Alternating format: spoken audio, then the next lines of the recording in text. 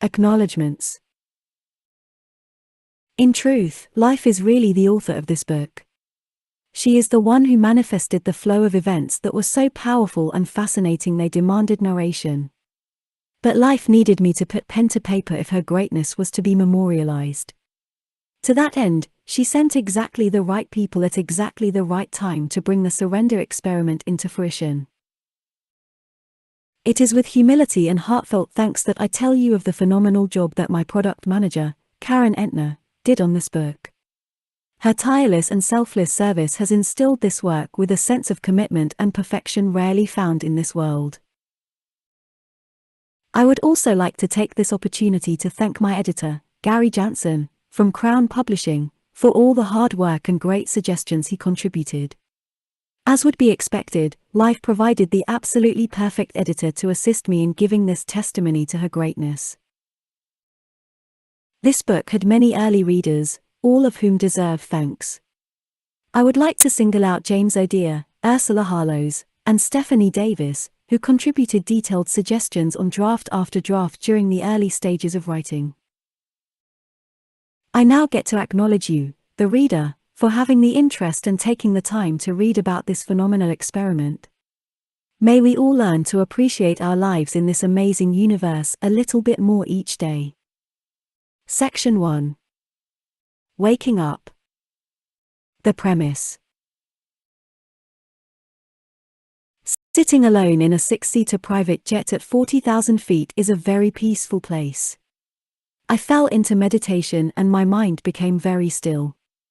When I opened my eyes, I absorbed the tremendous difference in my environment from when I had first moved out to the woods to be alone and meditate. Though I still lived in those same woods, my place of solitude had grown into a thriving yoga community, and I had become CEO of the public corporation that life had somehow magically manifested around me. It was now perfectly clear to me that all of these life experiences, including running a business at this level, were doing as much to free me spiritually as my years of solitary meditation. Just as Hercules used the flow of rivers to clean out the Augean stables, so the powerful flow of life was cleaning out whatever was left of me. I just kept letting go and practicing non-resistance, whether I liked what was happening or not. It was in this frame of mind that I was flying off to Texas to discuss the billion-dollar merger offer for my company from a powerful CEO whom I had never even met. My reflections, May 1999. Life rarely unfolds exactly as we want it to. And if we stop and think about it, that makes perfect sense. The scope of life is universal, and the fact that we are not actually in control of life's events should be self-evident. The universe has been around for 13.8 billion years, and the processes that determine the flow of life around us did not begin when we were born, nor will they end when we die. What manifests in front of us at any given moment is actually something truly extraordinary. It is the end result of all the forces that have been interacting together for billions of years. We are not responsible for even the tiniest fraction of what is manifesting around us. Nonetheless, we walk around constantly trying to control and determine what will happen in our lives. No wonder there's so much tension, anxiety, and fear. Each of us actually believes that things should be the way we want them, instead of being the natural result of all the forces of creation. Every day, we give precedence to our mind's thoughts over the reality unfolding before us. We regularly say things like, "It better not rain today because I'm going camping," or "I better get that raise because I really need the money."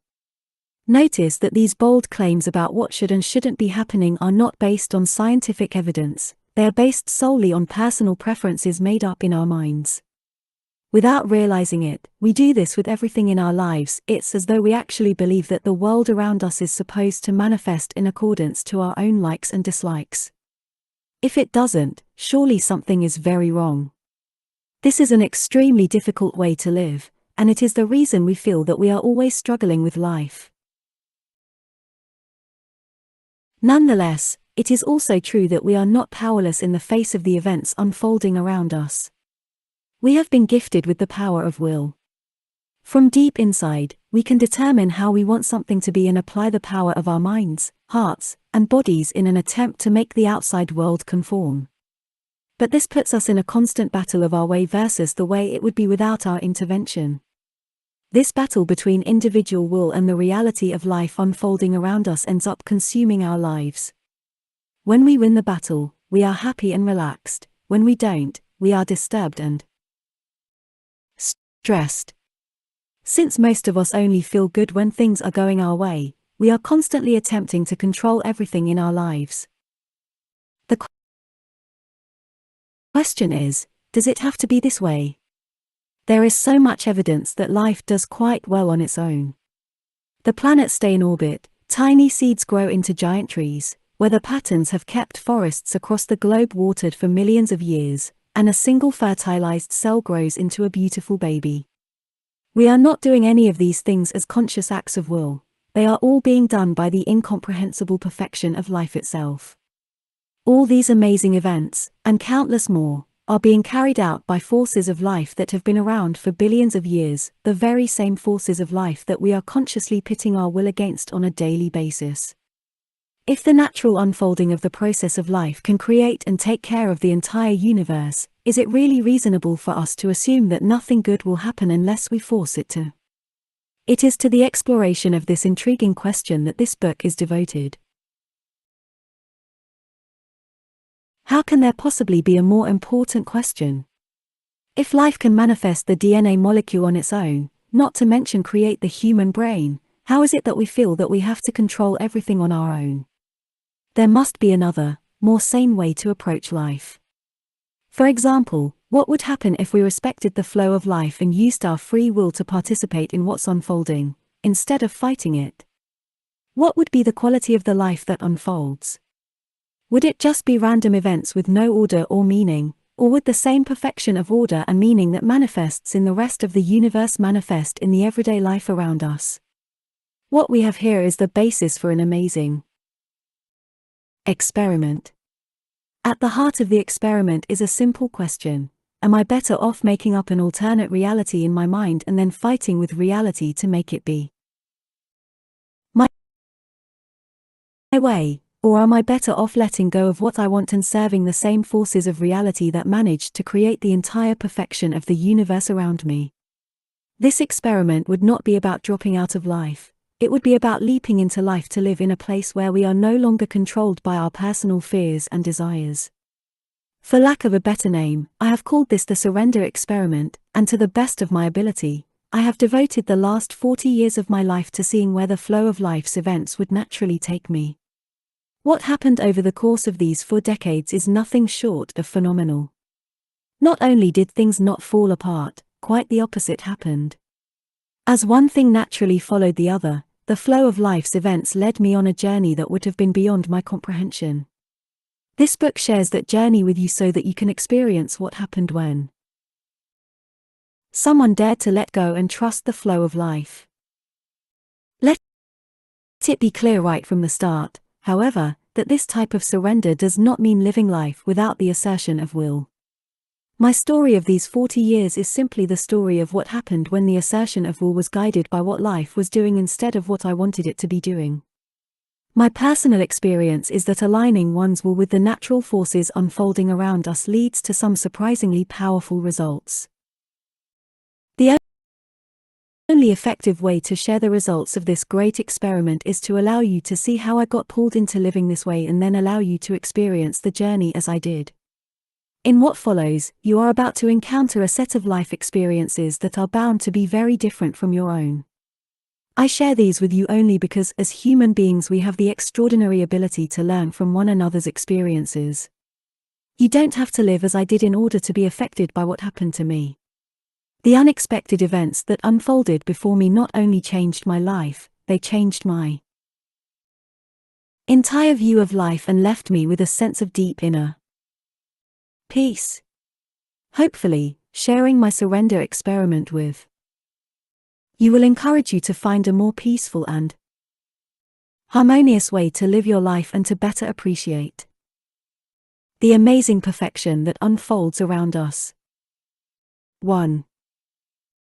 Not with a shout, but with a whisper. My given name is Michael Allen Singer. From as far back as I can remember, everyone has called me Mickey. I was born May 6, 1947, and lived a fairly ordinary life until the winter of 1970. Then something happened to me that was so profound that it forever changed the direction of my life. Life-changing events can be very dramatic and, by their very nature, disruptive. Your whole being is headed in one direction physically, emotionally, and mentally, and that direction has all the momentum of your past and all the dreams of your future. Then suddenly, there's a major earthquake, a terrible sickness, or a chance encounter that totally sweeps you off your feet. If the event is powerful enough to change the focus of your heart and mind, the rest of your life will change in due course. You are literally not the same person on both sides of a truly life-changing event. Your interests change, your goals change, in fact, the underlying purpose of your life changes. It usually takes a very powerful event to turn your head around so far that you never look back. But not always. In the winter of 1970, no such event happened to me. What happened was so subtle, so faint, that it could easily have passed by without being noticed. It was not with a shout but with a whisper that my life was thrown into utter turmoil and transformation. It has been more than 40 years now since that life-changing moment, but I remember it as if it were yesterday. I was sitting on the living room couch in my home in Gainesville, Florida. I was 22 years old and married at the time to a beautiful soul named Shelley. We were both students at the University of Florida where I was doing my graduate work in economics. I was a very astute student, and I was being groomed by the chairman of the economics department to become a college professor. Shelley had a brother, Ronnie, who was a very successful attorney in Chicago. Ronnie and I became close friends even though we were from totally different worlds. He was a powerful, wealth-driven, big-city attorney, and I was a 60s groomed, college intellectual hippie. It is worth mentioning just how analytically oriented I was at the time. I had never even taken a philosophy, psychology, or religion course while in college. My electives at school were symbolic logic, advanced calculus, and theoretical statistics. This makes what happened to me all the more amazing. Ronnie would come down once in a while to visit, and we would often just hang out together. As it turns out, Ronnie was sitting on that couch with me on that fateful day in 1970. I don't remember exactly what we were talking about, but there had been a lull in our leisurely conversation. I noticed I was uncomfortable with the silence and found myself thinking of what to say next. I had been in similar situations many times before, but something was quite different about this experience.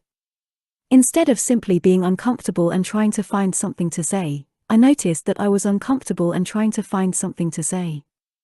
For the first time in my life, my mind and emotions were something I was watching instead of being. I know that it is difficult to put into words, but there was a complete sense of separation between my anxious mind, which was spewing out possible topics to talk about, and me, the one who was simply aware that my mind was doing this. It was like I was suddenly able to remain above my mind and quietly watch the thoughts being created. Believe it or not, that subtle shift in my seat of awareness became a tornado that rearranged my entire life. For a few moments, I just sat there inwardly watching myself try to fix the awkward silence. But I was not the one trying to fix it, I was the one quietly watching the activity of my mind trying to fix it. At first there were only a few degrees of separation between me and what I was watching. But every second the separation seemed to become greater and greater. I was not doing anything to cause this shift. I was just there noticing that my sense of me no longer included the neurotic thought patterns that were passing in front of me. This entire process of becoming aware was practically instantaneous. It was like when you stare at one of those posters that has a hidden picture inside. At first it appears to be just a circle with line patterns. Then, suddenly, you see an entire 3D image emerge from what originally looked like chaos. Once you see it, You can't imagine how you hadn't seen it before. It was right there. Such was the shift that happened inside of me. It was so obvious I was in there watching my thoughts and emotions.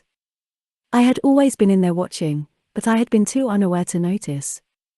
It was as though I had been so involved in their details that I never saw them as just thoughts and emotions. Within seconds, what previously seemed like important solutions for how to break the uncomfortable silence was now sounding like a neurotic voice talking inside my head. I watched as that voice tried out things to say. The weather's been awesome, hasn't it? Did you hear what Nixon did the other day? Do you want to get something to eat? When I finally did open my mouth to say something, what I said was, "Have you ever noticed that there's this voice talking inside your head?" Ronnie looked at me a little weird, and then a spark lit in his eyes. He said, "Yes, I see what you're talking about, mine never shuts up." I distinctly remember making a joke out of it by asking him what it would be like if he heard someone else's voice talking in there. We laughed, and life went on. But not my life. My life didn't just go on. In my life, nothing would ever be the same again. I didn't have to try to maintain this awareness. It was who I was now. I was the being who was watching the incessant flow of thoughts pass through the mind. From the same seat of awareness, I watched the ever-shifting current of emotions pass through the heart. When I showered, I saw what that voice had to say while I was supposed to be washing my body. If I was talking to someone, I watched as that voice figured out what to say next instead of listening to what the other person was saying. If I went to class, I watched my mind play the game of trying to think ahead of the professor to see if it could figure out where he was going with the lecture. Needless to say, it did not take long before this newly found voice inside my head really started to annoy me.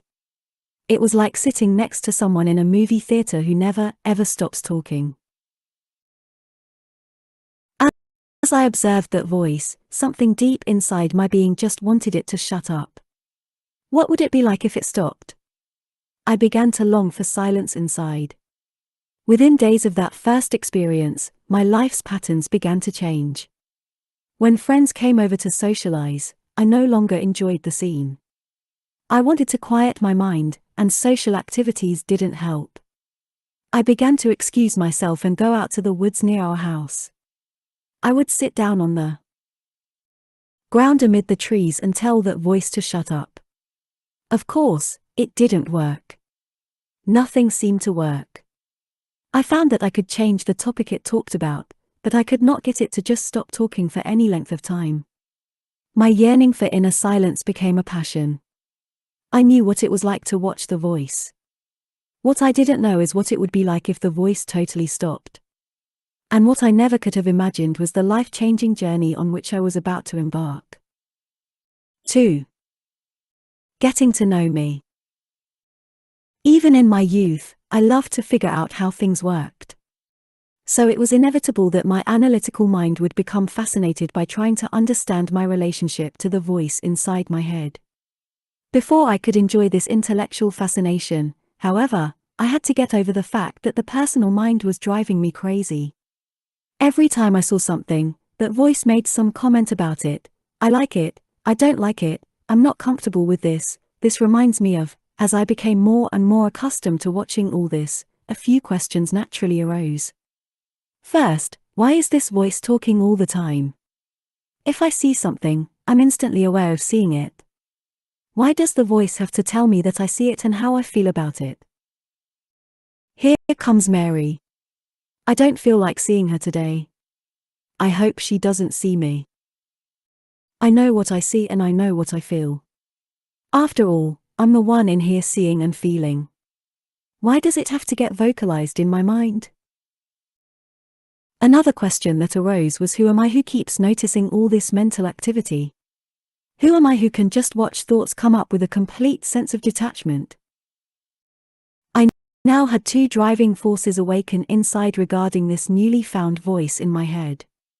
One was the desire to shut it up and the other was the pure fascination and yearning to understand what that voice was and where it came from. I mentioned that prior to this inner awakening, my life was pretty ordinary. I only say that in comparison to what my life became. I became a driven human being. I wanted to know about the voice I had discovered, and I wanted to know who I was, the one inside experiencing all of this. I began to spend hours on end in the graduate school library. But I was not in the economics section, I was in the psychology section. There was no way that others had not noticed this voice talking inside. It was so prevalent that you couldn't miss it. I scanned through Freud trying to find the answers to my questions.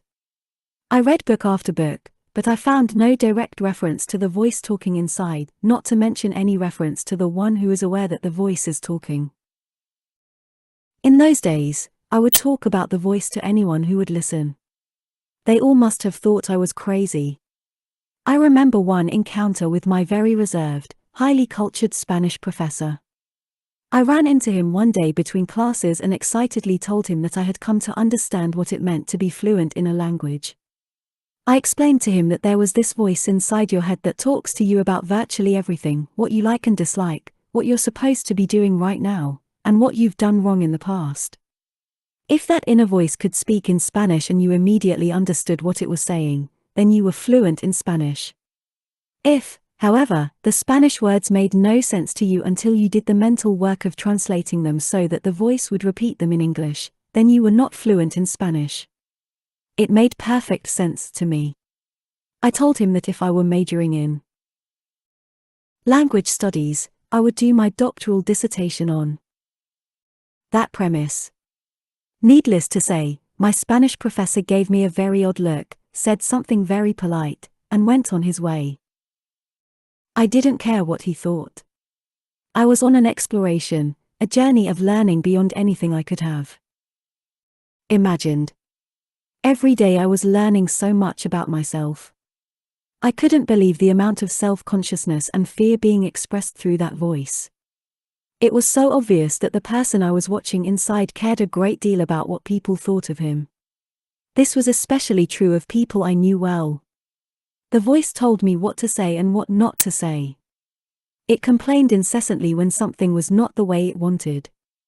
If a conversation with a friend ended with the slightest discord or disagreement, the conversation would keep going on inside my head. I would watch the voice wishfully imagine how the conversation could have ended on a different note. I could see how much fear of rejection and non-acceptance were being expressed through that mental dialogue. It was overwhelming at times, but I never lost the perspective of watching a voice talking inside. It was obvious it wasn't me, it was something I was watching. Imagine if you woke up one day and a cacophony of noise was all around you. You wanted it to stop, but you had no idea how to stop it. That is the effect the voice was having on me. One thing was perfectly clear, that voice had always talked before. But I had been so lost in it that I never noticed it as separate from me. It was like a fish not knowing it is in water until it gets out. One leap into the air and the fish instantly realizes, there's a body of water down there, and that is where I've always been. But now I see that I can get out. I didn't like the voice of the mind talking all the time. It was just like an irritating noise that I really wanted to stop. But it didn't. For now I was stuck with it. As it turns out, however, I had not yet begun to fight. 3. The Pillars of Zen. Months went by and I was still on my own with my inner exploration. Little did I know that help was about to arrive unexpectedly. I had a classmate in my doctoral program named Mark Waldman. He was a bright young man and an avid reader on a broad range of subjects. Like everyone else, Mark had heard me talking about my interest in the voice. One day he brought me a book he thought might help. The book was entitled 3 Pillars of Zen, by Philip Kapleau. I knew absolutely nothing about Zen Buddhism. I was an intellectual who didn't give religious matters a second thought. I was brought up Jewish, but not very much so. By the time I reached college, religion played no part in my life. If you had asked me if I was an atheist, I probably would have given you a blank stare. I had never even thought about it. I started leafing through the pages of the book on Zen, and within minutes it became evident, this book was about that voice. My heart practically stopped. I had trouble breathing. This book was clearly about how to stop that voice from talking. Passage after passage spoke about quieting the mind. It used terms like the true self behind the mind. There was no doubt that I had found what I'd been looking for. I knew there had to be others who had gained the perspective of watching that voice of the mind instead of identifying with it. Not only was there an entire legacy of knowledge spanning thousands of years that dealt with the voice, but this book clearly discussed getting out. It talked about freeing yourself from the hold of the mind. It talked about going beyond. Needless to say, I was in awe. I felt a reverence for this book that I had never felt for anything in my life. I had been forced to read and study so many books in school. I now had in my hands a book that answered some real questions for me, like who am I that watches that voice talk? These were questions that I passionately wanted to know the answers to. Truth is, it was way beyond want. I needed to know these answers. That voice was driving me crazy. What 3 pillars of Zen had to say was very clear and unequivocal. It said to stop reading, talking, and thinking about your mind, and just do the work necessary to quiet it down. The required work was equally unambiguous: meditate. Before I even knew about meditation, I had tried sitting alone in order to make the voice stop talking. But that had never worked for me. With this book, I was presented a tried and true method that had worked for thousands of others. Simply sit down in a quiet spot, watch your breath go in and out, and mentally repeat the sound mu. That's it. Now do that for an ever-increasing length of time each day. In Zen, the real work was generally done in a group setting called a sesshin. In traditional settings, a trained person would walk around with a kyosaku stick. If you started to sleep or lost focus in another manner, you would get a smack on your shoulders with the stick. Zen was strict, there was no playing around. This form of Zen was serious work. I didn't have a group or a teacher. All I had was the book and a very sincere yearning to see if these practices would take me where I wanted to go. So I started to do Zen meditation on my own. At least it was my best understanding of what Zen meditation is. At first I sat for 15 or 20 minutes each day. Within a week I built that to half an hour, twice a day. There were no fireworks or deep experiences. But concentrating on my breath and the mantra was definitely diverting my awareness from the incessant chatter of the voice. If I made the mental voice say mu, it couldn't say all the crazy personal things it usually said. I quickly began to like the practice. I looked forward to the times I had put aside during the day for meditation. I was no more than a few weeks into my experiment with Zen meditation when Shelley and I decided to go on a camping trip. We were joined by 4 friends, and together we drove our vans into Akala National Forest for the weekend. I had a VW camper, so weekend trips were an easy affair. But this trip wouldn't turn out to be just another camping trip. This trip was destined to have a profound impact on the rest of my life. We found a secluded spot in the woods that opened up to a pristine wetland area. Once we situated our vans, we were overcome by the quiet and beauty of the place. It dawned on me that this would be a good place to do some meditation. I was just a novice, but I was very serious about doing the practices and finding out what it would be like if the voice actually stopped. I asked Shelley and our friends if I could spend some time by myself. No one objected, so I meandered down by the grassy lake and found a nice spot to sit. The whole notion of meditating was so meaningful to me that from the start it was like a sacred experience. I picked a tree to sit under, just like the Buddha. Then, very dramatically, I told myself, I'm not getting up until I've reached enlightenment. What happened under that tree that day was so powerful that even now my body shivers and my eyes begin to tear just to think about it. 4. Absolute silence. I crossed my legs in a full lotus position. I knew I wasn't proficient enough to hold that posture for long, but I thought I might as well start with the official meditation position. I straightened my back and neck, and I began to concentrate on my breath expanding and contracting in my abdomen. The Zen book instructed me to make the mu sound way down in my belly, below the belly button. I watched my breath go in and out from way down there.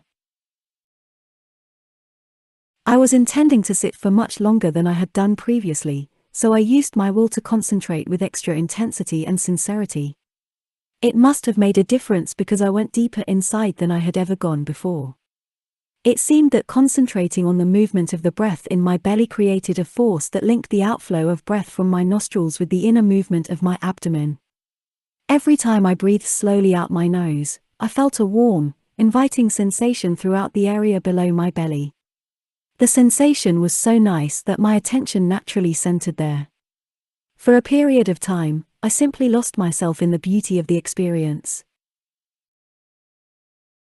Some time later, the length of which I had no way of telling, the mental voice began talking about how beautiful the experience was and how this must be real meditation. Since my awareness was drawn to that mental voice, it was drawn away from concentrating on the breath. The meditation experience seemed to have run its natural course, and I began to come down to my normal mental state.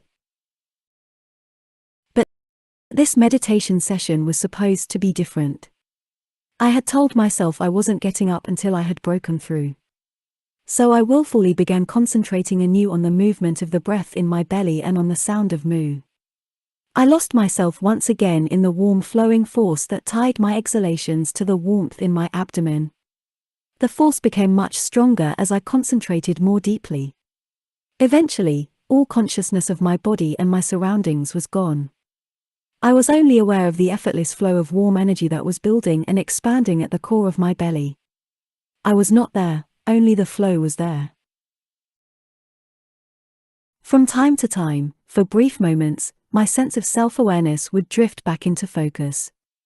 The instant that started to happen, I would willfully focus on the feeling of the exhaled breath and the movement of my belly and, instantly, I was no longer there.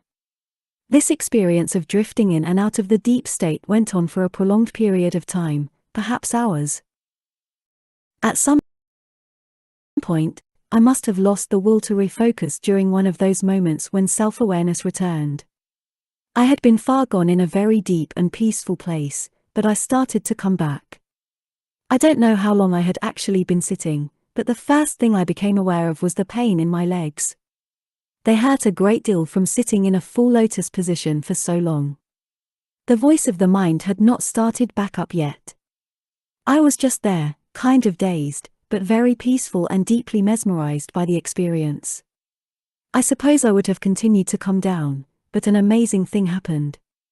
From back behind where my sense of awareness had been centering came a booming voice.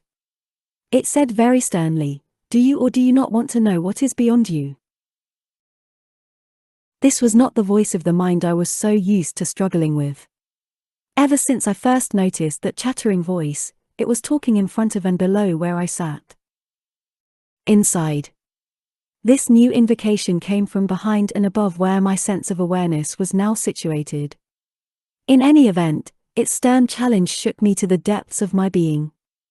I didn't feel the need to answer the question, because every drop of me yearned to go deeper. So I took a breath in, then deeply pushed myself into the out-breath, and I was gone. When my sense of self-awareness began to coagulate again, my experience of being was very different from anything I had ever experienced before. I felt pain in my legs, but they were very far away and the pain had a warmth and beauty to it. As I regained some awareness of my body, I tried to lean my head a tiny bit forward. Nothing moved. It was as though my forehead was pressed against a wall. Something very solid was resisting even the slightest movement of my head forward. I immediately realized that the sheer intensity of my concentration had created a well-defined force that flowed outward from my forehead and curved back to the point in my lower abdomen where I had been concentrating. I know this must sound strange, but it felt like a magnetic field that was so strong I simply could not move against it. This was not the only powerful energy I was experiencing. I had been sitting in a full lotus posture with my hands resting on my crossed feet. In that position, the whole of my hands, arms, and shoulders formed a closed circle. Now that complete circle had become another one of these force fields. I could neither move forward nor sideways. I was locked in what I can only describe as perpendicular energy flows. Whenever I breathed out, the flows became more tangible and intense. The entire experience was so completely enthralling that I did not actually regain awareness of my surroundings. I only came down far enough to see that my body was overcome by these energy flows. Then, once again, I heard, "Do you or do you not want to know what is beyond you?"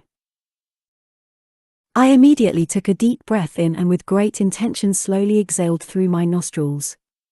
It was as though the outgoing breath pushing against the magnetic force fields created upward lift.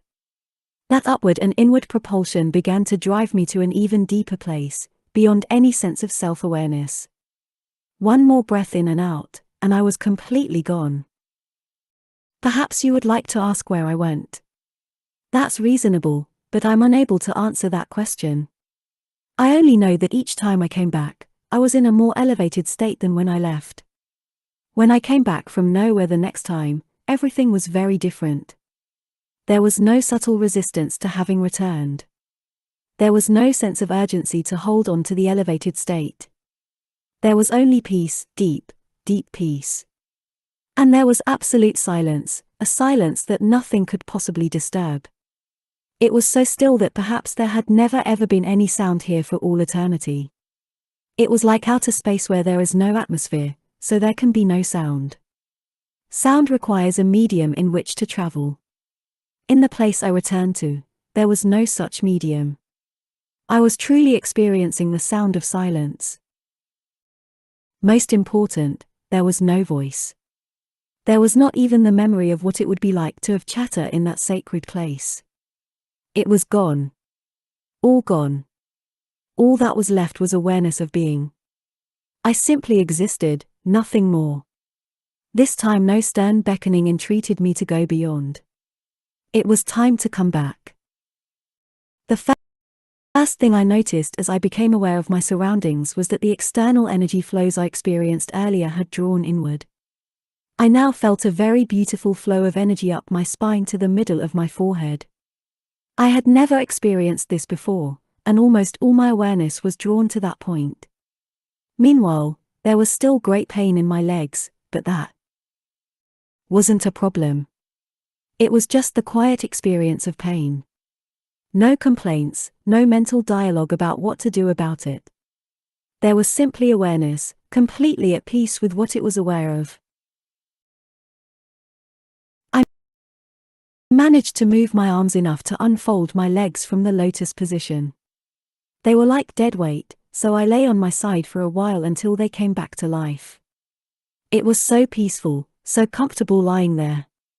In time, I opened my eyes.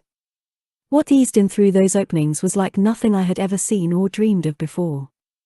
The wetland area before me appeared like a Japanese rice paper painting. It exuded gentleness and stillness. The tall grasses swayed in the gentle breeze, but their movement had a stillness about it. Everything was so quiet, so serene. The trees were quiet, the clouds were quiet, the water was quiet. There was absolute stillness in the midst of the movement of nature. My body was quiet, and there were no thoughts at all. I could have lain there forever melting into the peace that surrounded my sense of presence. When I finally got up, the movement of my body was unfamiliar to me. I had never been a graceful person. I was definitely not the dancing type. But now every movement of my body was like a ballet. There was a graceful flow when my arms moved, and I really saw the difference when I began to walk. With each step I could feel every tiny movement of the muscles in my feet.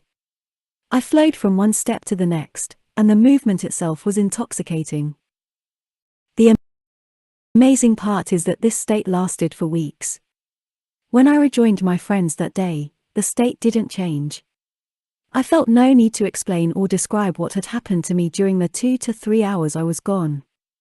I could hardly talk. Everything was so beautiful and tranquil. The silence, the absolute silence, even sounds outside did not disturb that stillness. The sounds were out there, but they seemed so far away from where I was seated inside. A moat of thick peace allowed nothing to reach the citadel of my elevated state. 5. From absolute peace to absolute turmoil. Shelley and I returned home from the weekend trip, but I could not relate to the life I was coming back to. I had changed completely in a matter of hours.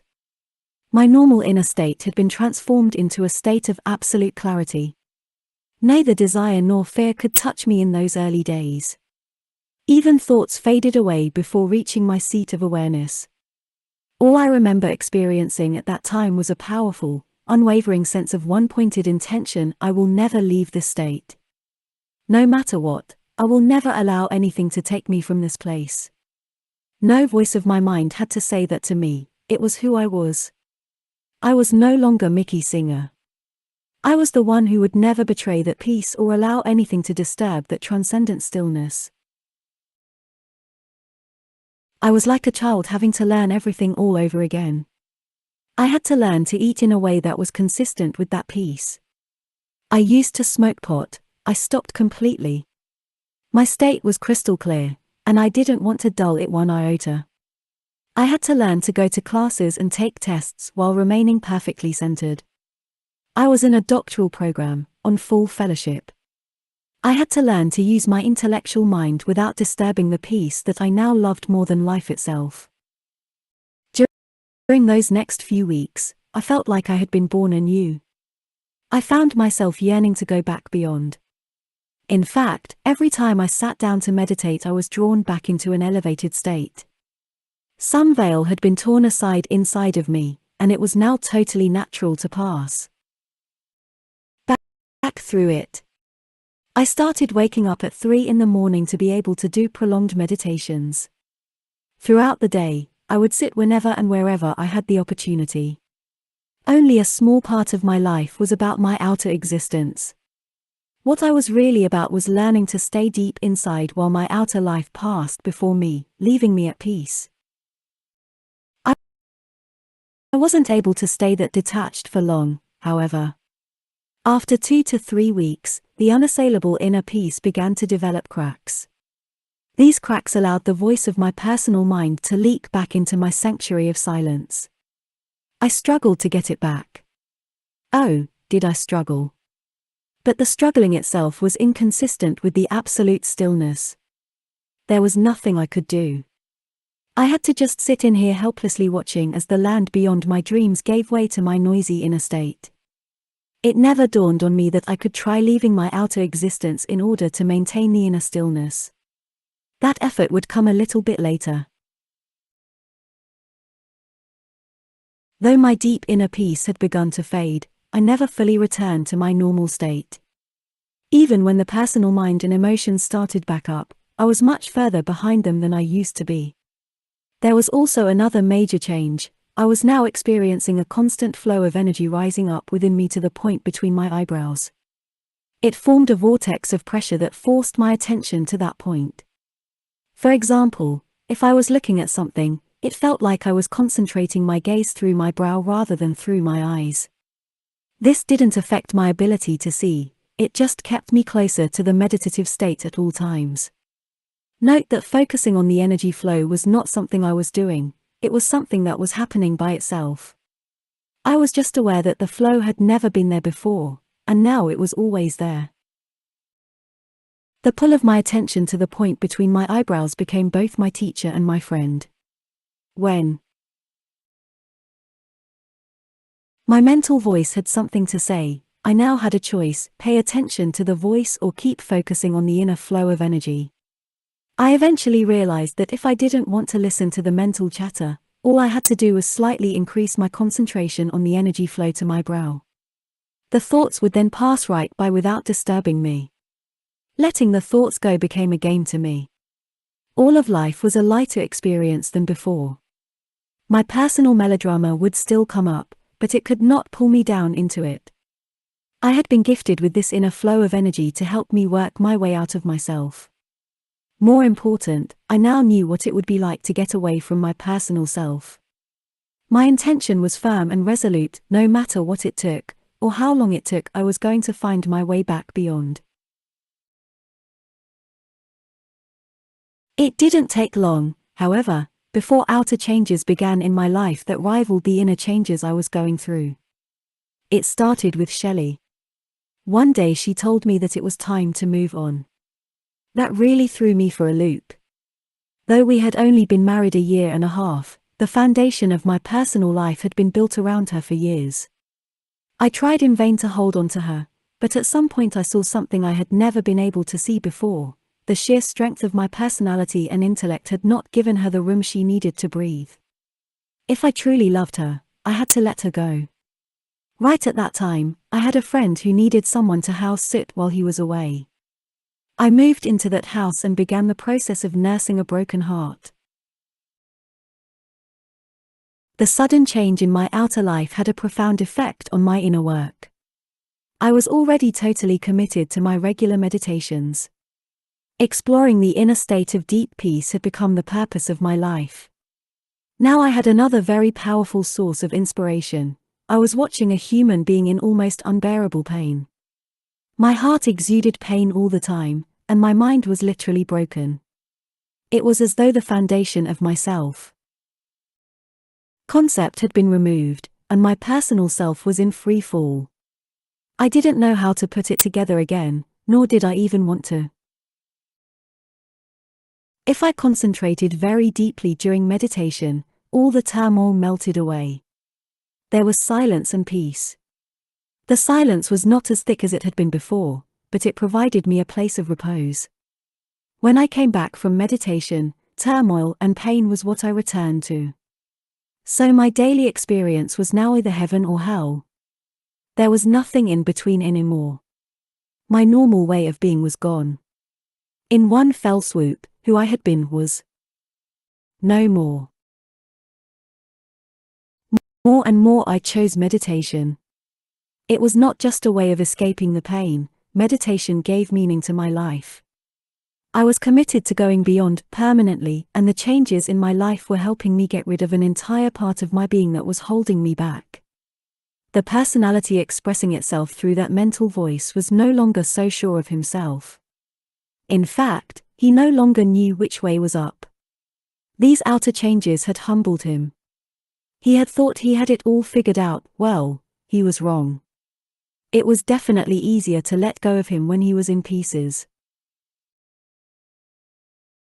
During that stage of my growth, I watched very closely as the self-concept attempted to redefine itself. In place of a married man with a defined career path, my thoughts started to envision myself as a meditator who was seeking a deeper truth. But even in those early days, I didn't want to regain strength based on another mental concept of myself. Whenever I noticed thoughts being stitched together to create a new me, I knocked the chair out from under them. It was very painful, but I was willing to let it all go if it freed me to explore beyond. My friend came back to his house, so I moved out. I didn't care where I lived, I just needed to be alone. My life was pretty simple. I was meditating, doing some yoga, and periodically I would go to class. I had no possessions except my schoolbooks, some clothes, and my VW van. I used to take long drives in the countryside surrounding Gainesville. I had once found a beautiful spot in the woods near a neighboring town where there was a small, abandoned lime pit. The pit was filled with crystal clear, blue water and was surrounded by nothing but a vast area of scrub oaks and pines. I drove out there, and that is where I lived. I was becoming more and more of a hermit. It was not so much that I was running away from something, I was running into myself. My intention was very clear at all times. I wanted to go back deep inside myself. My problem was that I had no idea what to do with my personal self, aka Mickey.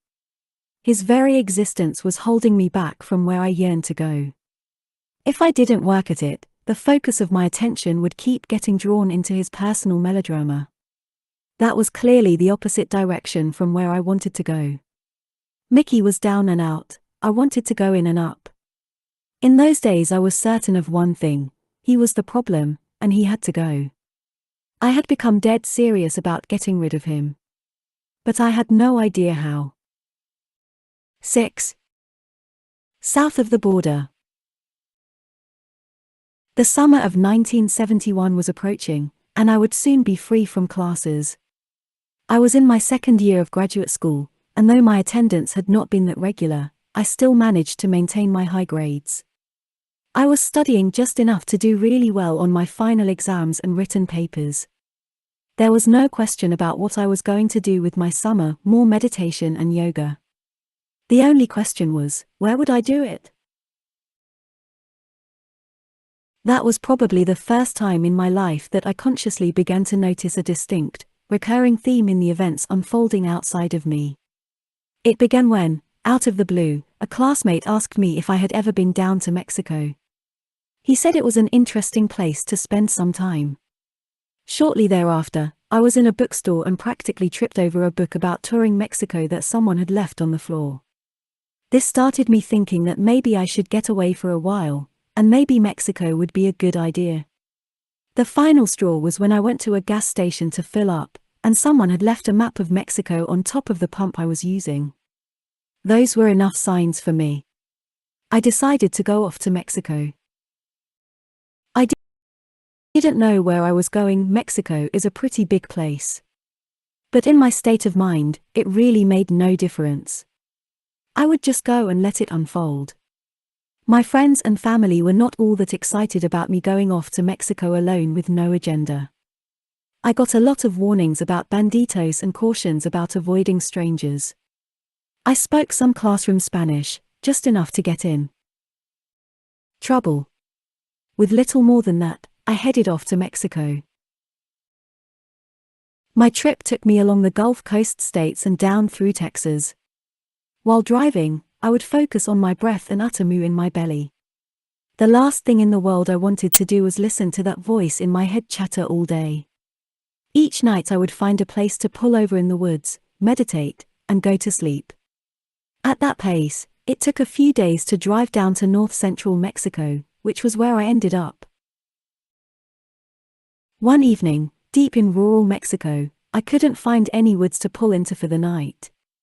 I didn't feel comfortable just pulling over on the side of the road, so I didn't know what to do. I ended up driving off-road and climbing one of the more gradual foothills until I reached a glorious vista on the crest of a grassy pasture. There were no fences or houses in sight, so that is where I spent the night. The next morning was breathtaking. A mist floated above the fields, and I could see all the colors of the sunrise. It was so beautiful that I did my morning meditation and yoga postures outside. I went very deep, and an echo of the peace I was seeking overcame my being. I stayed on that grassy hill for many weeks without ever leaving. Each day I increased my periods of meditation and yoga. My mind was quieting down, and my heart was starting to breathe again. One morning I was startled by a tapping on the side door of my van. I became very scared. Had the banditos finally found me, or was the owner of the land going to throw me off at gunpoint? Upon opening the door, I found a young boy about 8 years old standing outside with a container in his hands. Esta leche de mi mamá para el americano y en la colina. I struggled to translate, "This milk is from my mother for the American on the hill." I was so moved, and I thanked him so much. Here I had thought the worst, as usual, and it turned out to be an act of kindness in the middle of nowhere in Mexico. I was gradually learning that life was not as fragile as that voice in my head would have me believe. There were experiences to be had, but only if you were willing to have them. Most important, that was the first time I can remember crediting life for the flow of events that had unfolded. After all, I hadn't arranged for the perfect place to pull over and spend a few weeks in meditation and solitude, not to mention to have that kind visit from the boy. Life had provided those things to me, I had just followed the flow. I was beginning to see all these experiences as a gift from life. 7. Disconnecting the panic button. Mexico had been good for me, but it was now time to start my journey home. I headed back to the north and at day's end found a small lake off a dirt road where I could spend the night. It was so peaceful that I stayed there after my morning practices, enjoying the water. Time came for my afternoon meditation session, so I hiked up a hill and found a secluded spot to start my yoga postures. About halfway through my routine, I began to hear some voices in the distance. I started to get uncomfortable, but I was not about to give in to that scared person inside.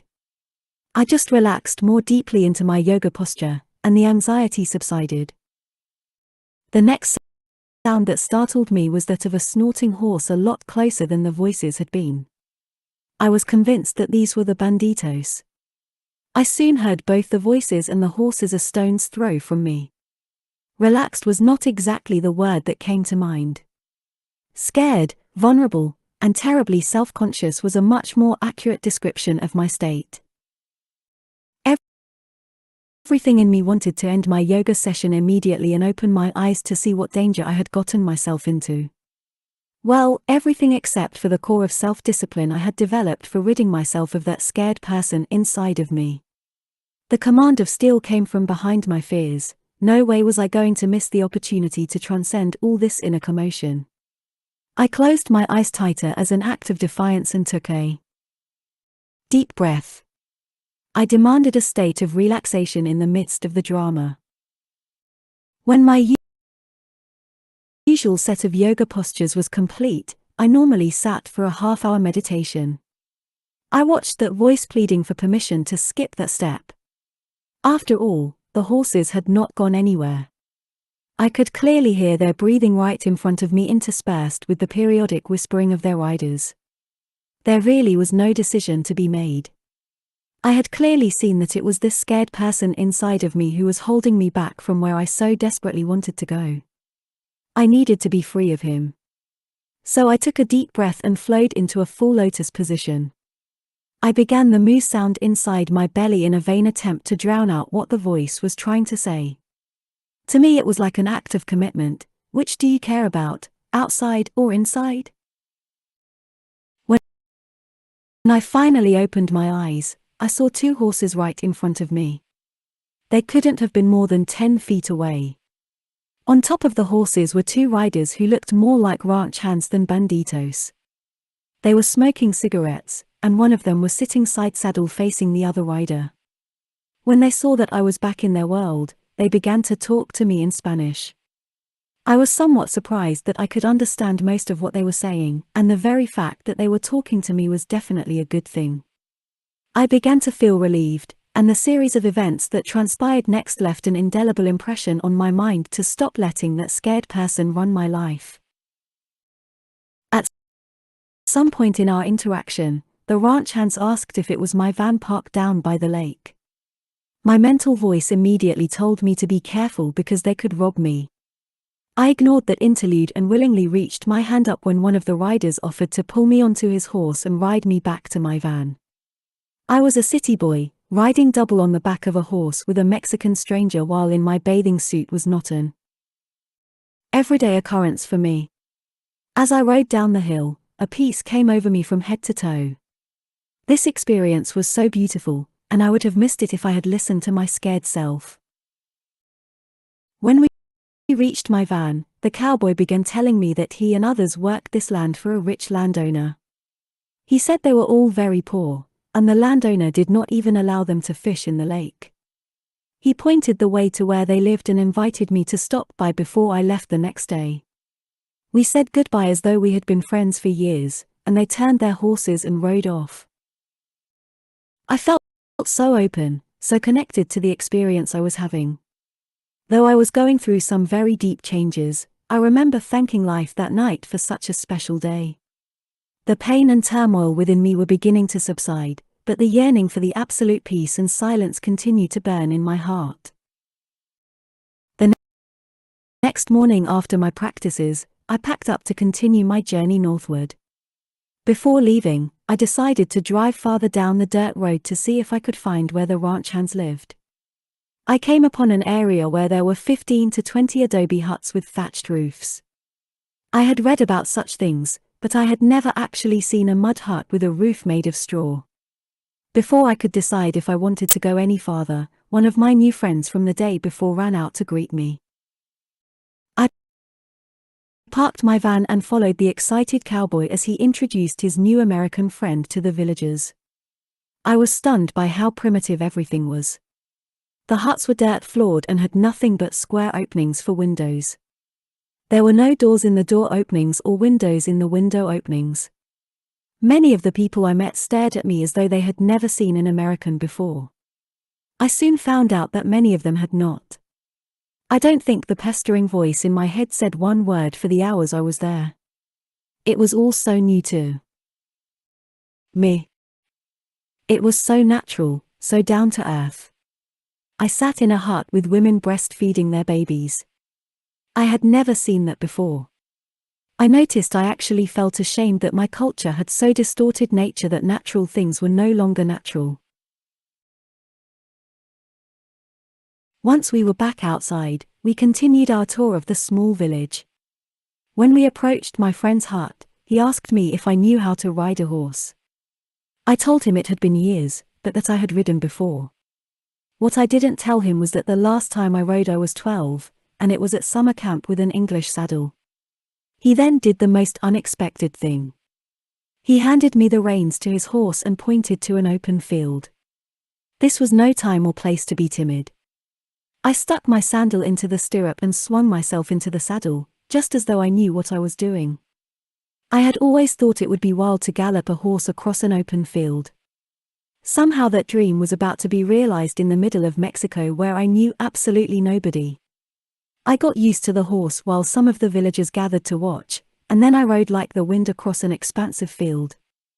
I was really flying high, very exhilarated compared to the strict Zen discipline to which I had been holding myself. I spent a few more hours discussing American life with some very inquisitive villagers and then began to bid them farewell. I was invited to stay for dinner, but it was time for my evening practices. I remembered that my friend had told me that they were not allowed to fish even though they were struggling for food.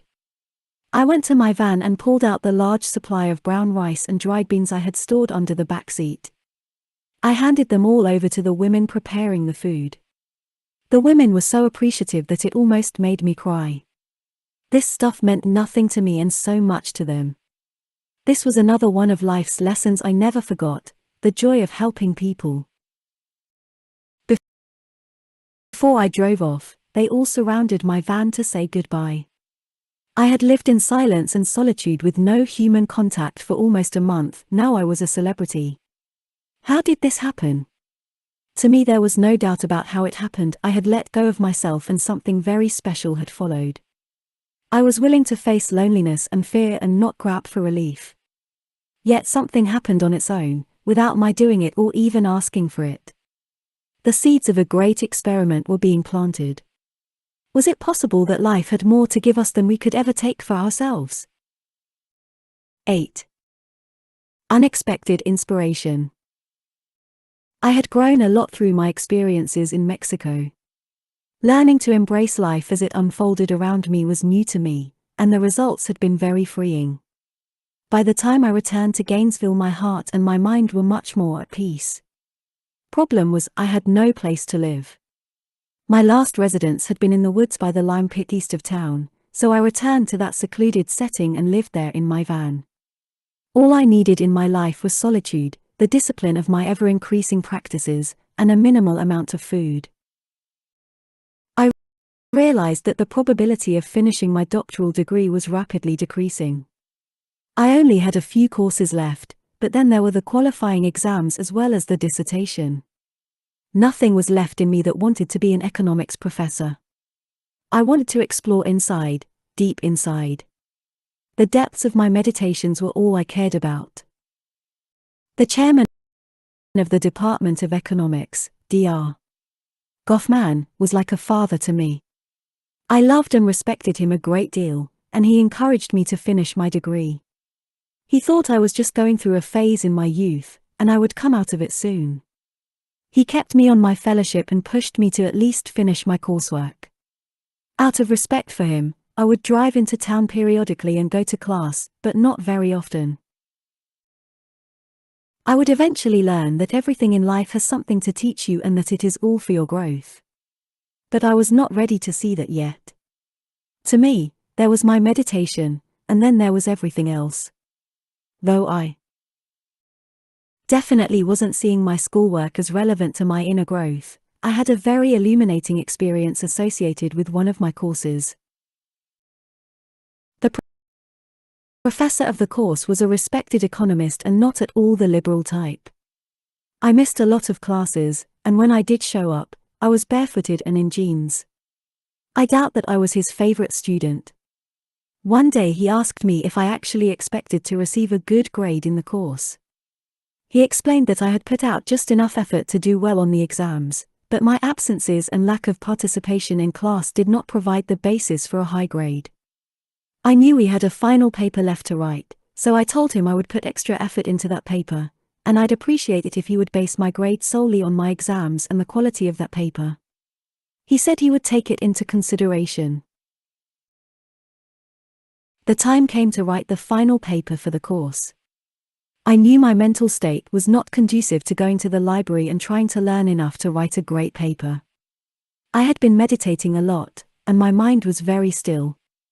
No way was I going to spend days researching and thinking about the topic. I would have to find a different method if I was going to write this paper. One evening, I gathered up a bunch of writing pads and a few pens. After meditation, I lit the kerosene lantern and sat at the fold-out table in my van. I began by telling myself that I really didn't care what grade I got in the class since I probably wouldn't finish my degree anyway. This removed any mental or emotional pressure. I then told myself to just start writing whatever I thought about the topic. I had no books to refer to, just the natural logic of a clear, unpressured mind. I began to write and thoughts began to flow. I did not worry about what I was writing or second-guess my thoughts. It was very much like meditation. I kept my personal self out of it completely and just let unbridled inspiration flow. At some point in the process, a flash of inspiration welled up inside of me. I went from not knowing what I was going to do with the paper to knowing exactly what I was going to write. It was as though a cloud of knowing instantly formed back behind the quiet mind. It happened as fast and powerful as a flash of lightning. At first, no thoughts were involved. It was more of a feeling, just a definitive knowing that I now knew where the paper was going and how to get there. Then the thoughts began to form. They came slowly at first, then they poured into my mind. I still had to pull them together into a logical flow, but the seeds were all there. It was an amazing process to watch. I wrote and I wrote. Notepad after notepad became filled with a totally logical presentation that began with a premise, laid out its argument, and ended with a conclusion. Along the way, there were graphs to present logical relationships, and there were references to facts I had previously read or heard in class. These facts would need to be polished and footnoted later, so I simply left space for them and kept on writing what was created in my mind. I stopped for nothing. There was no worrying or judgment of good or bad, I just allowed the process to unfold. When artists create a work, they first get the inspiration, and then they bring it down to the physical plane. That process is exactly what happened to me that night alone in my van. The inspiration for the entire paper came all at once, and then my mind digested it and gave it form. Instead of a sculpture, a painting, or a symphony, my work of art was an economic treatise. It came from where art comes from, but the medium of expression was logical thinking instead of marble or paint. I had no idea where that spark of inspiration came from. I only knew that in the flash of a moment, I had all the material I needed to write a doctoral-level paper. I took the next few days to clean up the rough draft, type it, and turn it in. The final typed paper was over 30 pages long. Not only did I receive an A for that course, but when my professor returned my paper, He asked me if I would consider doing my dissertation under him. I was humbled.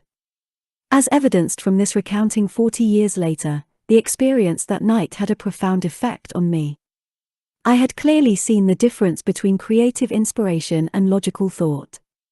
I knew where thoughts came from, but where did inspiration come from? It came from a much deeper place than where I witnessed the thoughts. It came spontaneously, in total silence, with no effort or commotion. No matter how hard I might have tried, I could never have written that paper based solely on the efforts of my logical mind. I wondered if there was a way to tap into the brilliance of that inspiration on a regular basis. It would be years, but eventually I would learn that one can constantly live in that state of creative inspiration. 9. The Promised Land. It had been months since my deep meditation experience in the Ocala National Forest. The remnants of that experience were a constant flow of energy to the point between my eyebrows and a burning in my heart to go even deeper within. Neither of these forces subsided over time. In fact, the yearning to go deeper kept increasing on a daily basis. It was like having fallen madly in love and not being able to see your beloved. I began to contemplate completely dropping out and entering a life of solitude. My coursework was done, and nothing was forcing me to take my qualifying exams right away. Plus, by that time I was pretty certain that I would never take those exams. I determined that I needed a place away from everything and everyone in order to become totally focused on my practices. I knew I couldn't just keep camping by the lime pit forever, but I wasn't ready to start looking for a secluded place of my own. I decided to just keep my eyes open to see if something would show up by itself. Something did. I was filling up my van one day, when out of the blue the gas station attendant asked me where I lived. I told him that I had been living in my van for a while but was hoping to find a piece of land in the country. He said he had come across a beautiful place northwest of Gainesville that had 5-acre lots for sale. I got directions and went on my way. A few days later, I drove out to the place and found April Gift Estates. It was in a heavily wooded area about 10 miles north of town, and it consisted of 21 5-acre lots and a couple of dirt roads. Very few lots had been sold, and I didn't see a single person the entire time I toured. The place was so peaceful and natural that I drove around almost in a trance. It was just perfect. I soon came upon a couple of adjoining lots that were part woods and part field. This was exactly what I had wanted. I parked my car and walked through the woods onto the interior field. The feeling of going from the woods to sudden openness was unbelievable. There was a rush of light and a feeling of expansiveness. I walked up a rolling hill to the fence on the north side of the property. The property bordered a beautiful pasture that sloped down to a woods-lined stream. The entire north side of the lot overlooked that breathtaking view. It reminded me of how Homer described the Elysian fields. I meandered back into the woods and found a spot under a tree where I could see the interior field open in front of me and the beautiful pastureland to my right. The woods were quiet and felt protecting. It was like being in a womb. The moment I sat down, I was drawn into deep meditation. The moment I came back, I knew I was home. I had never bought a piece of land before, but I did have some funds. When I graduated from college, my father had given me what remained in my college account. He wanted me to take full responsibility for my postgraduate education. Since I did both my master's degree and my doctorate work under full fellowship, I had been able to save almost all of the $15,000 he had given me. It was now time to spend it. I decided to try to buy both of the lots that included the interior field. That would give me plenty of seclusion. Before contacting the owner, I picked a maximum number that I was willing to pay for the 10 acres. The number was significantly less than the asking price, but I told myself that if the seller wouldn't come down to my price, it wasn't meant to be. I was completely at peace with either outcome. As it turned out, that sense of detachment gave me the edge I needed to successfully negotiate for the lots. I succeeded in the purchase, but I didn't feel a sense of joy. What I felt was a sense of resolute determination. What lay ahead of me was not going to be easy. I had already committed so much of myself to exploring what was beyond me, now I was going to commit everything. 10. Building a sacred heart. Bob Gould and I had been friends since my first days of high school. We had both moved to Florida from up north and were the new kids entering 10th grade. We bonded immediately and remained good friends all the way through college. Bob was the handy type, the kind of kid who always excelled in shop class. When it came time to build a meditation hut on my land, he jumped at the opportunity. Neither Bob nor I had ever built anything like a hut to actually live in. I was good with my hands and had been a sports car mechanic while in high school. But to build a small house, Bob and I were way out of our league. We reached out to a college friend, Bobby Altman. Bobby's credentials were not that he had actually built a house before, but that he had just finished his master's degree in architecture. At least he had the theory of how to design and build something. How hard could it be to build a small hut where I could go into solitude for a while? Apparently, Bobby Altman didn't think it would be hard at all. He quickly designed plans for the hut, which included a balsa wood model. I remember the first time I saw his design. I literally thought he was crazy. This was not just a small, simple, one-person hut for meditation. It was a wedge-shaped house with a stunning front of glass that spanned 16 feet wide and rose 20 feet high. To be perfectly honest, I had been envisioning more of a box with a door and a few windows. How were 3 college grads, who had never built anything before, going to build this? Bobby Altman insisted the house was going to be easy to build. I wasn't so sure, but Bob Gould was all for it. He thought it would be a fun challenge for the 3 of us to live on the land in tents and build it. I remember that I didn't see it that way. I already had a full-time challenge getting back to my beloved place of absolute stillness and peace. But if I had to build this architecturally designed masterpiece of a meditation hut to get there, so be it. We jumped right in with the abandonment of reason that belongs only to young hippies and crazy people. It was an amazing experience.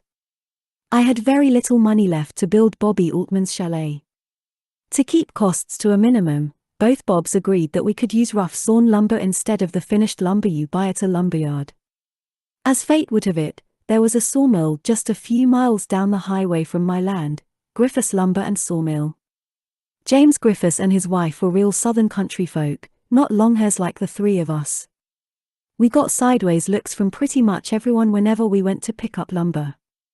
Aside from our hair, we stood out because of what we were ordering. We started with the 11 cypress columns that would form the support structure of the house, at 29 feet, you might as well call them trees. James Griffiths allowed us to hand-select the straightest trees right off the logging truck when it arrived. We got to watch workers strap each of the trees to the giant mill and cut them down to 6 inches per side, give or take half an inch. It was a real back-to-the-earth feeling watching the actual trees being turned into the backbone of your house. In time, Mr. Griffiths began to open up to us. One day he invited the 3 of us to dinner at his house, which was adjacent to the mill. This was a big deal since we had been living in tents and cooking what we could over an open fire. It was particularly special for me because I had been living out of my van or in a tent for almost half a year. It wasn't just a matter of a home-cooked meal, just going into a real house was going to be a novelty for me. The Griffiths' house was a warm country home. The walls were pecky cypress, milled long ago on site. Mrs. Griffiths had cooked up a southern meal with plenty of vegetables, since she had heard that I was a vegetarian. The conversations were warm and friendly, and it really felt as though we were all family. At one point, Mr. Griffiths said something I will never forget. He said, "Before we met you 3, we used to think that hippies were the dirtiest, filthiest things on earth. You know, we've really come to love you boys. It was another one of those beautiful moments that started me thinking, where were all these unbelievable experiences coming from? Somehow, deeply touching experiences kept coming from the most unexpected places. It was really starting to blow me away. As days turned into weeks, the house began to take shape. Once the outside siding was up, you could really begin to feel the inside space. Bobby Altman then posed a question I had never thought of: which of us was going to do the electrical wiring? Though I had never done such a thing, I volunteered. Bobby handed me a small book on electrical wiring from one of his courses and left me on my own. His confidence in my ability to do the entire electrical system for the house rather astounded me. But if he thought I could do it, then I could, and I did. A great spiritual teacher once said, "Every day bite off more than you can chew, and chew it." Life was teaching me some very important lessons. We laid pinewood floors throughout the house, put cedar decks in both the front and back, and hired a plumber to install exposed, cast iron plumbing pipes for the bathroom area. By then, the house had taken on a life of its own. We had put our hearts and souls into building that house, and we were very proud of what we had accomplished. To me, it had started out as a project to build a quick, simple meditation hut, and it turned into a one-of-a-kind life experience. But it wasn't the one I longed for.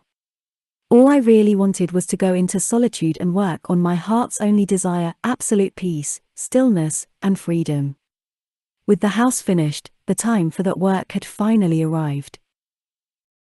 November 1971, all I wanted was a tiny meditation hut. Just look at what life gave us to build. House finished, time for solitude. 11. Get thee to a monastery. I moved into my new house in November 1971. I remember it was November because just before I moved in, my sister, Kerry, and her husband came up from Miami to visit me for Thanksgiving. This was very brave of them, considering they were regular folk. Harvey was a successful accountant, and he and Kerry were used to a nice house and comfortable living conditions. When they showed up, I was busy finishing the final checklist before moving out of my van and into the house. Harvey helped me install the last 2 windows and then insisted on having Thanksgiving dinner with me. That meant they joined me sitting outside on rocks and cooking what we could on an open fire. Personally, I think they had come up to check on me to see if I was still halfway sane. I had been without a phone number for a long time, and I'm sure my family must have been concerned about me. Once Carrie and Harvey left, I was glad to be alone again with my beautiful new house. All I had wanted was a simple place to fully focus on my meditations. What I got was a gift from the invisible hand that had taken over my life. That's what I called it back then, the invisible hand. From the beginning of my awakening, I had inwardly begged for help in knowing who I was, the one who was watching the voice of the mind. From that point forward, it was as though something had reached down and grabbed me by the ponytail and begun to pull me up. My whole outer life had been ripped away from me in the blink of an eye. In its place I had been shown the beauty and peace of an inner state that was beyond anything I had ever imagined. That touch of the beyond had lit my heart aflame. I had a fire burning in the pit of my being that never left me alone even for a moment. It was like a beckoning, a calling to come home. At that stage of my awakening, the only way I knew how to get back was to willfully push my way through myself with the intense discipline of Zen meditation. As I sat at the threshold of the door that opened into the beautiful place that life had given me to do this work, I reverently bowed my head. This was my temple, my monastery, and I vowed to use it well. I was very surprised to find that the monastic lifestyle came quite naturally to me. I awoke every morning at 3 a.m. and sat for a few hours of meditation. I would then do contemplative walking out on the fields. In those early days, I was still holding on to the concept that it was all about concentration and focus. When I walked, I would become acutely aware of every step I took and every movement of my body. This helped to prolong the peace I felt from my morning meditations. I would then do yoga postures outside until it was time for my noon meditation. I held the rope of self-discipline very tightly, every day. It was an extremely strict lifestyle, very different from anything I had ever experienced. But just as an athlete is willing to give everything, every day and night, to train for the Olympics, so I was willing to give everything, every moment, to drop the part of me that was holding me back from where I so desperately wanted to go. It didn't take long before I noticed that food had a major effect on my practices. The less I ate, the easier it was to fall into a meditative state. So I tested the limits of how far I could go without eating. The balance I reached was to eat a small dinner salad every other day and fast in between. My intention was to give up everything possible that pulled my attention outward. This would allow me to more fully focus on the deeper inner states. My nighttime routine began at sunset. Somehow the setting sun strongly affected the force that pulled me into meditation. I was always on my meditation pillow before the sun started setting. After a few hours of meditation, I would make my way upstairs to go to sleep. I had no alarm clock. I awoke naturally at 3 a.m. every morning to start the regimen again. I don't know where I got the idea that if I held the rope tight enough, my lower self would go away and leave me alone. But that is how I lived for about a year and a half. The part of me that had dominated my entire previous way of life had no place in my new life. There were no perks for him, and every day he fought back less and less. The noisy, demanding personal part of me didn't go away, he just began to resign himself to the intense discipline. I thought it was working, but I would soon come to see that I was very wrong. 12. When the disciple is ready, the master appears.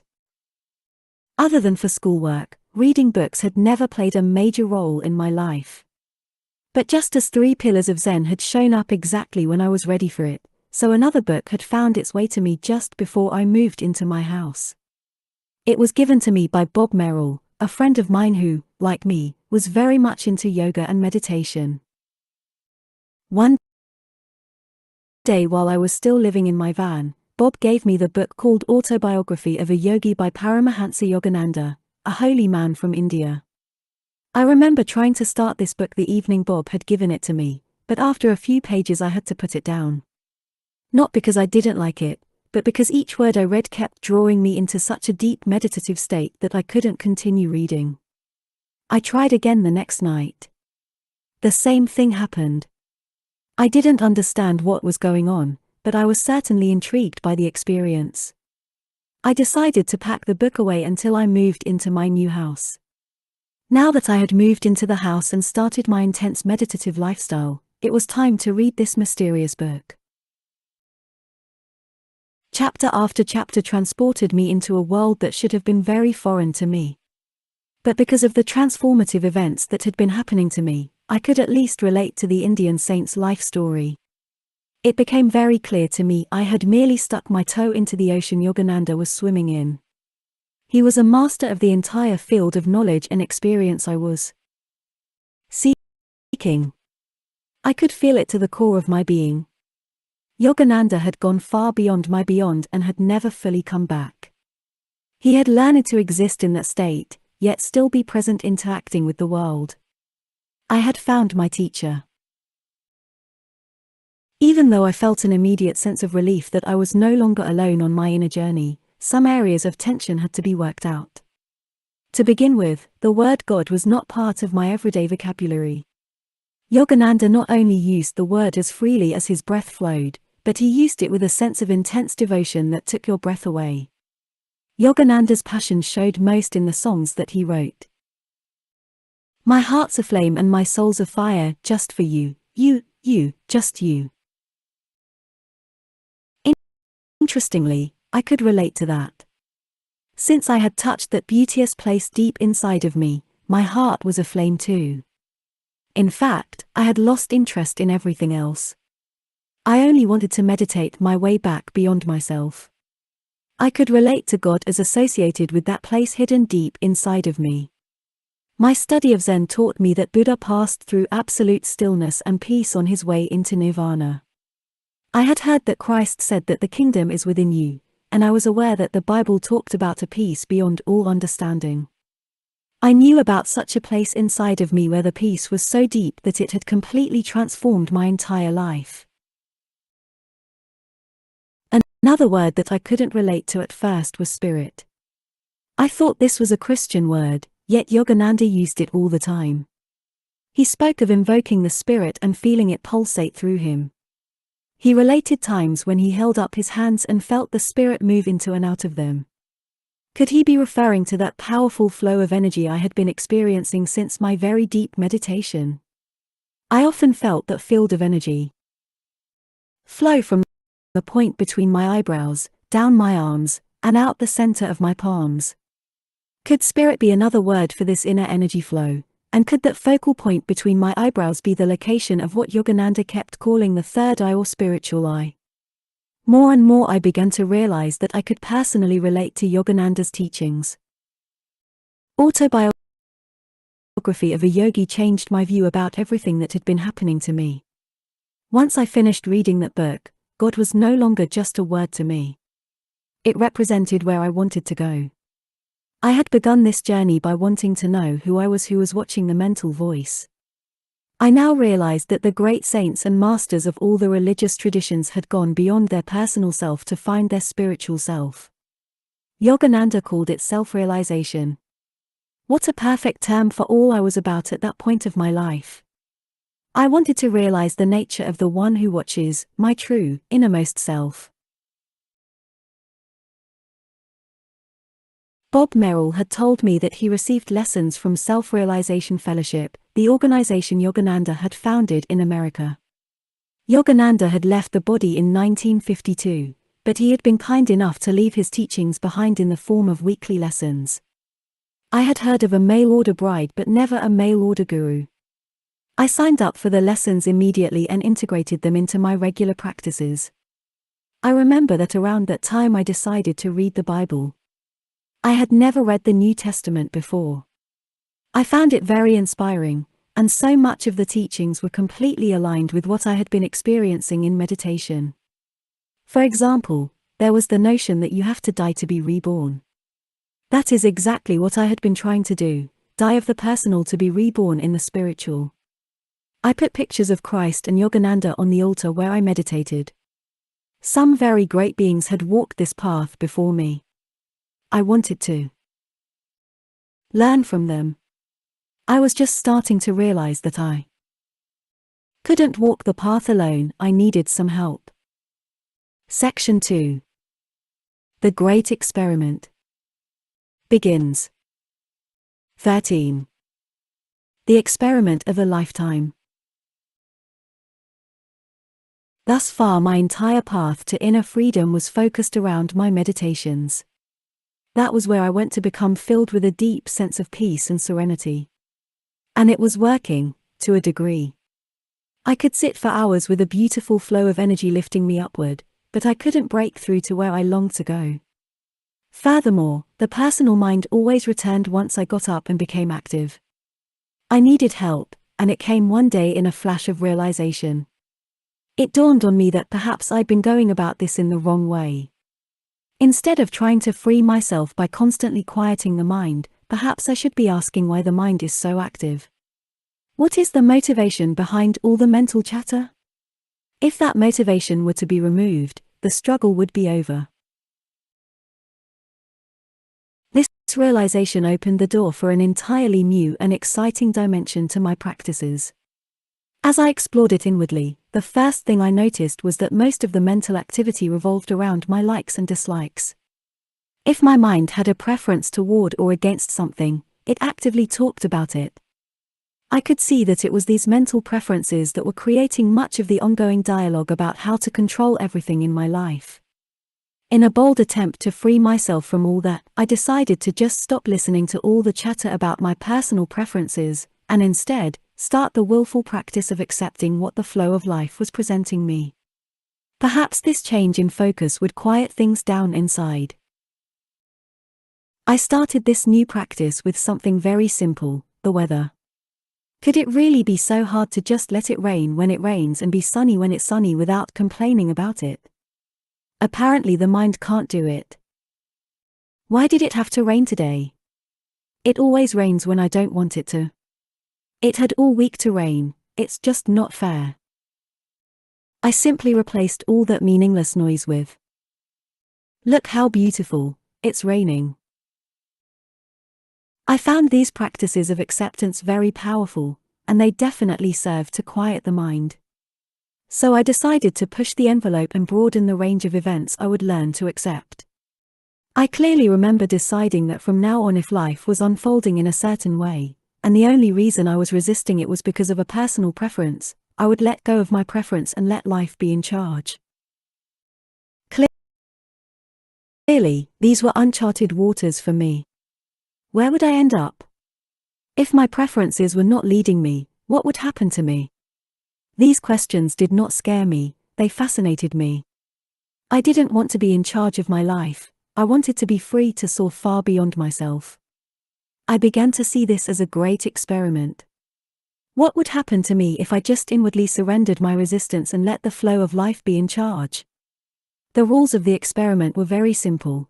If life brought events in front of me, I would treat them as if they came to take me beyond myself. If my personal self complained, I would use each opportunity to simply let him go and surrender to what life was presenting me. This was the birth of what I came to call the surrender experiment, and I was totally prepared to see where it would take me. You may think that only a madman would make such a decision. But, in truth, I had already experienced some amazing things that the flow of life had done. I had witnessed firsthand what happened when I let go and followed the subtle events that led me to the hills of Mexico and then to those wonderful experiences with the Mexican villagers. When I got back to the States, I had been led to my beautiful new property, and look what happened with the house. I just wanted to build a simple hut, and that turned into an unexpectedly rich experience. It was clear to me that I had not done these things, they had happened to me. In fact, if I had not let go of my initial mental resistance, none of them could have happened. I had gone through most of my life thinking I knew what was good for me, but life itself seemed to know better. I was now going to test that presumption of non-randomness to the maximum. I was willing to roll the dice and let the flow of life be in charge. 14. Life takes charge. Surrendering to the flow of life may have seemed like a bold move, but the truth is, I wasn't all that exposed to life's challenges. After all, I was spending most of my days alone on my land in quietude. There was one exception, however. I was officially still in graduate school until I completed my qualifying exams and dissertation. That meant I remained on a fellowship at the university and was responsible for teaching one course a semester in either micro or macroeconomics. My classes generally met 3 days a week for an hour. I would do my morning and noon yoga practices, run into town to teach, and then run right back out to the land. I doubt I was a real joy to be around in those days, I was completely unsociable. Unless a student had a question after class, I would do my best not to get into conversations. I always wore the same clothes, jeans and a long-sleeved denim shirt. My hair was pulled back in a ponytail, and I was either in sandals or barefoot. This might not seem extreme for the philosophy department, but these were junior-level courses in a southern business school. The department tolerated me only because I was a very popular teacher, and my students did really well on the departmental exams. I will recount one specific class session that was over the top. My challenge to myself was to see whether I could drive into town, teach the class, and return home while keeping my mind reasonably still. To do this I had to practice maintaining a meditative state at many points throughout the day. I would do yoga on the field before I left and do some controlled breathing exercises in my van before going to class. I would even pause to quiet my mind while standing in front of the class before I started and completed a lecture. On this particular day, I drove in, did some breathing, and walked into a large lecture hall full of students. For some reason they started whistling catcalls when I walked in. It took me a moment to come down to earth enough to realize that when I had gotten off the yoga mat out at my place, I had slipped into my jeans but had forgotten to put on a shirt. I was standing there barefooted and half naked. It didn't disturb me. I just asked the class whether they wanted to cancel today's session or have me go ahead and teach it. The response was unanimous, so I gave the lecture on macroeconomics without regard to my attire, or lack thereof. Month after month went by while I was adhering to my strict meditation lifestyle.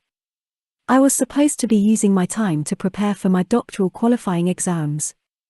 Needless to say, I had not opened a single book, and I had no intention of doing so. I was done with that part of my life. Or so I thought. One day, after I finished teaching my economics class, Dr. Goffman met me in the hallway and said he wanted to talk to me.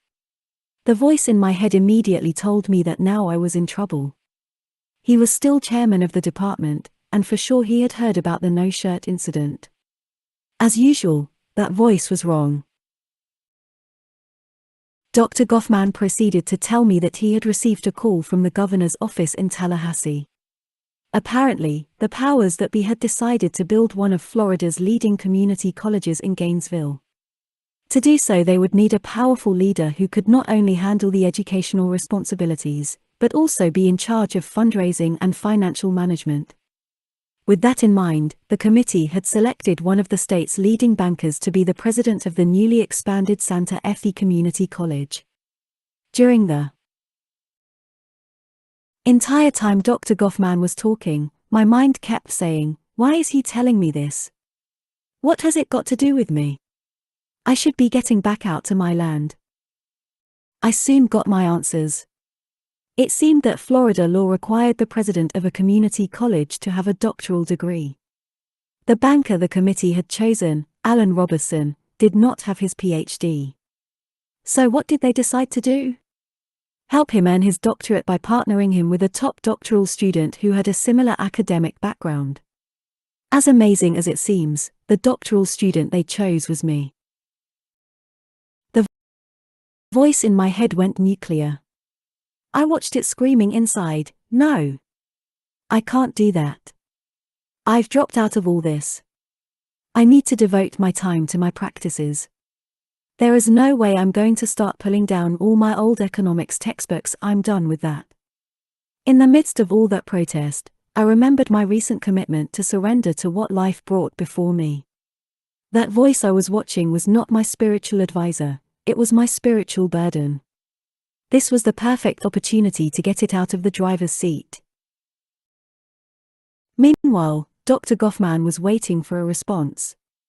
But the words of acceptance I was trying to utter refused to leave my lips. Finally, I heard myself say out loud, "Yes, I would be glad to help out. I will tutor him."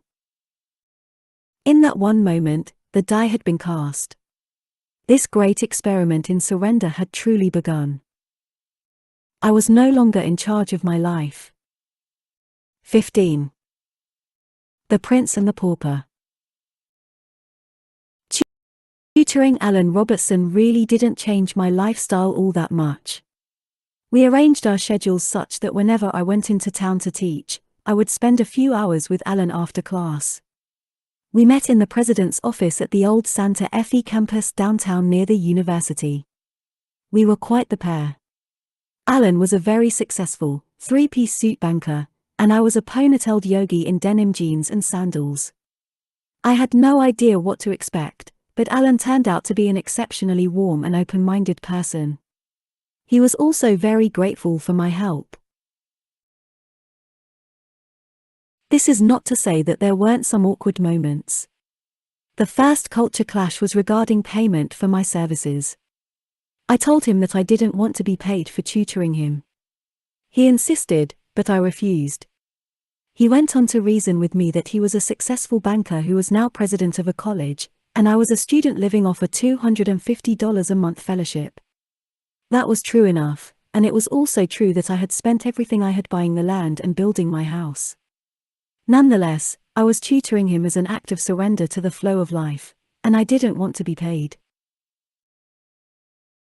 In time, Alan accepted our relationship on non-business terms, and we became good friends. Sometimes he would come out to my land to study, and we would take long walks together. He enjoyed learning about my unique way of life, and I enjoyed meeting the very special man behind the banker's suit. A few times I even accepted his wife's invitation to have dinner at their home. I began to see my entire relationship with Alan as another one of life's magical gifts, despite my initial resistance. Alan had progressed enough toward his doctorate to sit for his qualifying exams.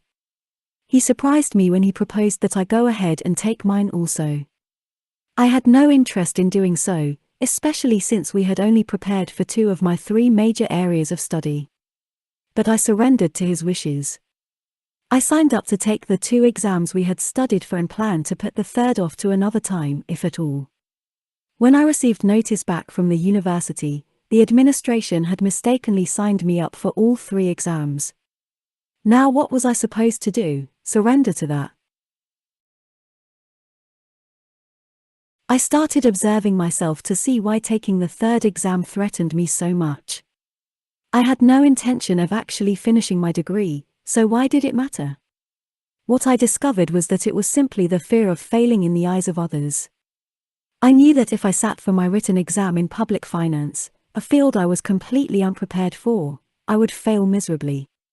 That prospect of failure disturbed me and set the inner voice on a non-stop dialogue about how to avoid the exam. What an opportunity to get rid of that part of me. I no longer saw the administration's mistake as a problem. I saw it as a challenge to further let go of myself. So I decided to take all 3 exams and willingly accept the experience of failing the 3rd one. The first 2 exams went very smoothly. I had done a lot of work with Alan in these areas, so I knew the material reasonably well. As the day for the 3rd exam approached, I strengthened my heart for the inevitable. I would march into that exam and willingly let a part of my ego die a painful death. What ended up happening changed me for the rest of my life. The day before the exam, I allowed myself to pull down the public finance textbook for the first time. I took the large book outside and set it beside me as I did my yoga. When I finished my postures, I felt quiet, peaceful, and totally prepared to face the next day's ordeal. As if to examine the sword I was about to fall upon, I opened the book to an arbitrary place. I read both pages that appeared before me. I performed this ritual 3 times before holding the book up to the heavens as a sign of my willingness to surrender.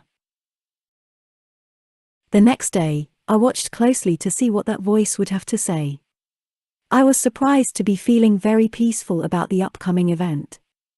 After my morning meditation, I pulled down the book one more time and opened to an arbitrary page. It turned out to be one of the 3 places I had opened to the day before. I reviewed the complex chart on that page and put the book back on the shelf for the last time. Later that morning, I parked outside the business school and meditated for a while before going in. I still felt very quiet inside. There was just a sense of peaceful resignation. I remember feeling I had passed the real test. I had proven that I was capable of deeply surrendering if life presented me with something I really did not want to do. I went upstairs to the economics department, and the administrative assistant handed me the exam. As I took it from her hands, I glanced over the 6 essay questions of which I had to answer 3. I immediately froze, and tears began to well up in my eyes. 3 of the questions were exactly about the 3 places where I had arbitrarily opened the book the day before. I was stunned. I stood there for a long time, unable to even take a breath. How could this be? It had happened again. In the name of transcending myself, I had surrendered and willingly faced my personal fears. Then at the last moment, instead of certain hell, I was lifted up to heaven. I went into the designated room and wrote. The seeds of inspiration were very fresh in my mind. I was even able to reproduce and embellish upon the chart I had opened to twice. I turned in the notebooks and headed home in a very different state of mind than I had expected. Driving to the exam, I had felt as though life was asking me to willingly let a part of me die that day. But now I realized that life was asking me to get out of the way and let her do her thing. I was so glad I had been willing to take that risk. Days later I was called in by Dr. Goffman and complimented on the excellence of my public finance exam. This recognition from the chairman of the department should have pleased me, but instead it actually made me feel guilty. I recounted the whole story and asked if I had somehow done something wrong. Dr. Goffman got up, placed his hand on my shoulder, and told me to stop trying to be so humble. He then directed me out of his office. 16. Following the invisible into the unknown. By the spring of 1972, through no intention of my own, I had completed both the coursework and the qualifying exams for my doctorate. All that was left was writing a dissertation. I knew that would never happen, so I didn't give it a second thought. My meditations and yoga were my entire life. Though I had advanced considerably in my practices, I still felt something was holding me back. I began to believe that the answer was the practice of Kriya Yoga, a special meditation technique taught by Yogananda.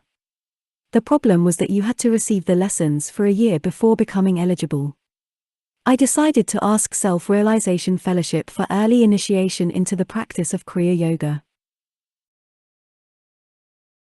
In those days, I hardly ever got mail. So I was surprised some weeks later when I received 2 letters on the same day, one from Self-Realization Fellowship, and the other from some organization I'd never heard of. I was very excited to learn the fellowship's response, so I opened that letter first. My heart dropped to my feet. I'd have to wait another 6 months to receive the Kriya technique. There was not much I could do about it but let go of my reaction. I took a deep breath and opened the other letter. With one glance, all my disappointment faded into emptiness. Inside was a flyer that said in big, bold letters, "Receive Kriya this summer from a direct disciple of Paramahansa Yogananda." I was stunned once again. I had never heard of these people. They appeared to be an established yoga community in California, but there was no way that they could know me or have gotten my address. I was a hermit living in the woods of Florida. How could these 2 perfectly intertwined letters end up in my mailbox at the same time? Regardless of the answer to that intriguing question, I knew where I was supposed to go that summer, to a spiritual community in Northern California. It's not hard to follow the guidance when it's that obvious. But my commitment to letting life be in charge from now on would face a few more challenges before I left for my adventure out west. A short time after the incident with the letters, Dr. Goffman contacted me to let me know that Alan Robertson was trying to reach me. I hadn't talked to Alan since we had both passed our exams. I got in touch with him and learned that they had completed construction of the new Santa Fe Community College campus. Alan was staffing up for the opening classes and wanted me to teach there, even if only on a part-time basis. I became very quiet. I had absolutely no interest in teaching at Santa Fe Community College or any other institution. My only intention was to just keep increasing my spiritual practices until I could remain merged in the beautiful places I had discovered within. I tried to tell Alan this, but he didn't want to listen. Finally, he said, "I am not asking you, I'm telling you." My mouth became dry as I uttered the words my heart did not want to say. "Yes, sir. I will teach there on a part-time basis. What do I need to do?" Surrender. What an amazingly powerful word. It often engenders the thought of weakness and cowardice. In my case, it required all the strength I had to be brave enough to follow the invisible into the unknown. And that is exactly what I was doing. It's not that surrender gave me clarity about where I was going, I had no idea where it would lead me. But surrender did give me clarity in one essential area: my personal preferences of like and dislike were not going to guide my life. By surrendering the hold those powerful forces had on me, I was allowing my life to be guided by a much more powerful force, life itself. By that stage of my growth, I could see that the practice of surrender was actually done in two very distinct steps. First, you let go of the personal reactions of like and dislike that form inside your mind and heart, and second, with the resultant sense of clarity, you simply look to see what is being asked of you by the situation unfolding in front of you.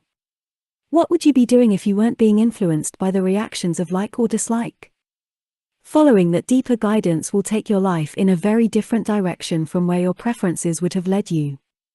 That is the clearest I can explain my surrender experiment, and it became the foundation of both my spiritual and worldly life. 17. My first job interview.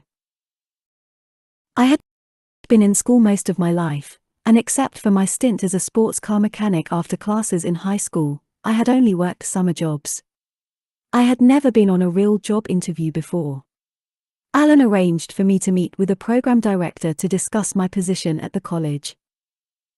On the day of the interview, I arrived in my normal attire, jeans, a denim shirt, and sandals.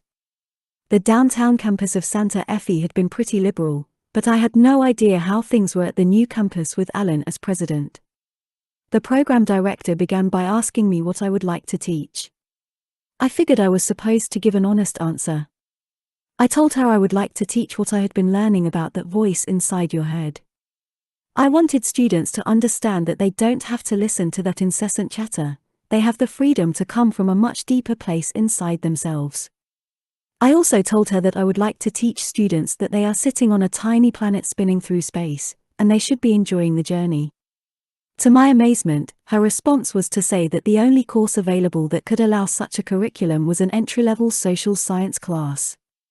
The course was required for all freshmen, and a teacher was still needed for 1/3 of the classes. She explained that teaching those classes would amount to a half-time position at the college.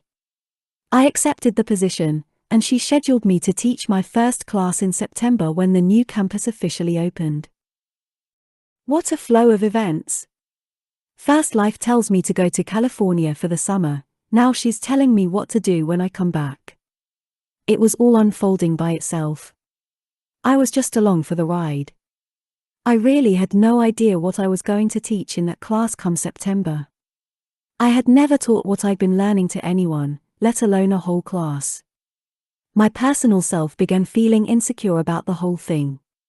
To straighten him out, I laid down the ground rules. There would not be a single thought about the classes or what would be taught in them until it was time to enter the classroom. I intended to walk into the first class with a completely empty mind. I wanted it to be like the time I wrote that paper completely by inspiration. We'll just go into the class and see what comes out. With these intrusions from the outside world starting to steal small chunks of my time, I all the more cherished being alone on my land. Nevertheless, people had a way of finding me, despite my best efforts to protect my solitude. So it was with Sandy Boone, a woman who was into Buddhist meditation and spending time outdoors. I don't recall where she came from, but one day she showed up and started taking walks on my property. She was careful to respect my privacy, she just wanted to be in nature and meditate outdoors. That was okay until she asked if she could pitch her tent at the far end of the property to do some meditation. I didn't want to allow that, but who was I to stop someone from meditating? Eventually she got bold enough to ask if she could join me for meditation on Sunday mornings, just for an hour. I clearly remember granting her request solely because the voice in my head was so resistant to it. In time, Sandy began to bring a few friends with her for the Sunday morning meditations. At first it was 3, then 6, then 10. I didn't like that at all, but I had no right to stop it. I often just stayed in meditation upstairs while my guests met downstairs. Thus the notion of Sunday morning services at Mickey's started in the spring of 1972, a tradition that has continued every Sunday for over 40 years. Meanwhile, Summer was approaching, and it was time to begin preparing for my trip to California. I figured I would camp in my van at the spiritual community for 3 or 4 weeks and then come back home in time for classes. The drive out there took me about 10 days because I continued all my meditation sessions along the way. When I arrived at the community, I found a very rural setting with a large expanse of land and many small, rustic cabins. The people seemed like back-to-the-earth type folks, and I fit right in.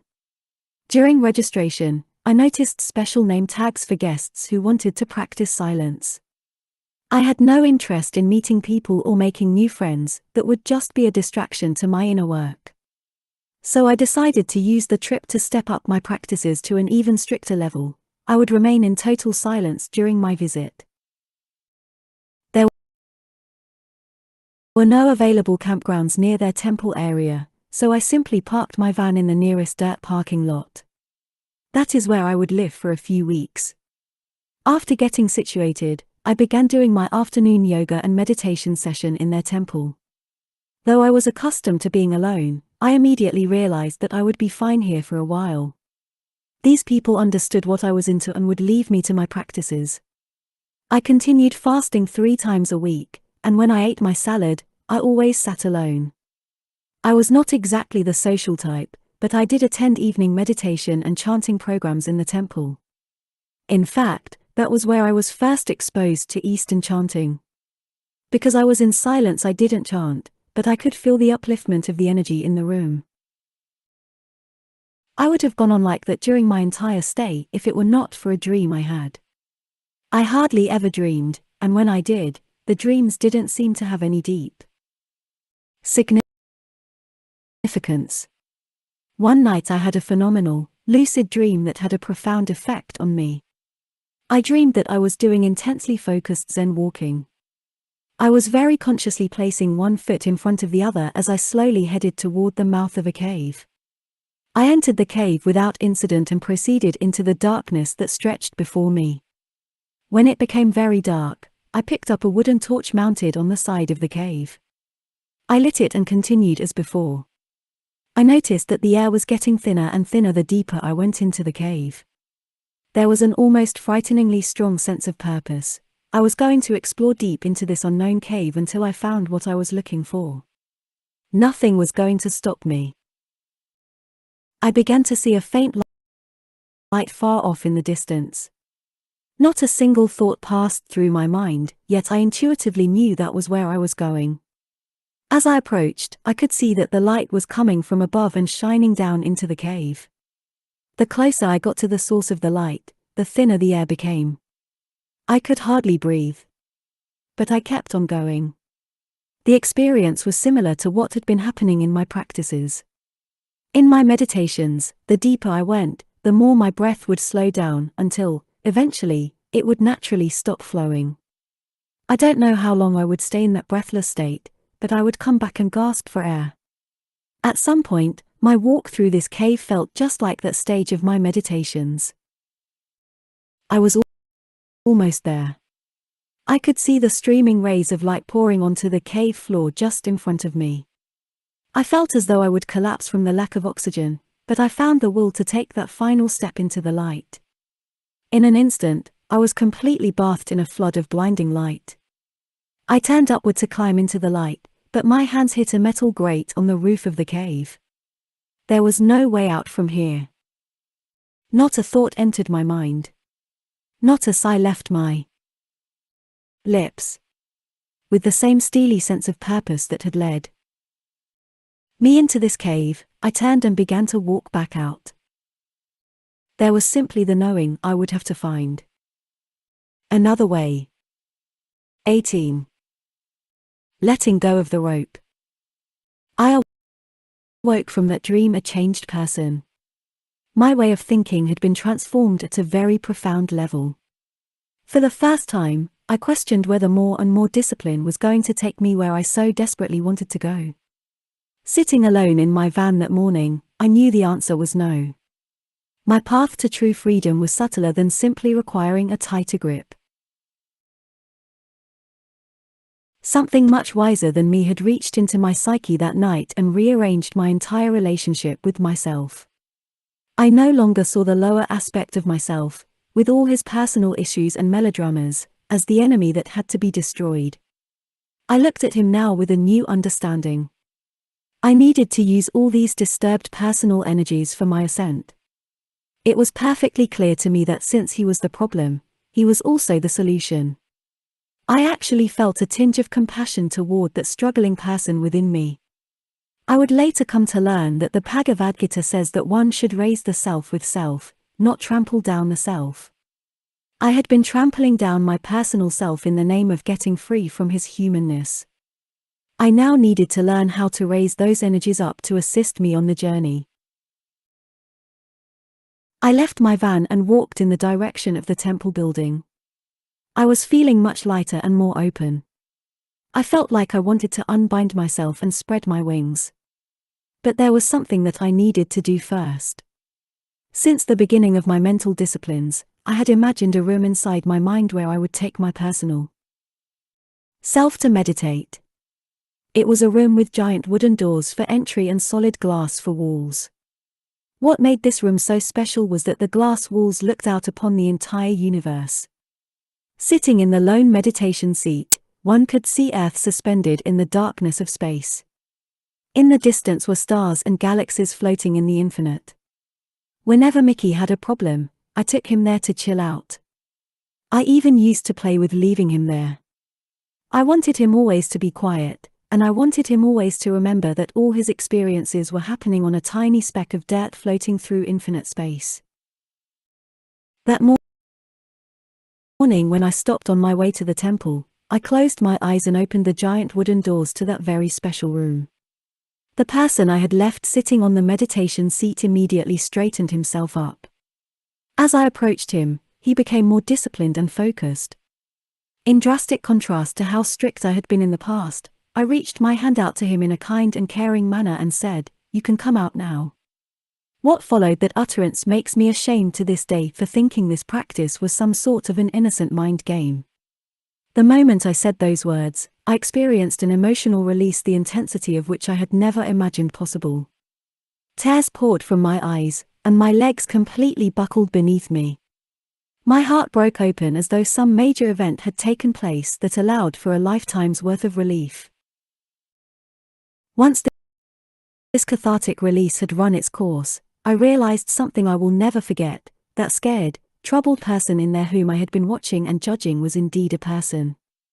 The psyche is a person with feelings and thoughts, hopes, fears, and dreams. He is not to be locked in a room and constantly told to shut up. There are much more constructive ways to deal with these disturbed, self-centered energies. Unfortunately, I had to learn this the hard way through experience. Feeling more whole than I had been feeling for a long while, I remembered my statement in the dream, "I'll have to find another way." There was no question as to what the other way would be. I had to learn to surrender more, instead of struggling so much. I had already determined to surrender to life's flow, even if I couldn't understand where it was taking me. I had to do the same thing inwardly. I needed to learn to just relax inside instead of fighting with my mind so much. Just because the voice talks doesn't mean I have to listen to it or let it affect the direction of my life. It has nothing to do with me. I can just relax regardless of what it's saying. I was back to the basics. I am the one who notices the voice talking. I came out of silence for the rest of my stay at the community. I don't mean I talked a lot, because I didn't. I was just social enough to where people felt comfortable talking to me. I met some of the longtime residents and listened to stories of their own journeys. Despite the changes I was going through, I didn't change my meditation and yoga sessions. They were not the problem, I was the problem. I had built a mental concept of absolute discipline that was actually holding me back. In my meditations, I had been achieving heights by pushing down on the lower energies. But that was just a form of suppression. I had to learn to channel those energies upward instead of pushing them away from me. It took some time, but I eventually began to realize the true purpose of yoga. Done properly, yoga is the science of channeling all energies upward until they merge together at the highest point, oneness. After a few weeks at the community, I started my journey home. It was a wiser, clearer person who drove back to Florida. Though the seeds had been planted and some very deep lessons had been learned, it was going to take some time for me to learn how to come to peace with myself. Meanwhile, I was looking forward to returning home to my land and to the solitude of my beautiful house in the woods. 19. Acceptance, acceptance, and more. Acceptance. My mind remained very peaceful during my drive across the country. But I faced a serious challenge to my vow of acceptance the moment I arrived home. As I drove through the woods onto the interior field, instead of the characteristic silence, I heard the buzz of a circular saw. I then saw Sandy and my friend Bob Gould donned in carpentry aprons and climbing on a structure they were building on my land. It was one of those rub your eyes in disbelief moments. I asked what was going on. Sandy cheerfully informed me that she was building a house, and Bob Gould had agreed to help her. I don't recall the demeanor of my voice, but I reminded her that this was my land on which she was building her house. Again, very cheerfully, Sandy replied that she was laying no claims to the house, and it would be mine when she decided to leave. She obviously had worked it all out in her head and had no problem with it. I decided I'd better go home and meditate a bit before responding. Imagine what that voice in my head was saying. Oh my God! How dare she make a decision like that without even asking me? I don't want another house on my land. I don't want anyone else staying out here, so why would I want another house? How in the world does someone make a decision to build a house on someone else's property without ever asking them? On and on it went, but by then I was well trained to just calmly observe all these thoughts being created by the preference-driven mind. After all, if I had wanted another house on the property, that voice would be saying, "What a miracle." God stepped in and started building me a second house without my having to do a single thing. To me, it didn't matter what that voice was saying. I knew to the core of my being that I was not going to give him the time of day, not to mention the run of my life. If I had a choice between using this real-life situation to get my way or to free myself from being bound to my way, I would choose freedom every time. That was the essence of my experiment with life. If it's down to a matter of preference, life wins. So I went back up the hill, strapped on an apron, and helped them build Sandy's house. It felt good to be building again. This time around I was not a greenhorn, I was a carpenter. The difference is amazing between the first time you do something and the next. I felt like I knew what I was doing, and that gave me a sense of confidence and inner strength. I wasn't working on the house for Sandy, or for myself. The flow of life had placed me in this situation. It was during the building of Sandy's cabin that I first started the ritual of offering my work up to the invisible force that was guiding me. I was not in charge, yet life continued to unfold as if it knew just what it was doing. I would serve that force. Call it what you want, God, Christ, Spirit. These were no longer just names of something to believe in.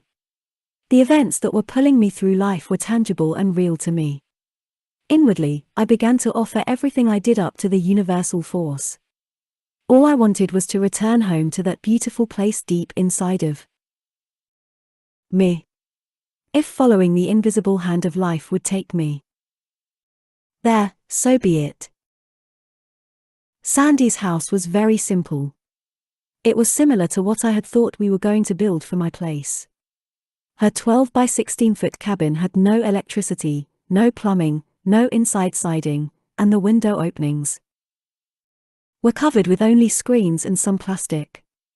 It only took about 6 weeks to build and cost almost nothing, but she loved it.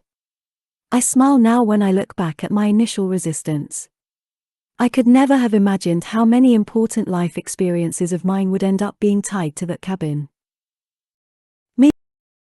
Meanwhile, summer was over and the time to start my classes at Santa Fe was rapidly approaching. I had been true to my commitment of not allowing a single thought to enter my mind about what I was going to teach. How would I ever know what life was capable of doing if I was always in control? I walked into my first class at Santa Fe completely open to whatever would unfold. As the students filed in, I simply quieted my mind and asked myself, do you have something worthwhile to teach these students? In my heart I knew that I had a wealth of knowledge that would be both interesting and beneficial to their lives. So I took a breath, stood up, and just started speaking. I couldn't have known it at the time, but that exact moment was laying the groundwork for the next phase of my spiritual journey, becoming a teacher. The words just flowed out. There was no prior thinking involved. The first session laid out the roadmap of what we were going to do in the class, just as though a curriculum had been decided beforehand. It was similar to when I was writing that economics paper in my van in the woods. Except this time, I was watching a continuous stream of inspiration turning into a powerful lecture. I was not doing any of this, I was just aware of it. As the semester progressed, this kept happening class after class. I was amazed by what was being taught in these classes. It was as though all the knowledge from my schooling, plus all that I had learned through introspective meditation and the relentless watching of the voice, was being woven together into a cohesive whole. The premise of the course was centered on the possibility that one underlying truth exists in the universe, and all of man's knowledge was just looking at this truth from different perspectives. The exploration of that premise would involve physics, biology, psychology, and religion. What was the possibility that they were all saying the same thing? I had never thought about things in this way before. In fact, I had spent my time learning to not make thoughts a pastime. How could each class come out so perfectly without my doing it? Nonetheless, the presentation was unfolding on a class-by-class basis before my eyes. The success of the classes was overwhelming. I would start the semester with 20 students in the room, and by the end the count had doubled. I remember one class where I literally had trouble entering the classroom. 20 students were registered and another 40 or so were either sitting in class or listening from the hallway. People would just keep bringing their friends. I was still into being quiet and didn't want all this to become a distraction to my practices. So I tried to isolate myself by coming to school just before class, leaving right afterward, and not attending any faculty meetings or school functions. It didn't matter. This was the 70s, and I was teaching universal thought in the midst of the consciousness revolution. Over time, students and their friends began to show up for the Sunday meditations at my place. As if that were not enough, those classes at Santa Fe laid the groundwork for another very spiritual flow of events. This time it was regarding, of all things, my doctoral dissertation. I had been telling Dr. Goffman that my life had taken me far from the field of economics, and I had no intention of writing a dissertation. Nonetheless, one day he made me promise, as a personal favor to him, that I would turn in something, anything, for him to read. I had great love and respect for Dr. Goffman, and I saw it as an act of surrender to acquiesce to his wishes. That very night, I sat down on the floor of my house, lit my kerosene lamp, and asked myself if I had something to write that was worth such an enormous undertaking. It only took a moment to realize that I did have something very important to write, and I would love for Dr. Goffman to read it. It seems that life had just given me the perfect opportunity to write about that voice in your head and the oneness behind all of science and religion, just as I had been teaching in my classes at Santa Fe. With that as the topic, I was filled with inspiration. Though I knew it wouldn't be accepted as an economics dissertation, I put my heart and soul into my writing. As it turned out, the finished document had an unexpected destiny of its own. A professor on my doctoral committee had a publisher contact me, and within a year, my dissertation was published under the title The Search for Truth. 35 years later, that book still sells copies every month on Amazon, a fitting tribute to the acts of surrender that brought it into this world. What is important from all this is that if I had listened to my own mind, none of this would have happened. By following the flow of life, instead of my own preferences, I was now a carpenter, a teacher, and a published author. Inwardly, I had grown as well. The sharp line I had drawn between spiritual and non-spiritual had begun to fade. The energy I experienced while teaching my classes at Santa Fe was the same energy I was dealing with in my yoga and meditations. In meditation, that energy would flow upward and lift me away from my everyday self. When I stood in front of a class, the very same energy would explode into a passionate, heartfelt lecture. Not only did I begin to see all this as the flow of spiritual energy, but I also began to see that there was no difference between coming to class to teach and driving home to do my meditative practices. I was teaching those classes because an amazing flow of events had put me there. I was driving home because an amazing flow of events had put me there. Neither of these destinations was decided by me. They were the result of my letting go of myself. Little by little, the fabric of my life was composed of the results of my surrender. I was becoming surrounded by a life that had been built for me, not by me. In my wildest dreams, however, I could never have imagined where this was going to lead me. 20. The most important thing I was ever asked to do. The summer of 1973 ushered in some very interesting changes where I lived. Through no effort of my own, many of the 5-acre lots around my property were being purchased by folks drawn to a back-to-nature lifestyle. Unsurprisingly, many of these people were into some form of meditation and yoga. I was still holding on to my self-concept of a meditator wanting solitude in the woods, so I had little interaction with my new neighbors. I must admit, however, that my afternoon walks became more interesting as various rough-sawn cabins began to spring up in the woods around me. A man named Bob Tilchin purchased the property directly behind my house. I had not known him before, but he was into yoga and Sufism and was a very gentle soul. He hired my friend Bob Gould to help him build his house, so it all felt like family. One day Bob Tilchin came to me and asked me to do him a favor. He was pen pals with an inmate named Jerry at Union Correctional Institution, UCI, a maximum security prison about 40 miles north of Gainesville. Bob had promised to visit this inmate once in a while but now had to go out of town. He asked me if I would visit Jerry while he was gone. This was a very strange request for me. I had no prior experience in this area, and I was still very protective of my attempts to live a solitary life. As the voice of my thoughts said no, the voice of my lips said yes. I had no idea what it would be like to go into a maximum security prison to meet a total stranger, but I was about to find out. I drove up to the prison one Saturday morning and met Jerry, a young black man, in the designated visiting area. We spent a few hours together discussing topics similar to what I had been teaching in my classes. He seemed genuinely interested, and he was a very intelligent young man. He had been doing meditation for some time, so we spent a while meditating together. Jerry expressed his appreciation for the visit and asked me to come back. I had noticed that other than Bob Tilchin and me, no one else was on Jerry's approved visitors list. Our meditation together had been amazingly deep, and I felt overwhelmed by peace when I left the prison. Somehow, being in that setting had touched something very deep within me. Before I was even out of the gate, I was looking forward to coming back. When I returned to see Jerry for the second time, he had a surprise for me. He had so enjoyed our visit and our meditation together that he had created a list of 5 or 6 other inmates who wanted to meet for group meditation. I contacted the authorities and found out that such a group meeting would only be possible as a religious service.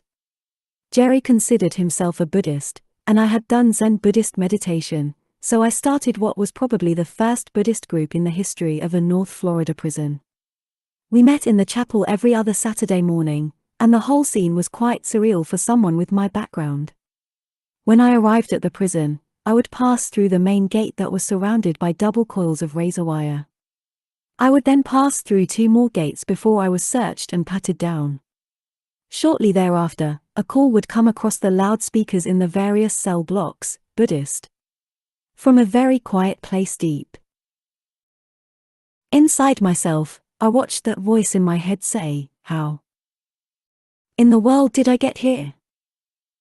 The group grew over the years, and when Jerry was transferred to Florida State Prison, I also did a group there.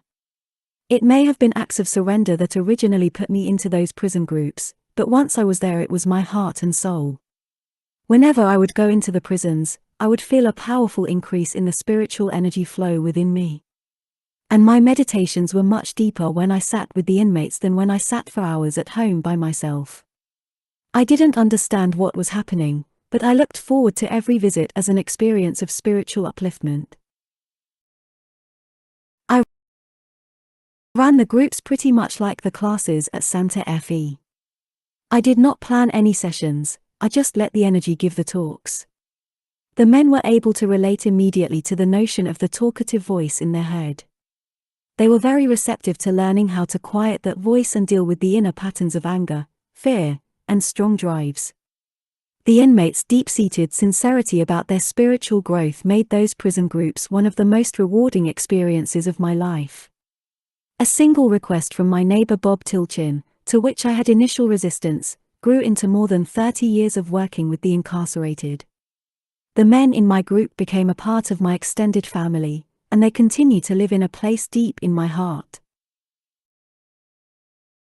It was the summer of 1973, and in the most unlikely of places, my heart center was learning to open. I was being taught how to serve. This is not something I would have come up with on my own.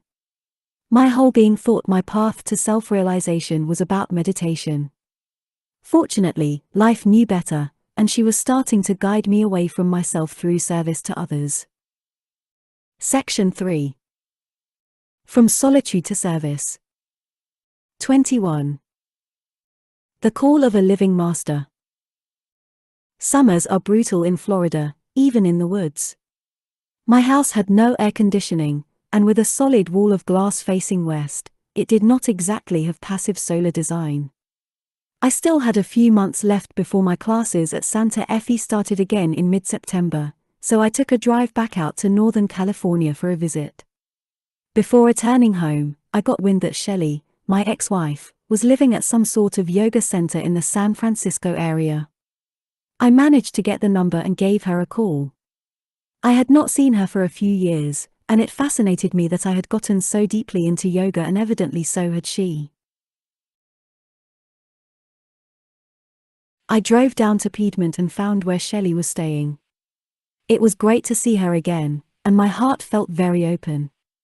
She began to show me around the beautiful house that served as a meditation center for a small number of residents. We went upstairs to see the meditation room, and once again, life caught me completely by surprise. Scattered around the room were photographs of a yoga master they called Baba. I had never heard of him, but there was no reason I would have. I had been living in the woods of north-central Florida for a few years by then, and he lived in India. The pictures of that holy man were mesmerizing. I could not take my eyes off them. The energy flow inside of me welled up to the point between my eyebrows, and a tremendous peace came over my whole being. I asked if I could meditate there for a while.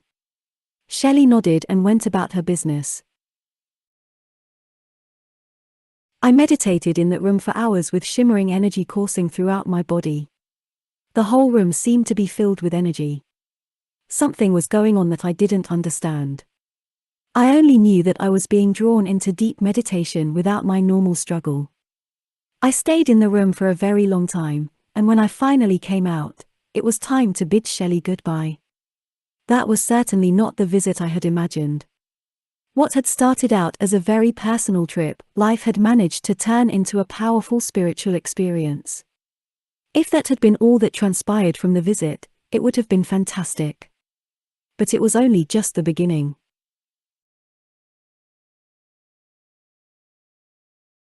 I returned home in early September to find someone I didn't know staying at Sandy's house. Evidently, Sandy had gone on a trip and allowed a friend, Rama Malone, to stay at her place. Rama was very outgoing and vivacious. She was filled with excitement and immediately drew me into her world. The first time I went up to meet her, she invited me into the cabin to show me what she had done with the place. Very enthusiastically, she beckoned me up to the loft.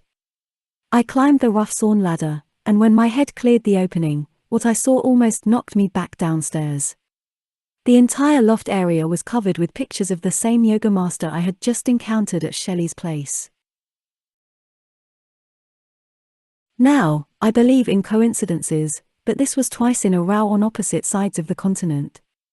In 1973, there simply were not that many people in America who knew of this holy man in India.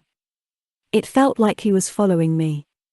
Rama immediately started telling me that Baba Muktananda was planning to come to America next year in the spring, and I should invite him to Gainesville. At first I thought we were having a fanciful conversation, until I realized she was dead serious. I took a deep breath and tried to reason with her. I reminded her that I lived alone in the woods, and I'd gone out of my way for years to not attract people. How could I be in a position to write to India and invite a highly respected yoga master to a small town in north-central Florida? There was no reasoning with her. She insisted that I write a letter to India, on Santa Fe Community College letterhead, and invite Baba to stop in Gainesville on his way from Atlanta to Miami. I thought it was a crazy idea. My mind kept telling me that there was no way Baba would ever come here. I actually felt embarrassed to write the letter and send it off to India. But what choice did I have? I could either listen to my resistant mind, or recognize that life had brought me in contact with this great yogi, given me a deep experience sitting before his picture, and then stuck an impassioned devotee onto my own land to force me to invite him to Gainesville. Ultimately, I surrendered and mailed the letter. Some months later I received a response telling me that someone would come to my place to discuss the possibility of a Gainesville visit. When he arrived out here, I was surprised to be meeting a very professionally dressed young man. Apparently, he was just as surprised to be meeting a hippie-type character living alone in the woods. You could tell that he wasn't all that impressed. He began to explain to me what it would take to host a week-long visit from Baba and his entourage. They would need facilities for his staff of up to 20 people, a room large enough for 50 to 100 people for daily sessions during the week, and a weekend retreat site that could house up to a few hundred people. He was very skeptical about my ability to arrange everything, and who could blame him? I was a part-time teacher at a community college earning $350 a month, not exactly the credentials they were looking for. In the end, he told me I was welcome to see what I could arrange, and they would get back to me. It certainly didn't sound promising, but at least I didn't get a definitive no. Before he left, I asked him an important question. If his group was trying to get people interested in Baba, how exactly did they promote him on his world tour? I didn't think an Indian saint who spoke no English would attract that many people. All he told me was that Baba was a very powerful sitar master and people would want to meet him. I didn't understand what that meant, but I figured I'd find out later. A few months went by, and we were given a tentative date for when Baba might pass through Gainesville, January 18, 1975. The excitement about a possible visit by a world-renowned yoga master only served to accelerate the energy around my classes and the Sunday services. Each week things grew until I was forced to build a small addition onto my house to fit more people. With the publication of my book, The Search for Truth, in spring of 1974, the energy was fanned even more. Rama and Sandy had both come and gone by the spring of that year, and Sandy's house sat empty until a young woman named Donna Wagner moved in. Donna was finishing her degree at the university when she started sitting in on my Santa Fe classes. Though just a few years older than the other students, Donna was more centered and mature. She had a very deep understanding of what I was teaching, and she came to most of my classes and all the Sunday services. For about a year before she moved in, it seemed like time and again we kept bumping into each other in town.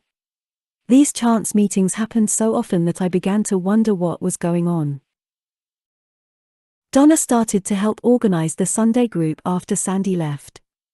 She would often stay in Sandy's house on Saturday nights to help set up for and greet the people on Sunday mornings. Eventually, she just stopped going home. If I had known then that she was moving out of a nice condominium her parents had purchased for her, and into this tiny cabin in the woods with no plumbing or electricity, I might not have been so quick to let her move in. If I had known then that we were destined to fall in love, get married, and have a beautiful daughter together, given my mindset at the time, I definitely would not have let her move in. It would take a few more years of learning to surrender before I would be capable of dropping my spiritual self-concept enough to accept the special relationships that life had in store for me. 22. Shaktipat. We had so many things to take care of if we were going to host a visit from Baba. None of us had done anything like this before, so we had to learn things as we went along. First, we found a summer camp in the Ocala National Forest that could easily handle a large weekend retreat during its off-season. Next, we put the word out that we needed a very large house for Baba's 20-person staff and the weekday meditation sessions. As a college town, Gainesville is not known for its large mansions, but someone contacted me and offered us the perfect house for the entire month of January. Things were definitely falling into place. The weekend retreat was going to be the clincher. If we couldn't get enough people signed up, Baba would never come. Donna and I had to make hundreds of individual phone calls and send mailings all over the state to attract enough people. It took real surrender for me to hook up a phone at my house and use that as the contact number on all flyers and phone messages. We were passionate about getting the word out, and we had a tremendous response from all over the state. For years, I had thought that a spiritual life was about spending every day in silence and solitude.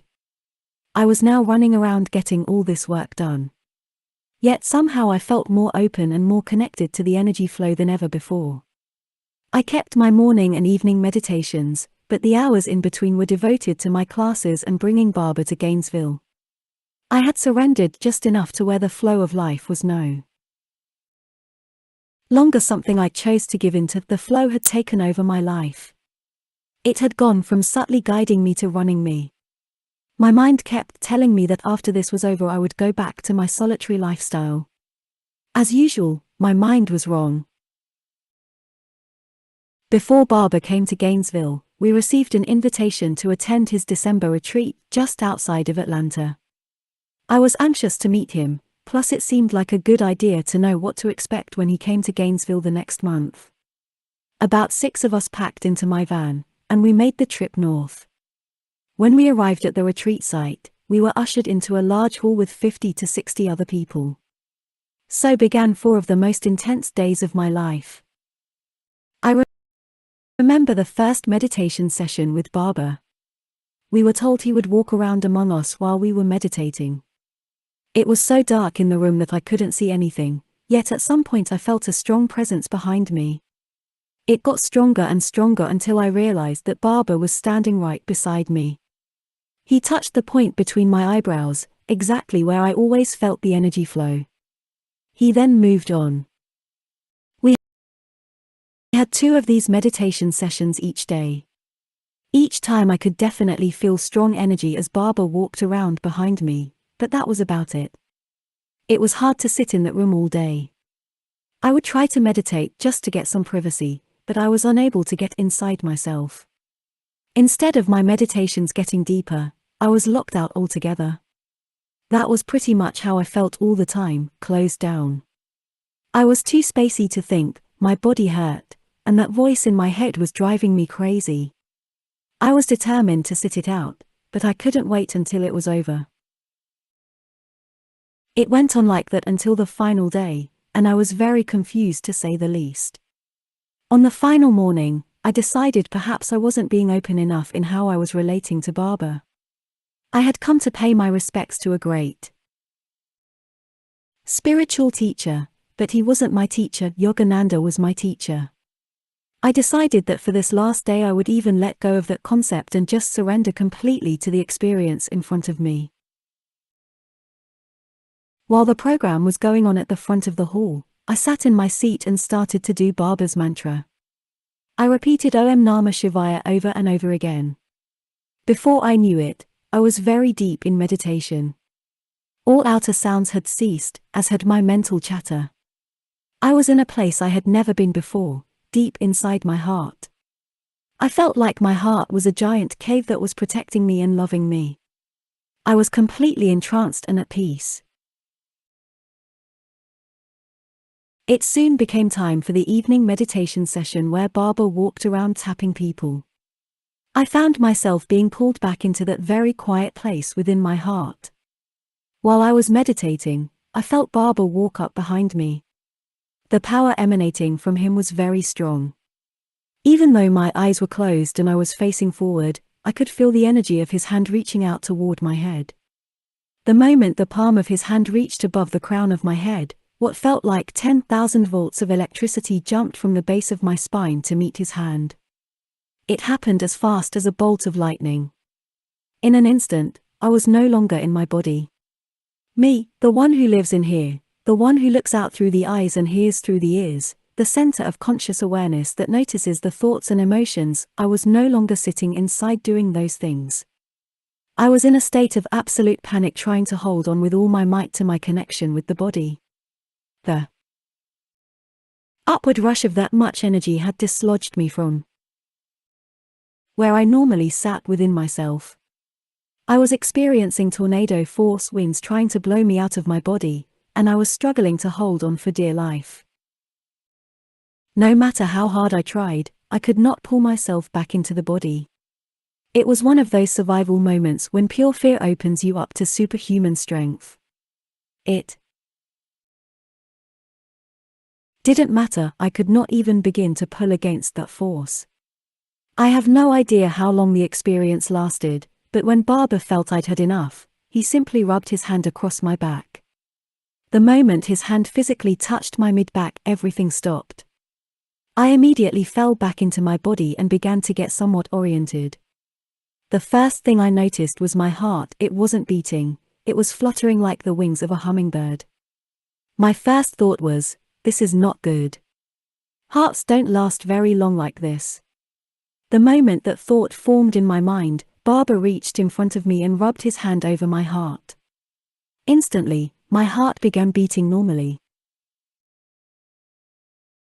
I was stunned by the experience and the power of this man. Who was he? How could he possibly have such control over my energy and my metabolic functions? I felt so humbled to be in his presence. I have never felt so completely unburdened in my life. What had I been doing, fasting, meditating, and struggling with myself for so many years? With a single touch, this man could bring about such transformation. At that moment I understood what was meant by a sitter master. Baba did not belong in this world, he was from somewhere else altogether. 23. Gainesville hosts a guru. We were invited to accompany Baba's group back to where they were staying in Atlanta. As I drove from the retreat, I contemplated what had happened the previous day. One of Baba's people told me that the experience was called Shaktipat, a special blessing by a sitter master in which a very powerful spiritual energy is awakened within. When we arrived at the mansion in Atlanta where Baba was staying, his staff just assumed that I would now see Baba as my teacher. They told me it was common that one would be drawn to a living master. What did I know? All this was way out of my league. I went outside to be alone. There was no question about what had happened the previous day or about the flow of events that had brought it all together. I remembered my commitment to surrender to life's flow, even if I didn't understand what was happening. I walked down the hill to the garage area where there were no people. I was very confused, but I prepared to thank Yogananda for his guidance. I closed my eyes to go into the quiet place within where I always felt a connection to him. I inwardly looked upward as if to say thank you, and suddenly the whole space above me opened up into a limitless expanse. It felt as if a veil had been lifted from between my consciousness and that which was beyond me.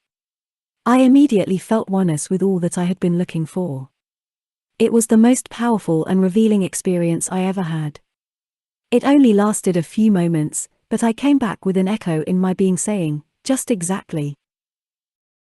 Who do you think you are saying goodbye to? I felt Yogananda's presence all around me and permeating me from within. From that moment forward, I never questioned my connection to him.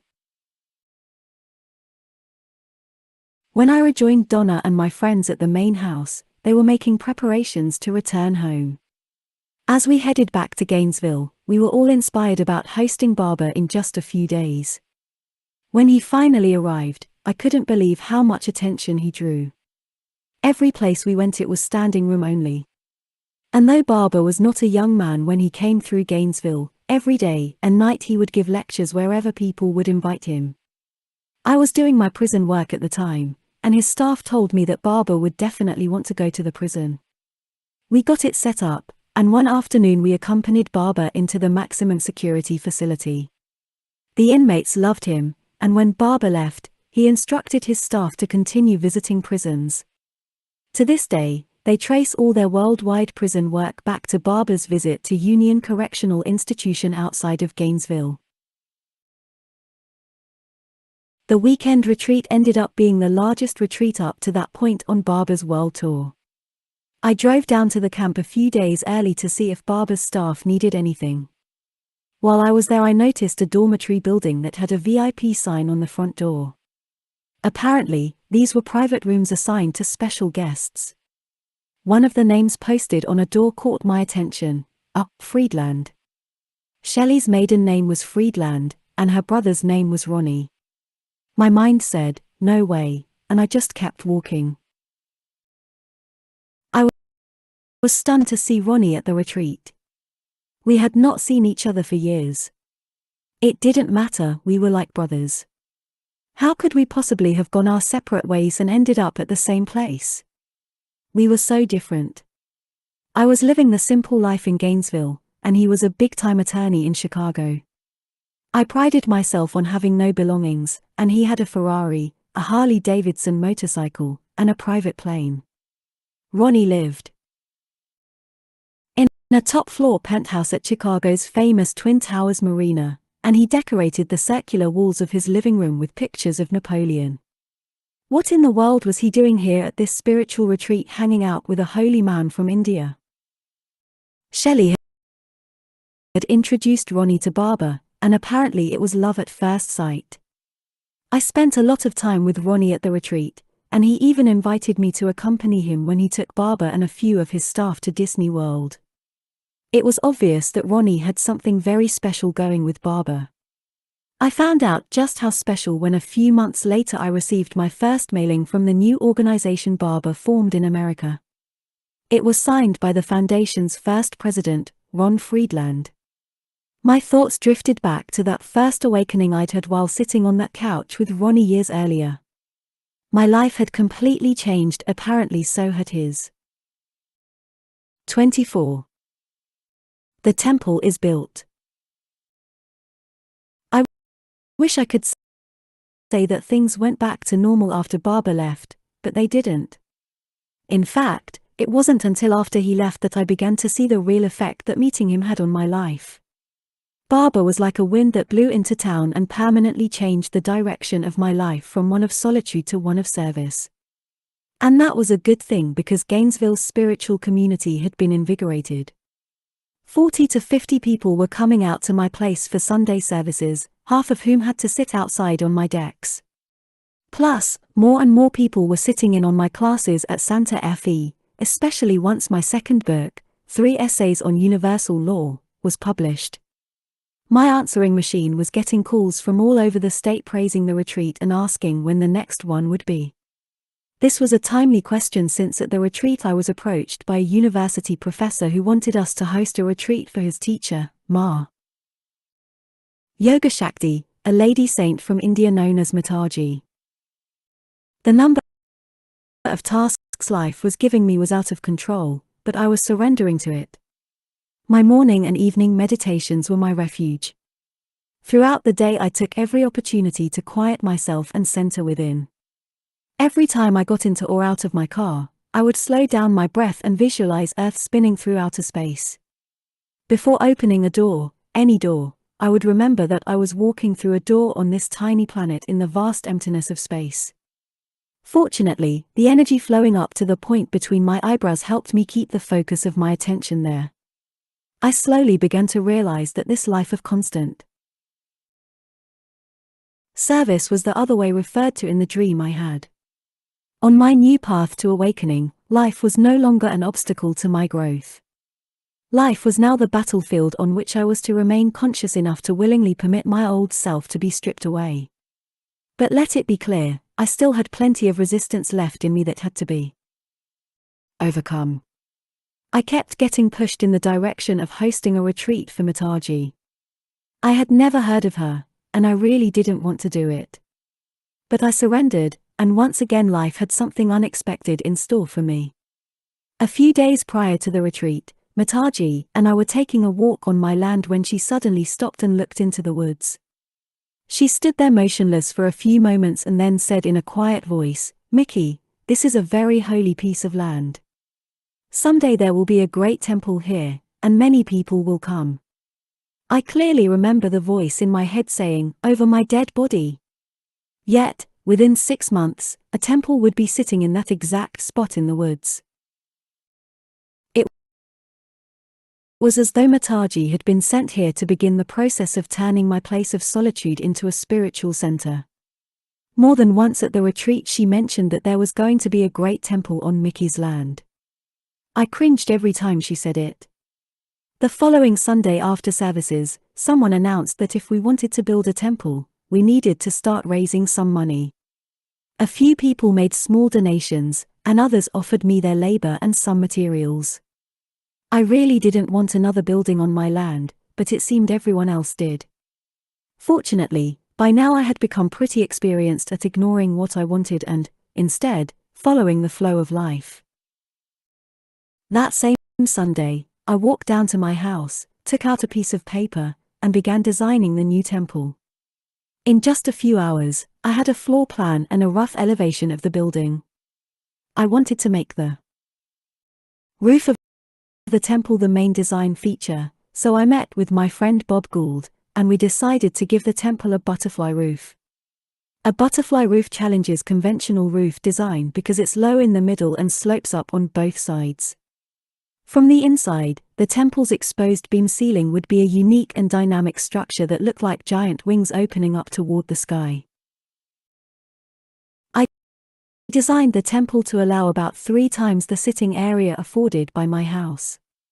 The very next day, I found the best spot on the land to locate the building and began clearing the site. It was, of course, exactly where Mataji had been staring when she pronounced that a great temple will be built. I had estimated that materials for the temple would cost about $8,000. Labor was not a problem, we would just do all the work ourselves. But the people who came out to my place on Sundays didn't exactly have deep pockets. I had no idea where the money would come from. The money just kept showing up the moment we needed it. Sometimes I didn't even know where it came from.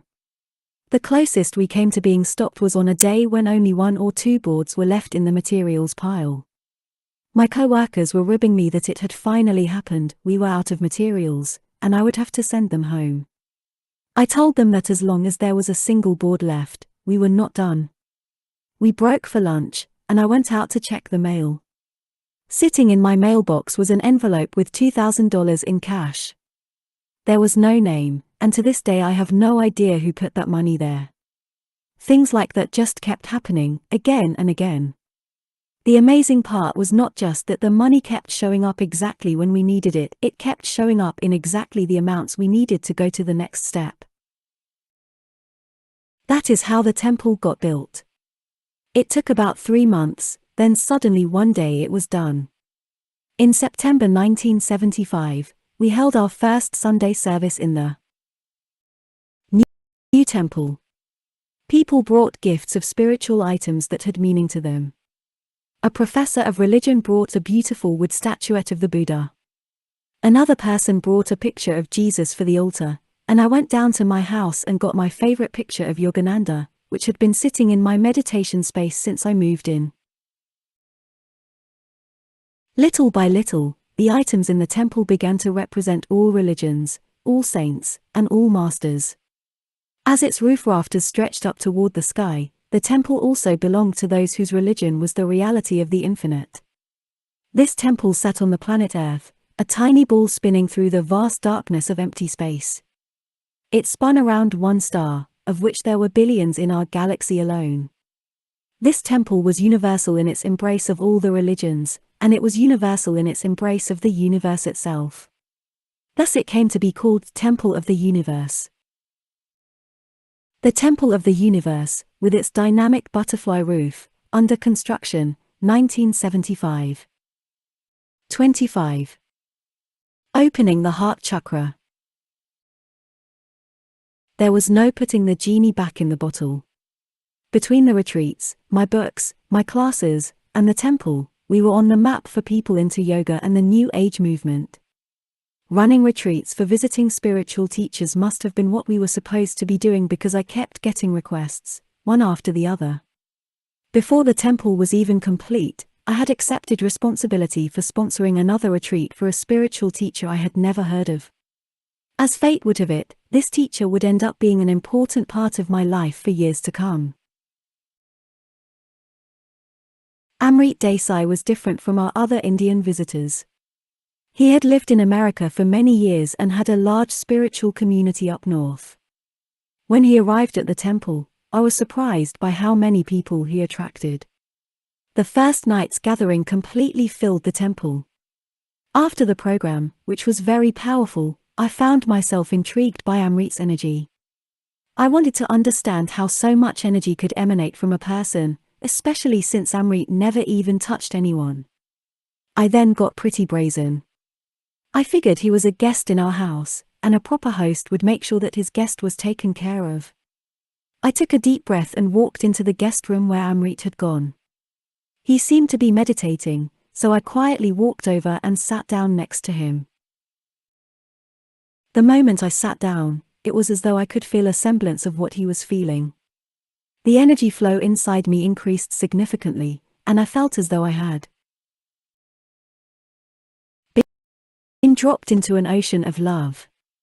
It was a deeply spiritual experience.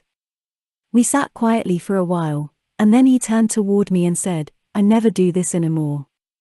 He placed his right hand over my forehead, and I immediately felt a gentle flow of warm energy passing into my body. The flow was overwhelmingly powerful, and I became completely transfixed by the beauty of the experience. I could feel the energy building up within me and rising toward my heart. It filled my heart fuller and fuller until it burst open. I have never felt so much love in my entire life. I was completely overcome by the flow of energy starting from his hand, coursing through me, and then pouring out of the burst open heart area. By the time Amrit removed his hand from my forehead, I was so filled with energy that I couldn't move. When I finally tried to stand up, it felt like a powerful magnetic field was attached to my body. I couldn't speak, so I didn't say a word to Amrit as I left the room. Over the next few hours, the force field of energy surrounding my body was slowly drawn back into my heart. I avoided touching anyone because I noticed that contact seemed to ground the energy. Eventually, the outer field subsided, but not the inner flow.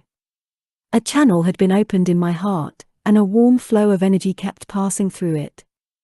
Just as the powerful meditation in the forest had left a flow of energy always rising to the point between my eyebrows, so the touch of Amrit's hand left a beautiful flow of energy always passing through my heart. It has been more than 35 years now, and neither of these energy flows has ever subsided, not even for a moment. Sometimes they are stronger than other times, but they are always there.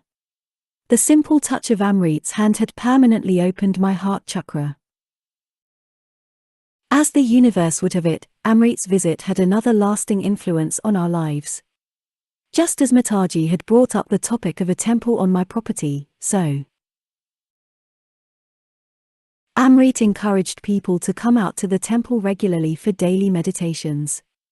He never discussed this with me beforehand, and I just about died when he kept pushing people to do their daily practices at my place. This experiment in surrender was stealing my life. My morning and evening meditation periods were sacrosanct to me. I had no interest in sharing those periods with others. Amrit not only invited others out, he specifically told me that I should support them in their daily practices by meeting with them each morning and evening. Once again, life was not asking me, it was telling me. I reminded myself that I had tried as hard as I could to break free of myself for years. I had resolved to find another way that did not have my mind as my spiritual advisor. Sharing my meditation time with others was just the next step in the unfolding dance with life. By now I was seeing a pattern. I was continuously being pushed headfirst into a life that centered on serving other people's spiritual growth instead of my own. I never consciously would have decided to do this. I was not wise enough or selfless enough to make such a decision. It was simply the fact that I had resolved to surrender to life, and this is where life was taking me. When I was building the temple, my mind kept telling me that it was a stupid thing to do. Coming out to my place on Sundays was just a fad that would fade away. Soon I would end up with an empty building on my property. I ignored all that negative chatter and just kept building. I reflected back on those thoughts once the temple was being used every day, morning and evening. Now, I reflect back on them even more with the gift of hindsight. Every single Sunday for over 35 years, 70 to 80 people have found their way out to this temple in the middle of the woods. We never advertised and don't even have signs that show the way. Still people come, every week. Likewise, people have always shown up for my Monday and Thursday night talks, as well as for the rest of our morning and evening programs. It seems as though life knew exactly what it was doing, and as usual, my mind knew nothing. 26. Get thee to an ashram. March of 1976 marked the official formation of Temple of the Universe as a federally recognized non-profit organization. To this organization, I signed over the ownership of my 10 acres along with the temple building, Donna's cabin, and my house. I was back to owning nothing but my van, and that was exactly the way I wanted it. I was almost 30 years old, and my financial life was very simple. I was earning less than $5,000 a year, I had no assets or debt, and there was nothing I longed for that money could buy. I liked being free from having to deal with finances. I wanted to quiet my mind, and keeping life simple was certainly a help. Amrit's group had offered the temple 15% of the retreat profits, but I refused. We had not made anything from the other retreats, and there was something very beautiful about keeping it that way. Amrit's visit was by no means the end of the retreats or of visiting teachers. Our address and phone number were now everywhere in the New Age community, and whoever was touring Florida tended to drop by for at least an evening lecture. 1 We ran annual retreats for Mataji and Amrit for many years and ran 2 very large retreats for Ram Dass, an immensely popular American spiritual teacher. By now, Donna had become an integral part of my life.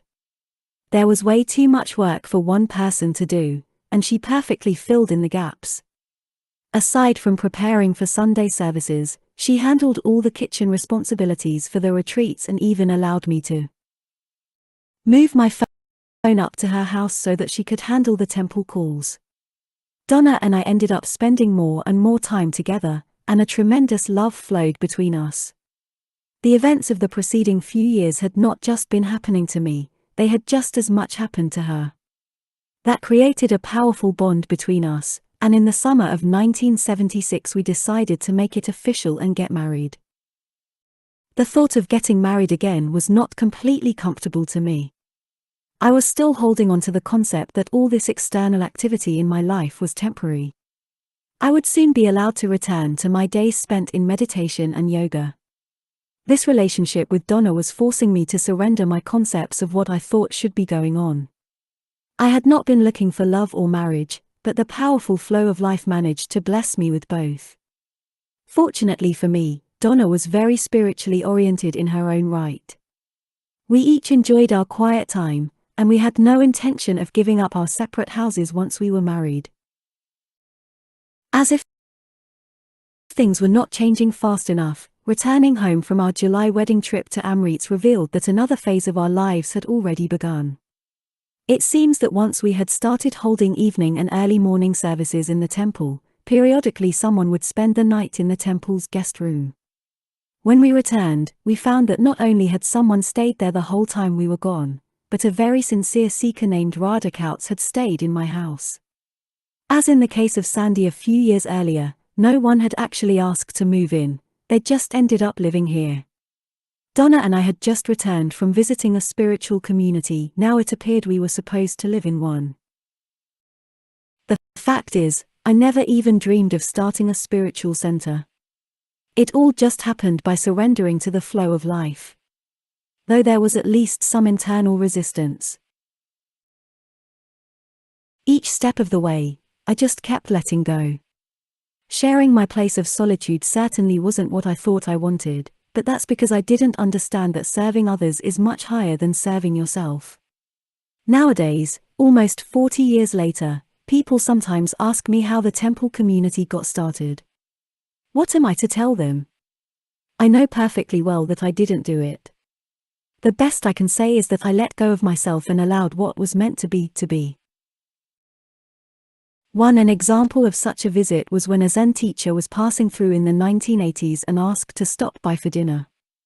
When I arrived, I was stunned to find Philip Kapleau, the author of 3 Pillars of Zen, sitting at the table. The flow of life had magically given me the opportunity to thank him for the great help he had provided on my spiritual journey. Section 4. The Business of Surrender. 27. A company is born. In December of 1976, the next event took place that epitomized the essence of my surrender experiment. Just as the direction of my life had changed by my reluctantly surrendering to tutoring Alan Robertson, teaching at Santa Fe, and inviting Barbara to Gainesville, so I was about to again be asked to do something that seemed askew from my chosen path but ended up perfectly aligned with my life's destiny. I had just come home from teaching at Santa Fe and was taking a quiet walk in the woods. I turned down the narrow path that led in front of the temple, and what I saw made me stop in my tracks. A sheriff's patrol car was parked right in front of the temple building. It was quite intimidating, as was the fully uniformed deputy standing by the car. In all these years, I had never seen law enforcement out here. The deputy called out to me, "Are you in charge here?" The voice in my head was frantically trying to figure out what was going on. Why is a deputy here? Is something wrong? Did he look in the temple and see all the strange religious icons? This is North Central Florida. Am I in trouble? Despite all this internal noise, I managed to utter a fairly normal sounding, "Yes, sir, I am in charge. How may I help you?" Pointing to the temple, Deputy Knowles asked me if I had built the building. When I told him that I had, he asked if I would consider building an addition onto his house.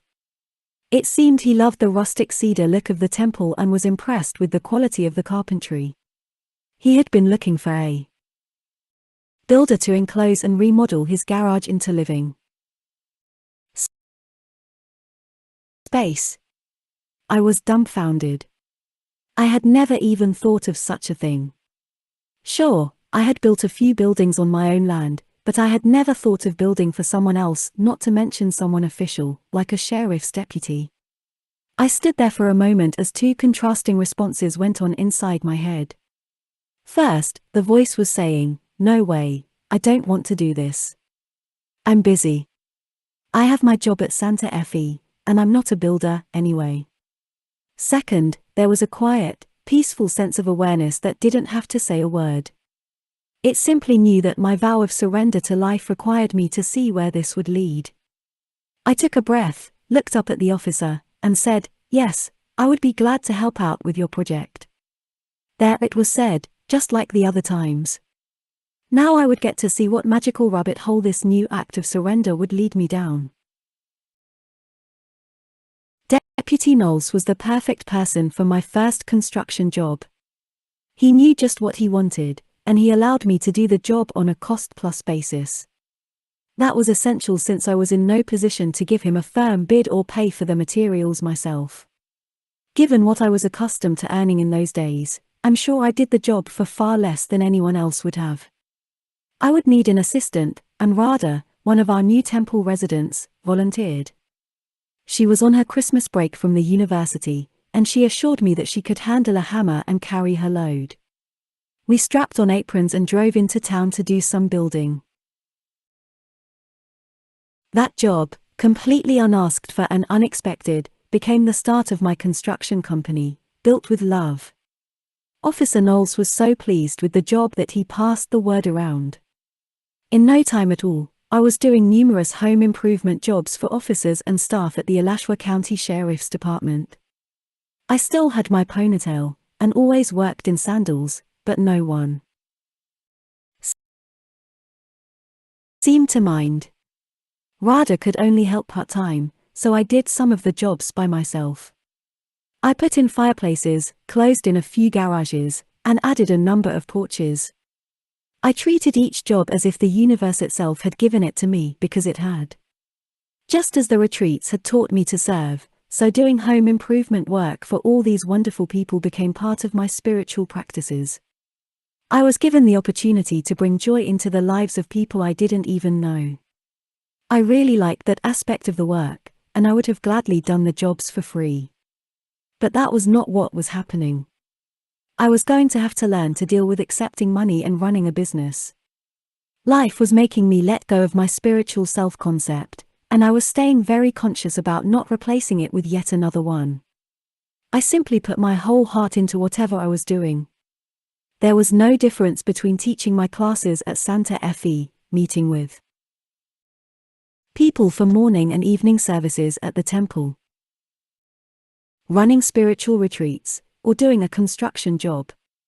All these tasks had one thing in common: they had all been given to me by surrendering to life's incomprehensible flow. 28. The Master Builder. When something is meant to be, it's fascinating watching it unfold, one event after the other. To begin with, I had to deal with the money that was coming in. These were all small home improvement jobs, but they were bringing in much more money than I was used to dealing with. It turned out that Radha had some experience in bookkeeping. During summer vacations, she used to help out in the bookkeeping department at the Florida Farm Bureau, where her father was president. I'd never seen anyone use an adding machine as fast as her fingers could fly across the keys. I had minored in accounting in college, so together we set up the company's books. I imagine my CPA brother-in-law, Harvey, must have been surprised when I called him for advice on setting up a business. He filed the paperwork to incorporate Built with Love and offered to look over the books and handle the annual tax returns. This had to be the smallest business in the world that had a CPA. As usual, it all seemed like overkill to me, until the next unlikely event took place. Not long after the start of Built with Love, we were meeting on the field one Sunday after services. It was our tradition to get together in a big circle for community announcements before sharing tea and cookies. After announcements, a man came up to me and said he had heard I was doing some building. I concurred, and he asked me if I could use a builder license. Any permits needed so far had been pulled by the homeowner, but it would be good to have a contractor license in case anything bigger showed up. I told him I would be interested, and he informed me that he had a builder license that I could use. He had the look of a devoted hippie, and I hadn't pictured him as a licensed contractor. I asked him how he came about having a license. He told me that a few years earlier there had been a period of dispute between the county and state licensing agencies. During that time, anyone could fill out the paperwork and be issued a contractor license. He had done just that, and now he had an active license. It seemed too good to be true. I called the county the next day and asked about the license number he had given me. I was informed that the license was active and in good standing, and I was free to work out any arrangement whereby Built with Love could utilize the license. Just in case the flow of life hadn't already been impressive enough, I was now a licensed contractor. And it was a good thing, because I soon had a very special building project to do on temple property. It seems Donna's 12 by 16-foot cabin was not going to be big enough to house both her and the child she was expecting.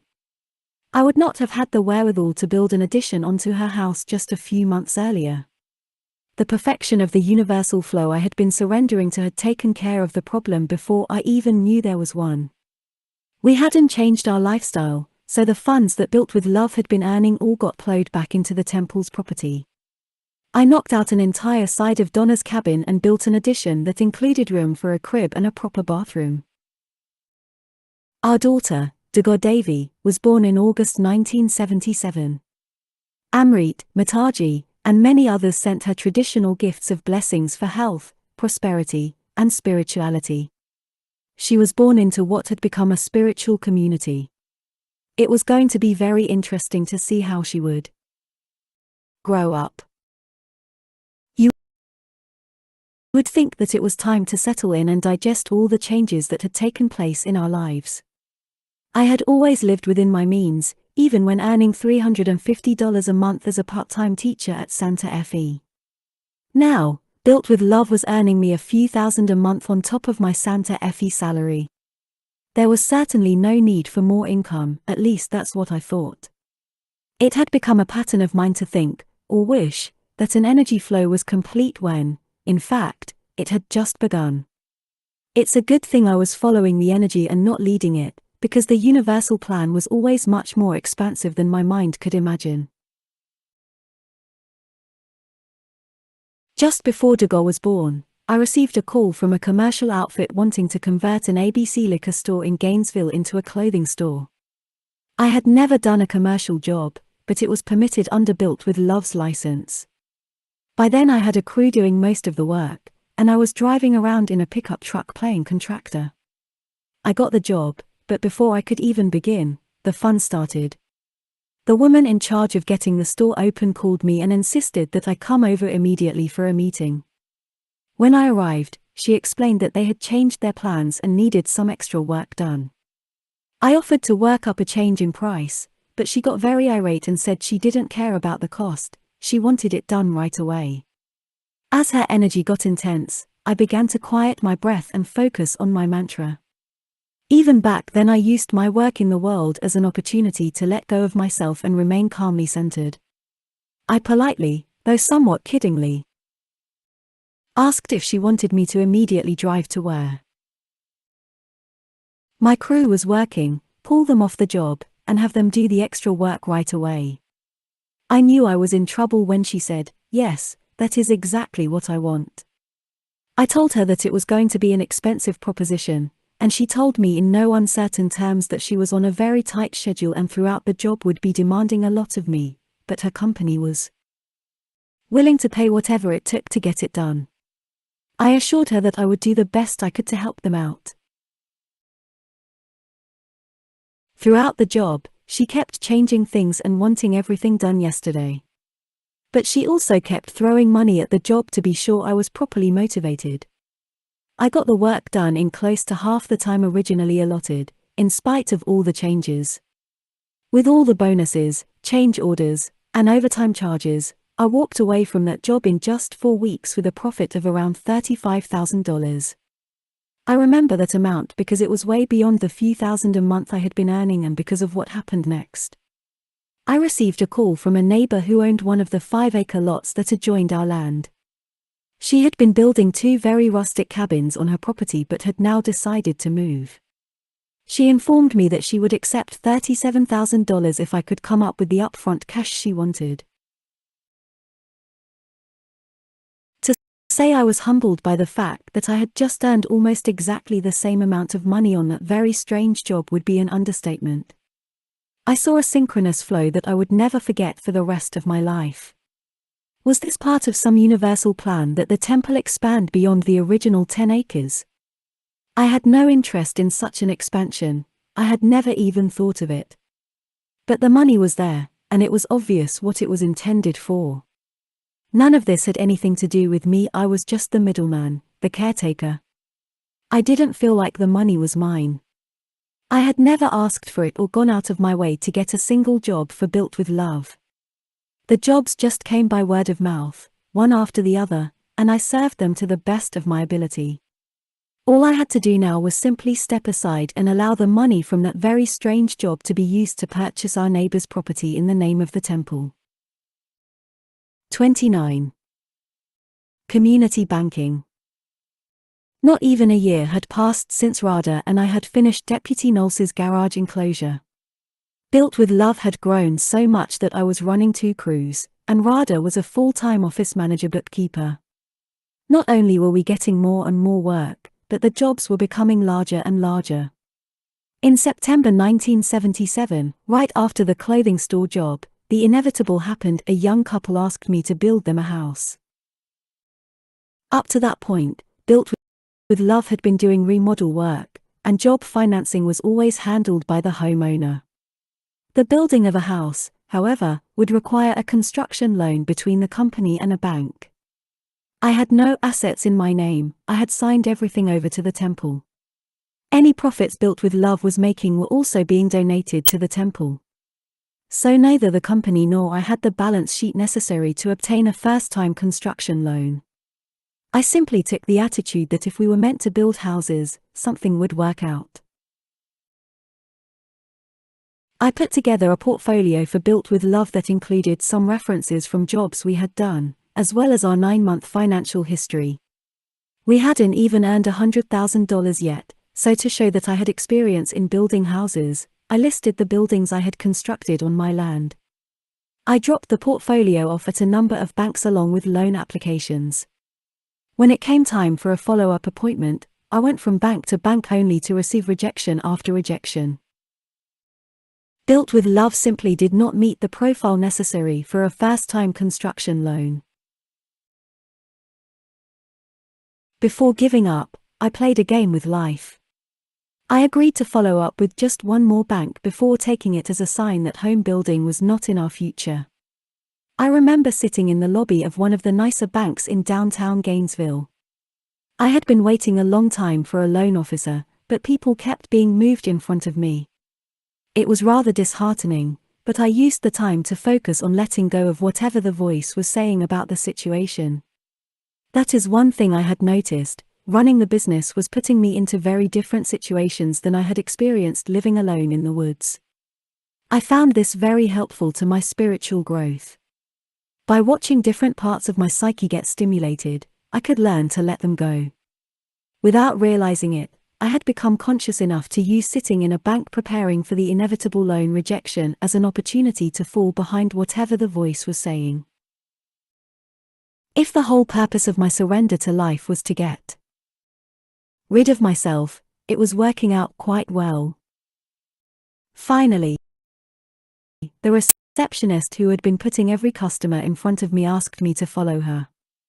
But she wasn't leading me to the group of loan officers in the open lobby area. She was taking me to one of the offices that overlooked the lobby.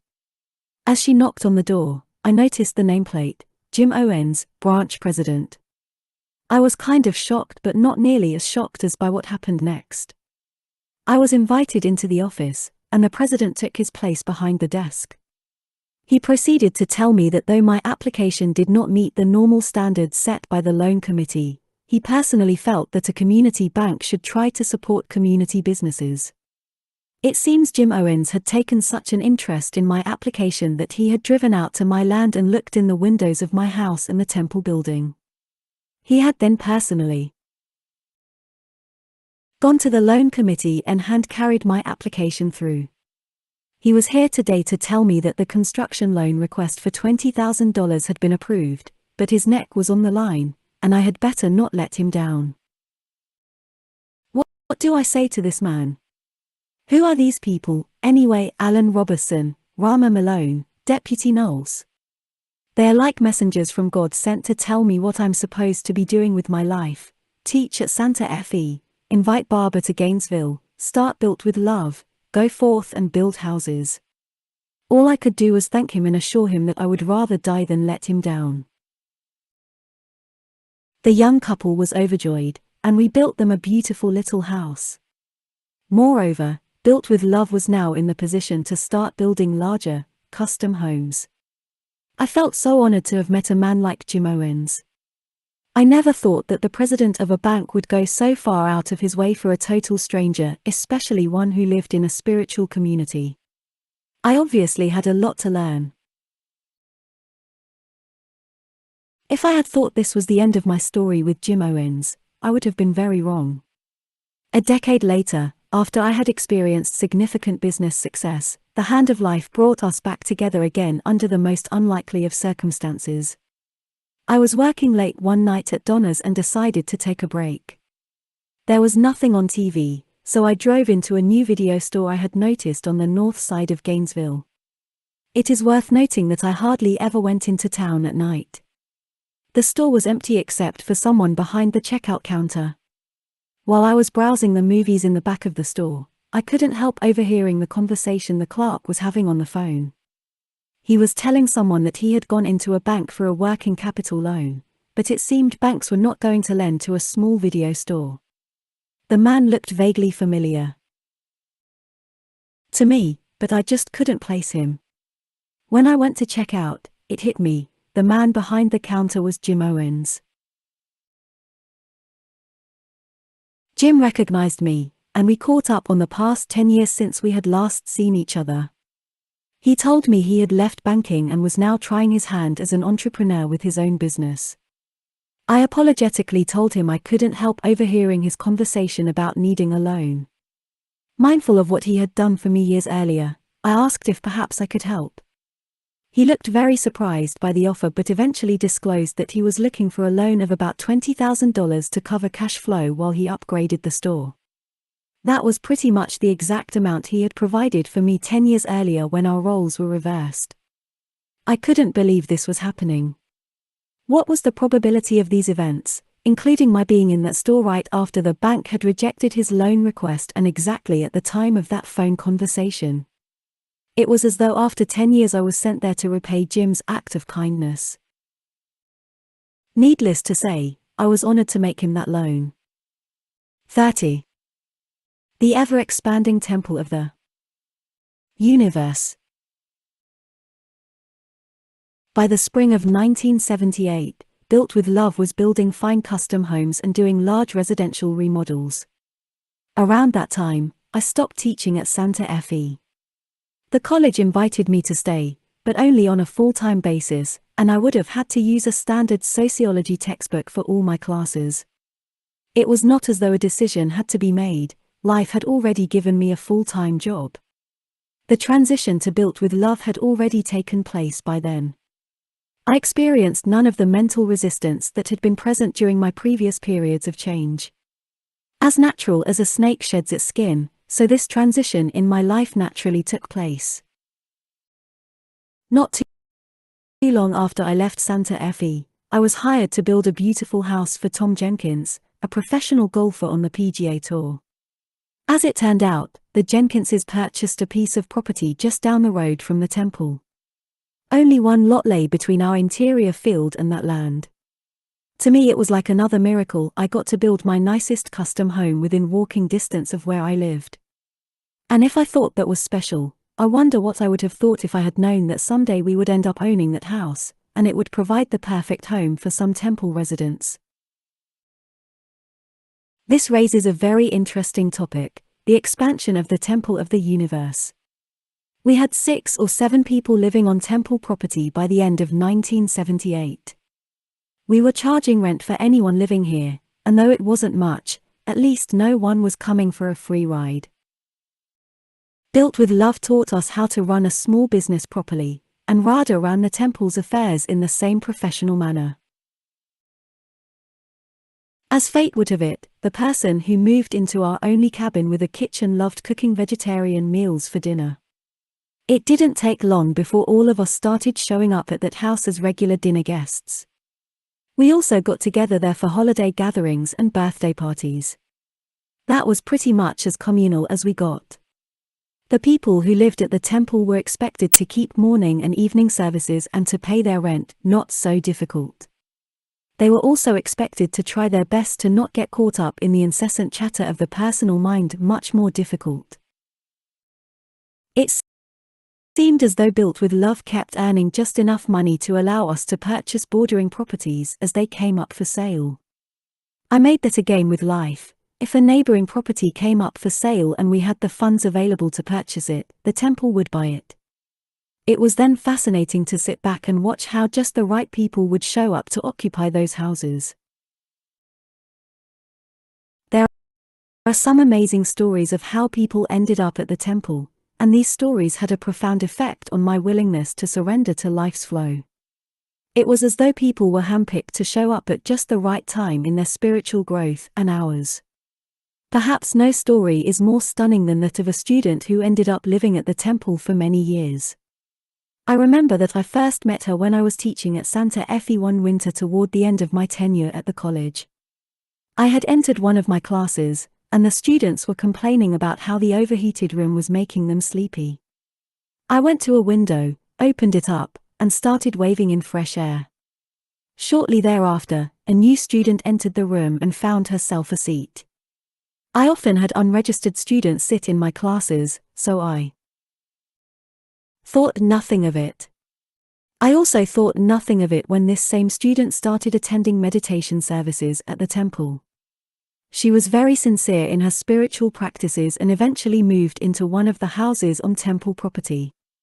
It was not until years later that she related to me how she had wanted to come to my class for a long time, but she had been too shy. She actually became teary-eyed as she told me how appreciative she was that I had seen her procrastinating on the walkway that cold winter day and opened the window to wave her in. I was stunned to hear what she thought had happened that day. When I related my side of the story, she realized it was actually life's hand that had beckoned her to rise above her fears and come into the class. Things like that just kept happening. I became deeply committed to serving the unfolding of that force. In fact, if you had asked me toward the end of 1978, I would have told you that I had surrendered my entire life to the universal flow, and it had taken over every moment. It taught me how to keep regular spiritual practices while working in the world and how to support others to do the same. It taught me how to build and run a successful business that would support the ever-expanding spiritual work. It taught me how to serve others by sponsoring statewide retreats for leading spiritual figures and by providing a home for what grew to a dozen or so very special and sincere seekers. I saw this work as something that could continue to grow in a linear fashion. I would never have guessed that I had seen nothing yet. It would have been beyond my comprehension that everything I had been taught so far was just the foundation for what was coming next. No one could have guessed that all that had transpired during those early stages of my surrender experiment was just the launching of a multi-staged rocket headed for the stars. 31. Metamorphosis of a creature. Before moving on to the tremendous growth of the 1980s, I should share another aspect of my life that was teaching me a great deal about surrender, my prison work. No matter how busy I got, every other Saturday morning I spent my time in the prison. Once Radha finished school, she began joining me on these visits. Radha also took care of the increasing correspondence with the inmates and brought in spiritually oriented books they requested. If I had to, I would have rearranged my life to not miss any one of those visits. It is difficult to explain how sincere those men locked up in a maximum security prison became about their inner freedom. The walls could hold their bodies, but nothing could imprison their souls except their own minds. They saw this at a very deep level. I taught them meditation and how to do a little yoga. But mostly what we discussed was letting go of oneself. They learned to watch that voice in their head, and they learned how to not listen to all the garbage it says. After my talk, we would have group sharing sessions. Sometimes one of the men would relate an incident that had happened during the week where that voice had told him to do something stupid. He spoke about that brief moment of awareness wherein he got to choose whether to listen or just let it go. Invariably, while telling the story, the inmate would start laughing about how in the past he would have just immediately expressed that destructive behavior. This time, he just let it go. My heart would melt. Listening to them share with one another how to do this, how to let go of yourself. No words can express how honored and grateful I was that life had serendipitously put me in those sessions. Most of my group were in for life, but periodically some of them would get shipped off to another institution. The ones who stayed at Union Correctional Institution for a long time formed deep bonds and encouraged one another in the spiritual life. Often one person in the group got the teachings so deeply that he became a leader for the others. I will recount the story of one such unlikely person because of the insights into surrender that the story portrays. It was back in 1975 when I first met David. My group was meeting upstairs in the chapel at Union Correctional Institution when a very large man walked up front and sat down close to me. He was the size of an NFL football player, not fat, just big. After my talk, he came up to me and said, "Hey, my name's Creature, and I'm an outlaw." I had heard of the Outlaws. They were a motorcycle gang like the Hells Angels. I got up, stuck out my hand, and said, "Hi, I'm Mickey." That was my first encounter with a guy named Creature. The name on Creature's shirt read, David Clark. He came to every one of my classes from that day forward. Most of my group was either black or Hispanic, and David stood out as a white Southerner. It intrigued me as to what would keep a person with his history in this group. Little by little, I saw that he was very sincere in wanting to improve himself and grow spiritually. He started to ask for a number of books. He began with Yogananda's Autobiography of a Yogi. A few visits later, I noticed that Creature was carrying a picture of Yogananda around with him. I didn't know what to make of this very sincere and intelligent person who was serving multiple life sentences for what he had done as one of the leaders of one of the most violent motorcycle gangs in the country. I will tell you that I felt tremendous love for him and was deeply honored that life had brought us together at this important stage of his growth. David would generally approach me after class and ask some very deep questions indicative of someone who had been meditating a lot. In fact, I could tell from his interaction with others in the group that David had been organizing meditation sessions for the men in his cell block. This went on for years. David became a leader who was obviously friends with, and respected by, the rest of the group. One day, David approached me and said something had happened that was going to affect his ability to come to the group. Authorities had apparently uncovered the bodies of some rival gang members from many years earlier, and David and a few other outlaws were going to be charged. He didn't seem disturbed by this turn of events. In fact, he told me that he saw it as a way of working off some of his past karma. He had done bad things in the past, and he wanted the opportunity to work them through. I was humbled by how completely surrendered and at peace David was with the situation. While awaiting trial, David was placed in confinement in the high-security lock-up cells of a building called The Rock. The Rock housed the original cell blocks at UCI, which dated back to 1925. The living conditions were so atrocious in The Rock that it was finally torn down in 1999 under court order. I was not allowed to see David while he was in lockup, but he wrote and told me that he had been spending hours a day in meditation and chanting. Once when Amrit was scheduled to come down for one of his annual retreats, David wrote us about how much it would mean to him to meet a great yogi like Amrit. David knew that given his condition, it would never happen. But you could feel the sincerity of his devotion radiate from the letter. I sent the letter to Amrit and asked if he was willing to visit David if I could arrange it. Amrit had never been in a prison before, but he was very moved by the letter and David's whole story. Amrit's simple response was, "How could I not?" I used every connection I had at the prison. I had become very close with the chaplain over the years, and the warden was familiar with me because of donations we had made. Each year after the start of Built with Love, we would donate thousands of dollars to enhance the chapel and help the chaplain serve the needs of the inmates. Ultimately, I received permission for a visit between Amrit and David. The conditions were very strict.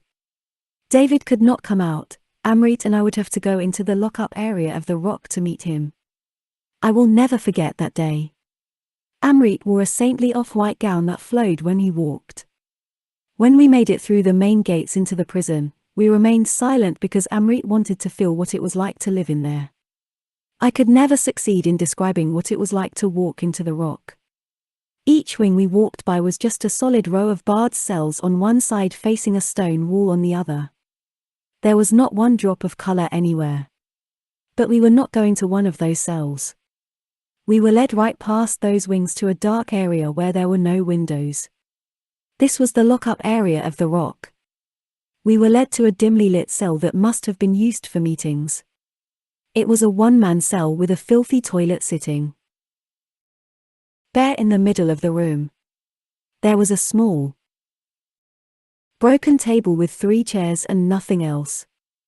Amrit and I took our seats at the wobbly table while a number of guards stood around. After a short while, David was led into the cell. He was shackled hands and feet, but he looked beautiful to me. I was so glad to see him again. We hugged, and I introduced him to Amrit. We all took our seats at the table with David sitting opposite Amrit. We sat there for a long time with David's head facing downward. The energy in the room felt like the temple after Amrit had finished chanting mantras. It was so strong that you could hardly think. Not a word was spoken until Amrit asked David what he was feeling. David lifted his head to speak, and that was the first time I could see his face. Tears were pouring down his cheeks, and his face was aglow with a gentle light.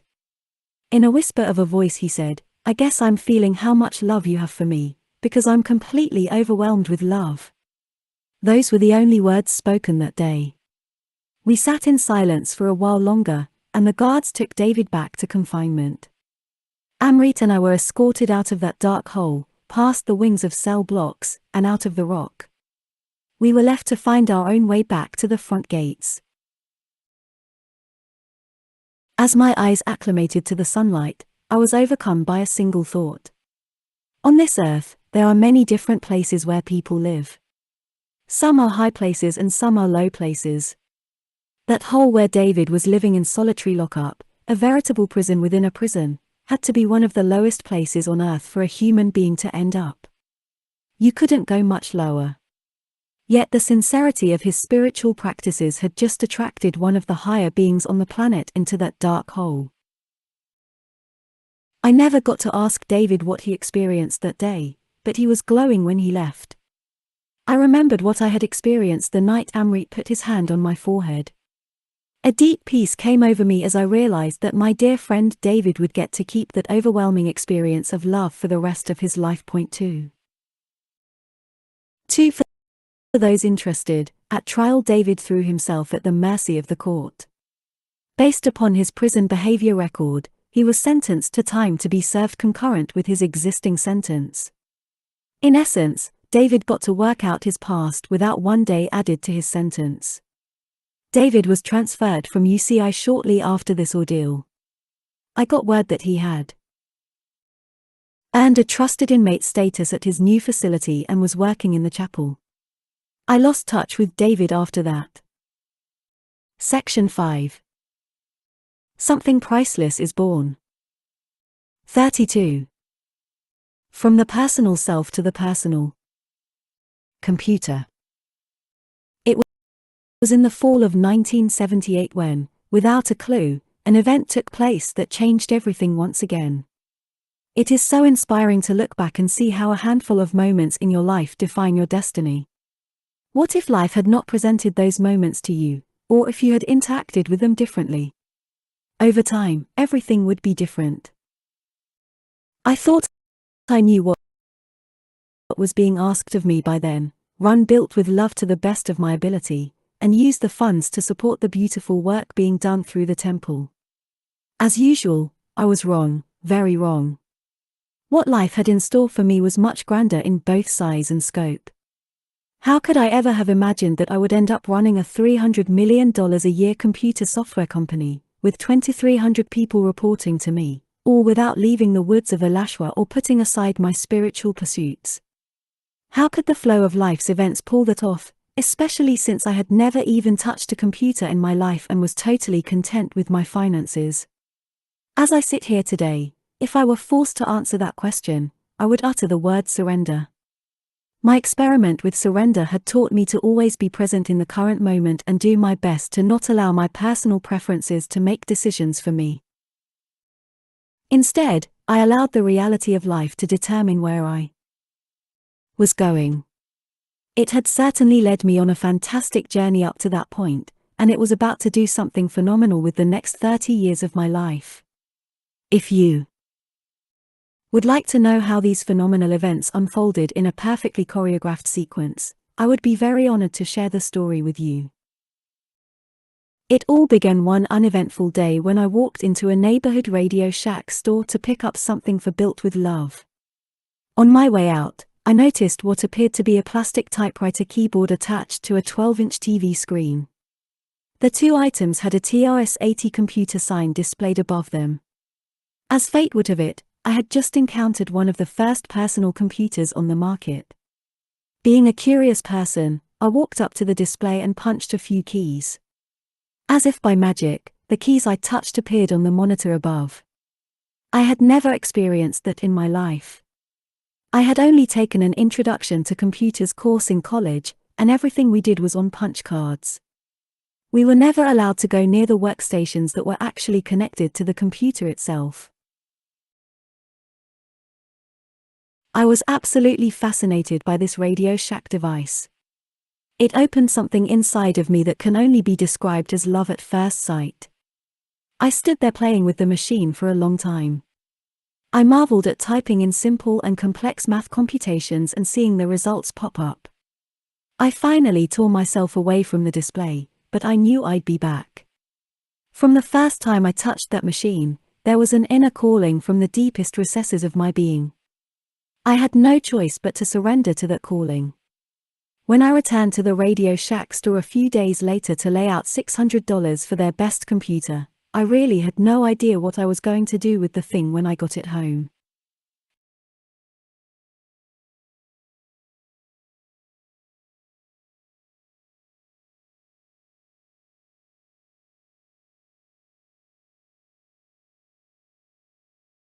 Home. I just knew I was meant to have it. My first computer was a Radio Shack TRS-80 Model I with just 16K of memory, a 12-inch monitor, and a standard cassette recorder for storage. That was all that was available at the time. It came with a simple user's manual for the basic programming language, and that was about it. You were pretty much on your own. When I got the computer home, I buried myself in learning the programming commands and seeing what they could do. For some reason, everything was so natural to me. It wasn't like I was learning something new, it was like I was remembering something I had always known. My mind became very quiet the moment I sat down at the machine. It was very much like entering meditation. The energy would rise up and focus beautifully at the point between my eyebrows, and a peace would come over me. Apparently, I was meant to be working with this computer. I didn't question it, I just continued to surrender to what was happening. Before the computer showed up, I already had 2 full-time jobs, Temple of the Universe and Built with Love.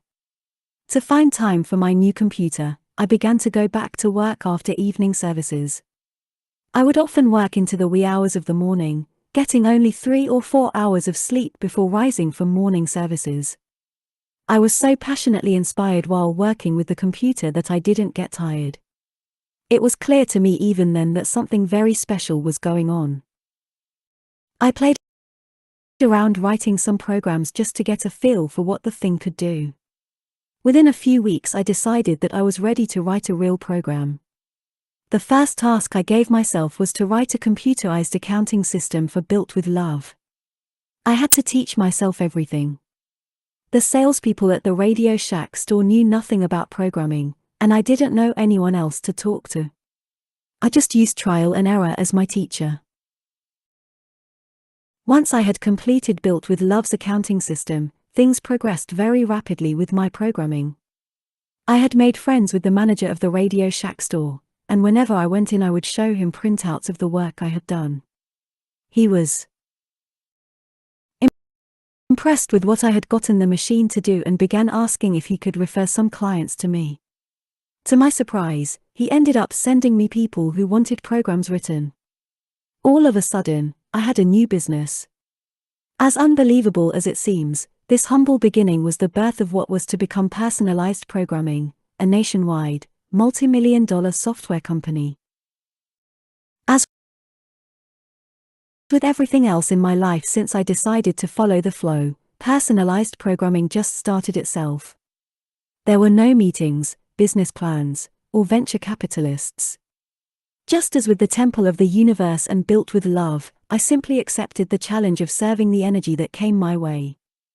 I never left the woods. All of this came to me unasked for and unwanted. Fortunately, I really loved helping people.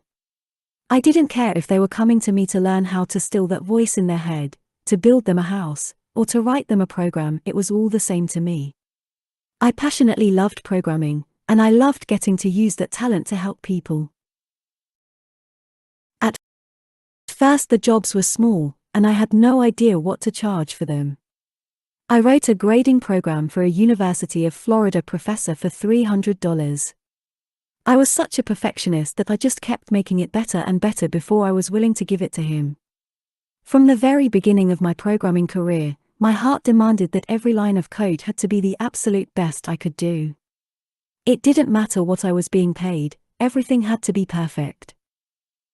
During 1979, I began spending more and more time sitting in a room programming by myself. When the manager at Radio Shack asked if he could refer his customers to me, I had no idea what to expect. I started getting calls from Radio Shack stores all around Gainesville and from stores as far away as Jacksonville. Soon I was getting more requests than I could handle. Being schooled in economics and understanding the law of supply and demand, I began raising my prices. It didn't help, the jobs just kept on coming. Around that time, I began noticing that every job seemed perfectly sequenced to advance me to the next level in my programming career. Though I was sitting in the woods working alone, let there be no doubt about it, life was turning me into a professional programmer. It didn't take long for me to realize that writing custom software took a lot of time, and I was better off selling available software to satisfy my clients' needs. I became a dealer of one of the top accounting software packages sold by a company called Systems Plus in California.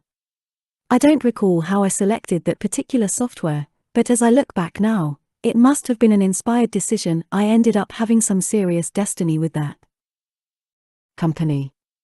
By late 1979, I was doing more and more work selling the accounting package and the related hardware and support. I took such good care of my clients that even Systems Plus began referring customers to me.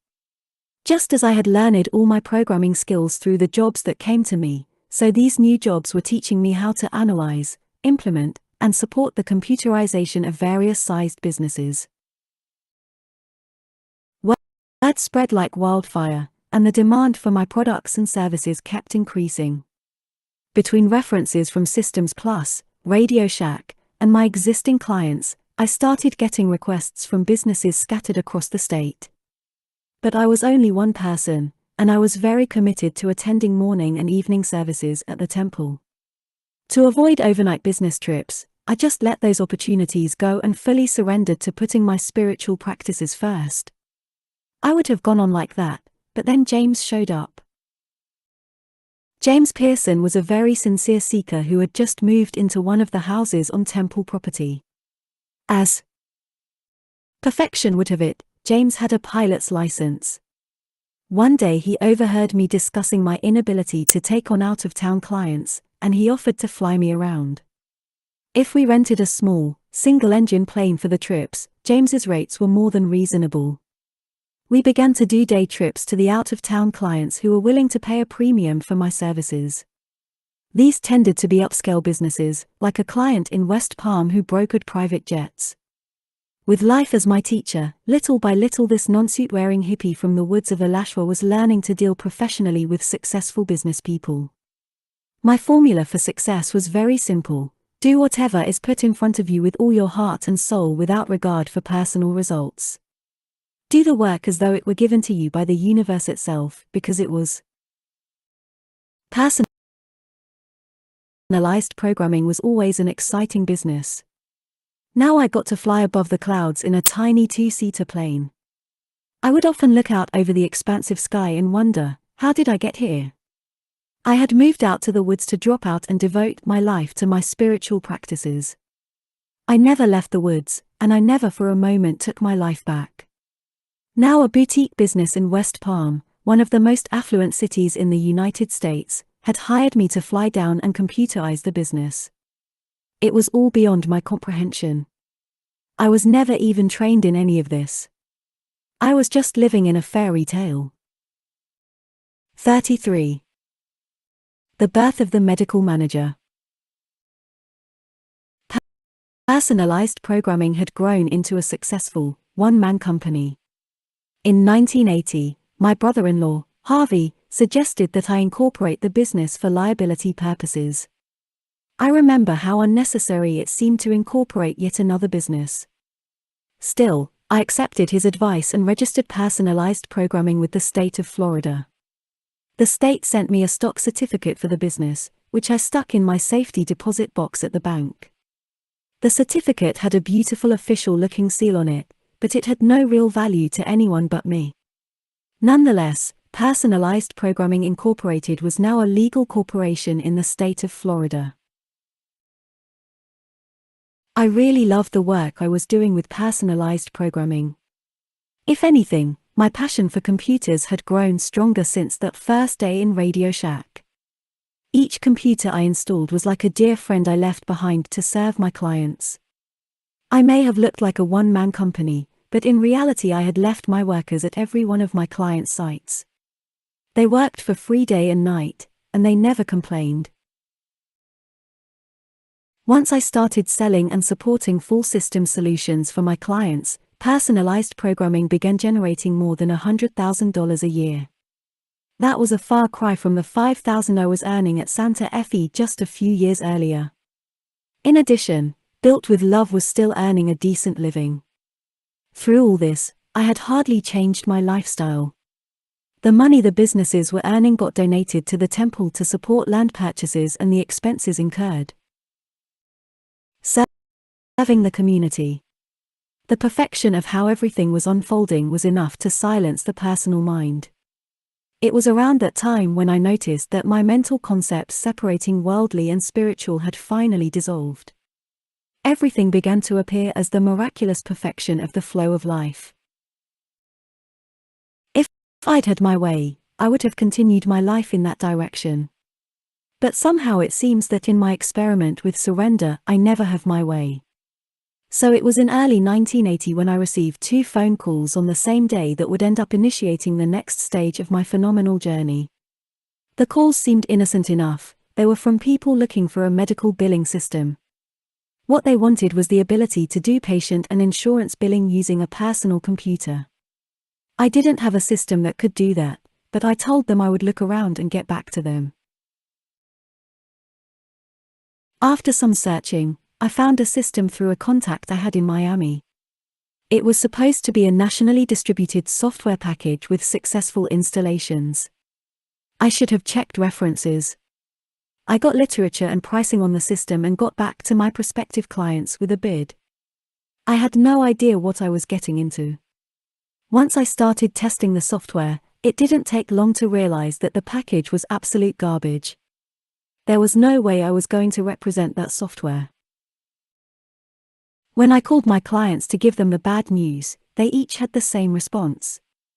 They said they had heard that I was a very reliable programmer who had written custom software for numerous businesses.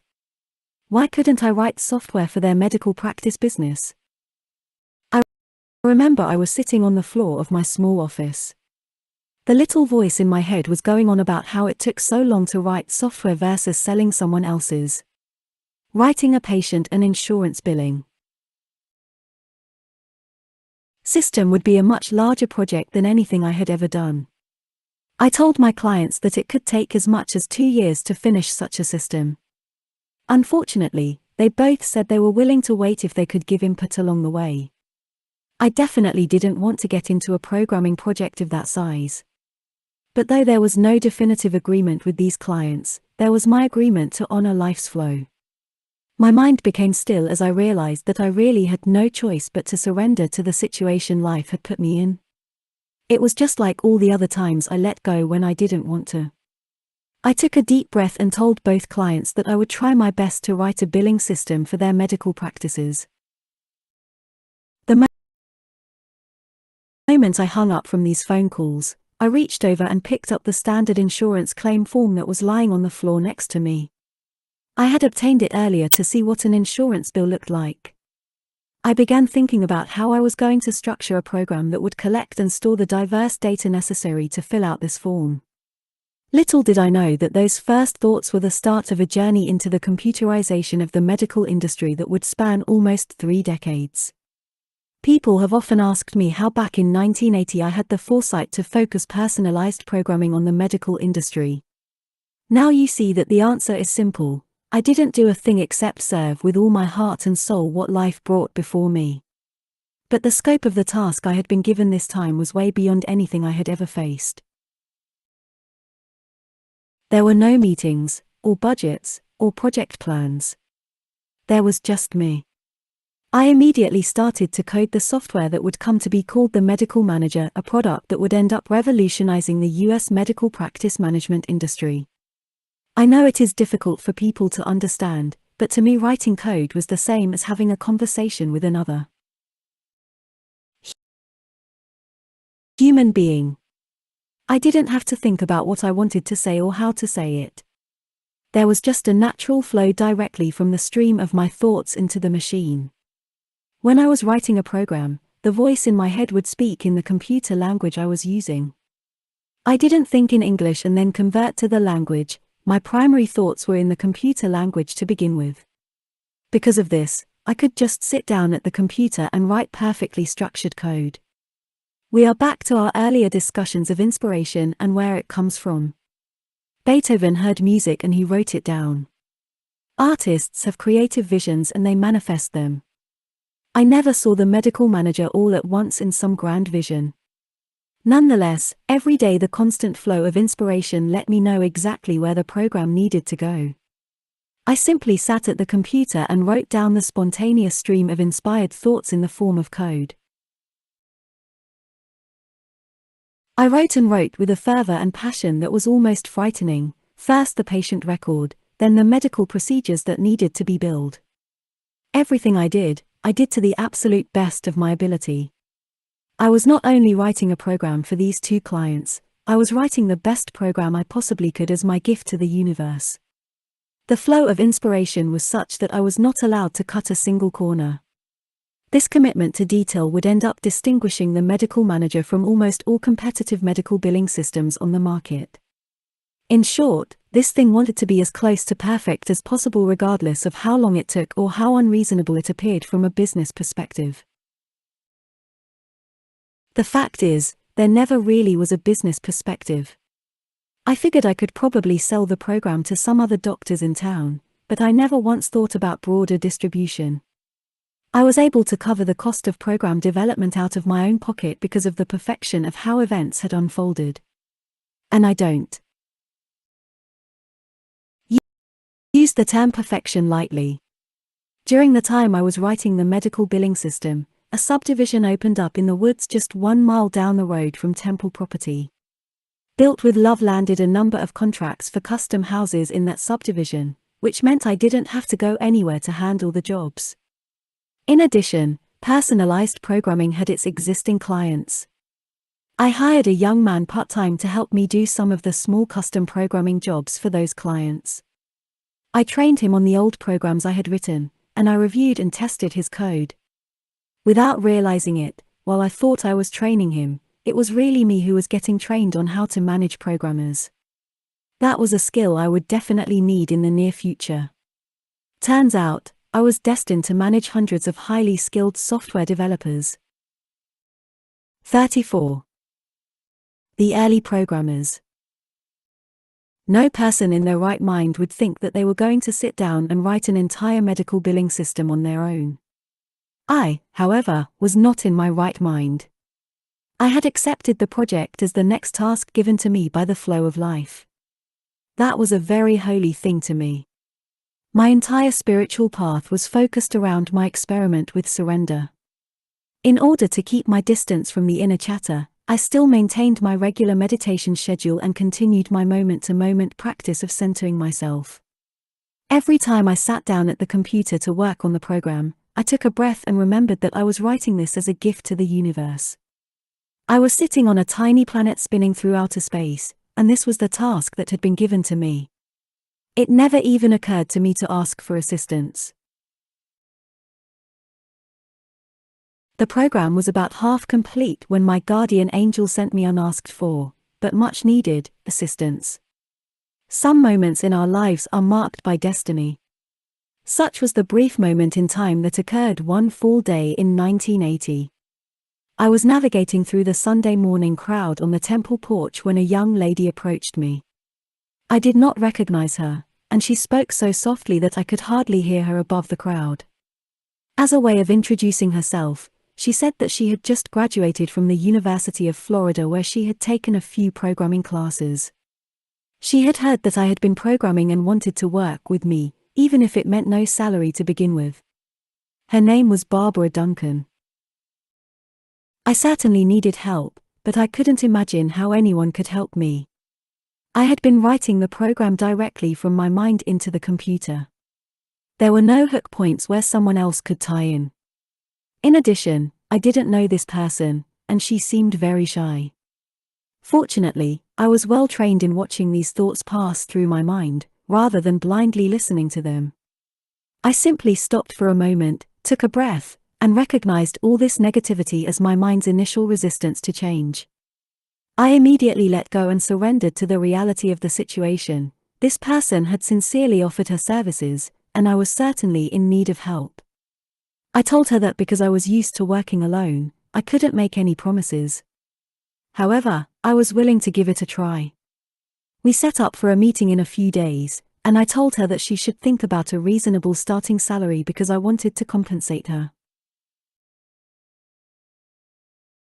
The level of talent and competence that was hidden inside this person who just happened to show up at the temple is beyond my comprehension. Barbara was definitely very scared and shy in the beginning. Then for the next 20 years she kept stepping forward to accept and excel at whatever was asked of her. She also started coming to all the temple's daily services and moved in shortly after starting to work for me. Barbara was really personalized programming's first full-time employee, and she became a foundation block of both the company and the temple community. It turns out that this shy young lady I met on the temple porch that day had a brilliant mind and the heart of a warrior. When Barbara started working for me, I was already halfway done with the program. I had never actually verbalized my thoughts to anyone, so sharing my vision for the overall system with another person helped tremendously. We made a wonderful team, and it was clear that Barbara was perfectly capable of taking my vision and running with it. This became essential once the number of programmers began to grow. In short, Barbara was a gift from God. She showed up exactly when I needed her, at a time I was not even wise enough to know that I needed her. I never looked for her, she just appeared. In truth, it was the same with Radha. From day one she took responsibility for all the accounting and office management functions of the businesses and the temple. 30 years later she is still living at the temple and managing its affairs. It was as though these people were handpicked for the disciplined spiritual lifestyle of the temple and were also perfectly suited for the highly skilled jobs that were being created. I saw this happen again and again as the businesses expanded. It felt like I was dancing with the perfection of the universe. I didn't fully realize it at the time, but witnessing the results of my surrender experiment was doing more to get rid of the burdensome sense of me than my hours of spiritual practices. I was well aware that I was not causing these events to unfold so perfectly, but I was deeply honored to watch the perfection of life unfold before my eyes. We brought on a couple of additional programmers over the next year. By the time we were done with the first version of the software, there were 4 of us working full-time. We needed the additional help coding mostly because the designs Barb and I were turning out were never the simplest way to get things done, they were simply the best way. For example, one of the most interesting and important modules we wrote was the one that printed the insurance claim forms. I remember the days I spent with my clients going over their insurance billing needs. You basically had to be a rocket scientist to understand all the minute differences between how these practices were filling out the supposedly standardized forms. But they insisted that each of these differences was essential in order to get properly paid by different insurance companies. Barb and I managed to develop a very sophisticated, template-driven system that would allow the practices themselves to specify how they wanted to fill out the forms for any particular insurance company. We were committed to developing a system that would perfectly handle a practice's insurance billing needs, and this became one of the main reasons for the rapid acceptance of the software. In a very short period of time, medical manager practices would be defining hundreds of different templates needed to handle the nation's insurance companies. This provides a glimpse of the level we went to with the medical manager, even with the very first version. We kept bearing down and doing everything to the best of our ability. I had never in my life been involved in anything that demanded the level of perfection of that program. It was like a polished diamond by the time it was done. To me it was a living entity, and I felt tremendous respect every time I touched it. Just look at the amazing flow of life's events that created this program. I felt like it had a life of its own, and we were just here to serve it.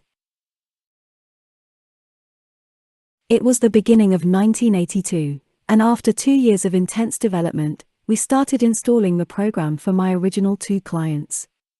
Given that none of us had ever written such a comprehensive program before, the installations moved along very smoothly. I never once thought about what would happen after those sites were installed. We were completely focused on writing and delivering the absolutely best system we could because that was the task life had given us. The program's destiny after the initial installations would have to unfold completely on its own, exactly as had happened every step of the way so far. 35. Preparing for launch. Along with the great strides the program was making, I was pleased to see events unfolding that benefited those around me, especially Barb, who was working really hard. Around this time my neighbor Bob Tilchin decided to move, and the temple purchased his property.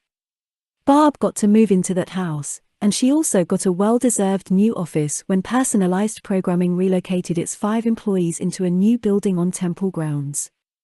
I got a nicer office as well, and some very important events were destined to take place there, none more important than a destiny-filled phone call I took while sitting at my computer one day. We had just finished our first installation of the medical manager, and I was finishing up the manual for the program when the phone rang. It was Systems Plus, the distributor of the accounting program we were selling. I was a very small dealer of theirs, and they didn't generally call me. I had placed a call a few days earlier to report problems with a new piece of software they were releasing. The customer representative at Systems Plus introduced herself as Lorelei. She was very apologetic for the problems they were having. At some point in her apologies and assurances, she told me that I should remain receptive to their new software releases because they planned on being the leading company for small business software. She said they were expanding beyond general accounting and were currently looking for a top real estate package, legal package, and medical billing package. When I heard her say medical billing package, she caught me by surprise. At first I was too embarrassed to say anything. Systems Plus was this big, Silicon Valley computer company, and I was a guy in the woods who had taught himself to program. Sure, I had spent the last 2 years writing our medical billing program, but it had only been installed in one small doctor's office for a few weeks. Though the voice in my head was assuring me that Systems Plus would have no interest in my little software program, I took a breath, surrendered to the moment, and informed Lorelei that I had just finished a medical billing package. She started to say something and then stopped. After a brief pause she said, "Wait a minute, my boss just walked by, let me see if he's interested." I had absolutely no idea what to think. When Lorelei returned to the call, she told me her boss was very interested in reviewing any software that could do a medical practice's billing. She encouraged me to send in the system along with the manual I was just completing. We got off the phone, and I was stunned. What had just happened? I had never even thought about finding a software distributor. Then one of the industry's top business software distributors calls me in the middle of the woods in Alachua, Florida, and ends up asking to see my system. I found out later that when Lorelei mentioned her boss, she was referring to the president of the company, Rick Merlick, who had just happened to walk by her desk at that exact moment. Perhaps now you can see why I have learned to so deeply honor the flow of life. It took me a week or two to pull everything together and ship it off to Systems Plus headquarters. There was something very surreal as I stood there offering the finished package up to the universe. I had simply been following the flow. I hadn't had any expectations, hopes, or dreams about anything. For many years now, I had just been putting one foot in front of the other, serving whatever was put before me to the best of my ability. To me, I was not a computer programmer, I was a yogi living in the middle of the woods. I had bought a tiny toy computer for $600 some years earlier, and I had played around with it. I got tricked into spending 2 years of my life writing a medical billing package after my mind had already decided that writing software was too time-consuming. Now, without my making a single call, I was about to send something I had programmed off to the president of a successful software company out in California. How does such a thing happen, even in a fairy tale? A few weeks later, I got a call from Systems Plus informing me that the company president wanted to fly out to Alachua to meet me face to face. I agreed, and in no time at all Rick Merlick was sitting on the couch in my office telling me that he wanted to distribute my software. He said it was about the best he had ever seen, and he could do a great job representing it in the marketplace. I enjoyed both his frankness and his positive praise, and I immediately felt comfortable working with him. It is important to understand that the way I viewed the unfolding events was that this man sitting before me had been handpicked by the universal force to take my child out into the world. Just as Barb had shown up out of nowhere and turned out to be the absolutely perfect person to help me, so this man might as well have manifested out of thin air and told me he had been sent to distribute the software package. I neither contacted another distributor nor viewed any other options. I surrendered to the perfection of the flow. As Rick and I shook hands on our intent to enter into a distribution arrangement, we couldn't possibly have known that for the next few decades of our lives we would be involved in a fantastic voyage together. It should come as no surprise that Rick and Systems Plus turned out to be the absolutely perfect distributor for the Medical Manager product. Life had worked its magic once again. Systems Plus informed me in September that the company was going to launch the Medical Manager in November at the upcoming 1982 Computer Dealers Exhibition, Comdex. Held in Las Vegas each year, Comdex was the largest computer trade show in the country and the second largest in the world. Systems Plus was planning to feature the product in its huge booth, so the pressure was on to get the distribution agreement signed and to ship the finished version of the software out to California. It turns out that the temple had a large retreat scheduled for 1st of October that year for Ram Dass. That was exactly the deadline Systems Plus had given me to send them the finished version. Since I didn't get the software shipped before leaving for the retreat, Ram Dass ended up with it on his lap the entire drive down. At one point he asked me in his very no-nonsense way of speaking, "Is it any good?" I answered him by saying that I had no idea, it could be worth nothing or it could be worth $1 million. Turns out I was off by a few zeros. I always had tremendous respect for Ram Dass, as do all of us who grew up under his aura of absolute honesty with oneself. The perfection of circumstances that had him holding that piece of software just before it launched into the world was amazing to me. Who knows how these things work? I certainly don't claim to know a thing. I watched how this software was conceived, and I saw it attract exactly what it needed to not only get written but to be a leader right out of the gate. It then magically attracted its own first-rate distributor and was now sitting on the lap of one of the most respected New Age spiritual teachers in the world. This program had a destiny of its own, and it was about to take us all on a journey, the likes of which we never could have imagined. Section 6. The Forces of Natural Growth. 36. The Foundations of a Successful Business. The launch of the Medical Manager at the Las Vegas trade show was a sight to behold. I flew out to see Systems Plus at work and to meet the company's people. I had never been to anything like that show in my life. Remember, I had been living in the woods for years. At Systems Plus's booth, the Medical Manager banners were plastered all over the place. It's one thing to see your kid grow up for 18 years and then watch her honored at her high school graduation. It's quite another thing when your kid was just born a few months ago and was now center stage of a very professional production at a show the size of Comdex. Systems Plus had one of the larger booths at the show, and everyone did a wonderful job presenting the product. The market was ripe for medical billing software, and there was tremendous interest at the booth. I marveled at seeing all the Systems Plus salespeople demonstrate the product. The Medical Manager had no warm-up period.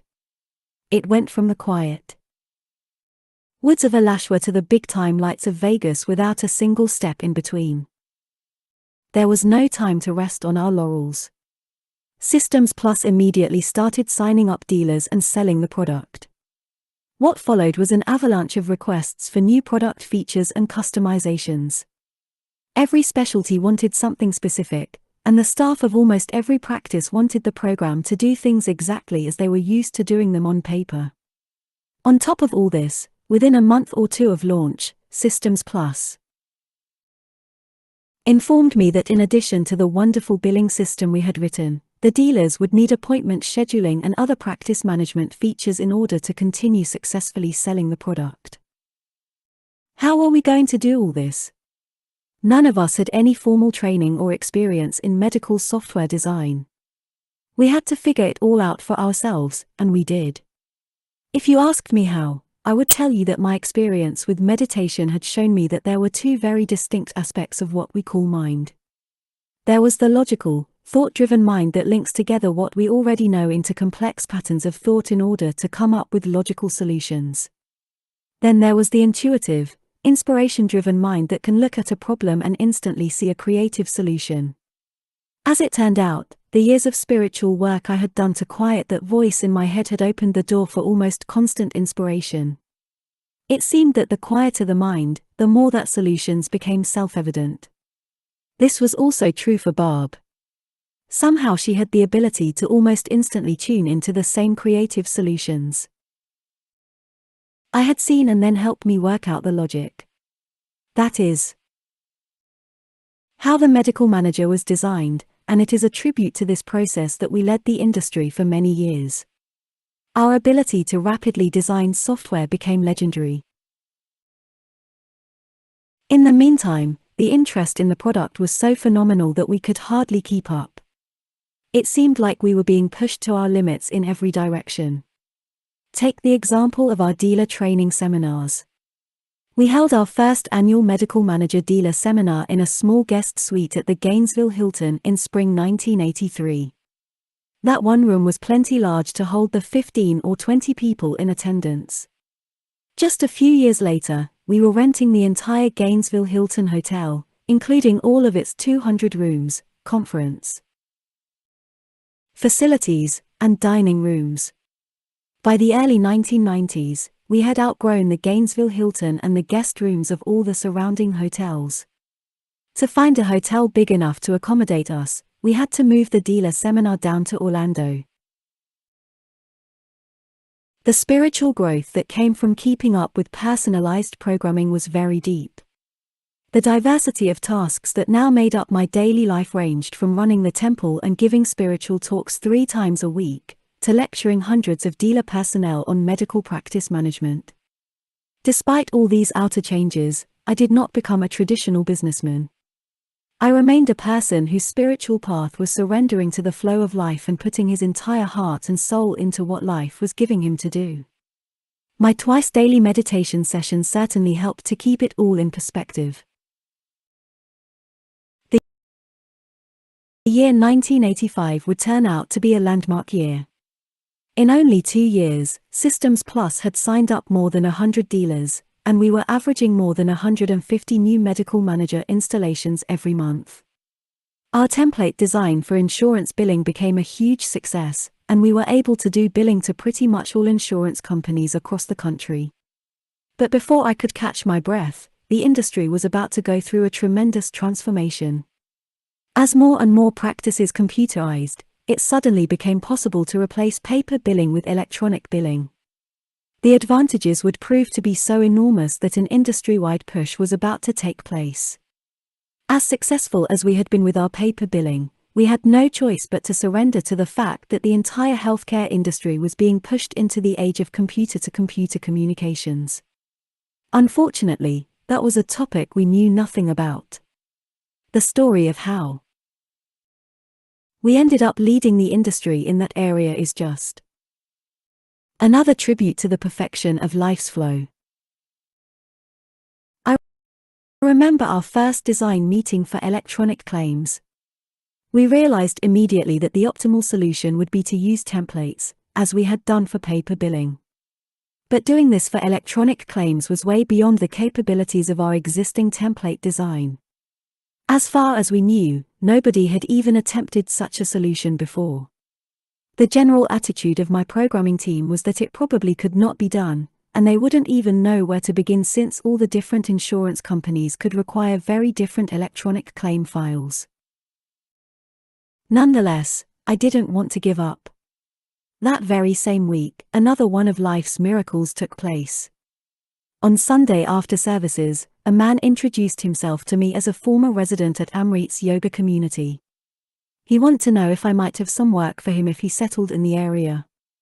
His name was Larry Horwitz, and I vaguely remembered that some people at Amrit's had told me how bright he was. I assessed his background and talents, and it dawned on me that, once again, life may have sent us the perfect person to tackle the problem at hand. Though Larry had absolutely no background in insurance billing, he got really interested in our innovative approach to electronic claims. I decided I might as well give him a try. After only a broad overview of the project, I left him pretty much on his own to see what he could come up with. By himself, Larry studied every one of the 250 specification books from the nation's insurance companies and mapped out exactly what we would need in order to use templates to handle the entire country with one program. We implemented these changes, and the medical manager now had an electronic billing program with designed technology that far surpassed others in the industry. The response was phenomenal. Larry became so busy creating the templates that we had to build an entire department around him. The insurance companies ended up changing their specifications on a regular basis, and 25 years later, Larry Horwitz was still in charge of electronic claims for the company. How does such a person just show up by himself exactly when needed? The medical manager led the industry in electronic claims. Our ability to submit claims directly to the Blue Cross Blue Shield and Medicare insurers nationwide drove the success of the product. By 1987 we were the first practice management system in the country that was able to submit claims electronically in all 50 states. In 2000, the medical manager was recognized for its accomplishments in computerizing the medical industry by being installed in the permanent archives of the Smithsonian Institution. The tremendous work we did in successfully converting tens of thousands of practices to electronic transactions has been preserved for generations to come. I saw all this as just another one of life's miracles. 37. The industry knocks on our door. Personalized programming was truly an anomaly. We were located in the middle of the woods in a small building on temple property. None of us were sophisticated business people or experienced professional programmers. We were just people who had been brought together by the energy to do a task. Normally, successful businesses have to plan their growth by developing business plans and financial budgets. In our case, our only business plan was to try to keep up with life's powerful wave that was carrying us forward. Our only budget was to hire whoever showed up who could help us. But no matter how hard we tried, it seemed that life just kept stepping things up to another level. A perfect example of how our miraculous growth took place organically can be seen by some unexpected phone calls I received in the mid-1980s.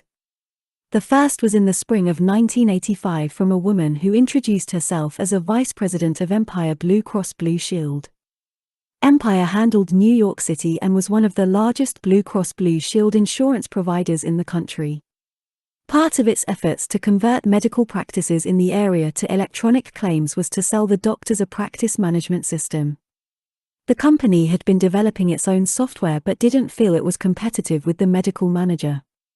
I was very honored when she told me that Empire wanted to drop its system and market the medical manager under a private label. You certainly couldn't beat having Blue Cross Blue Shield marketing your product to its doctors.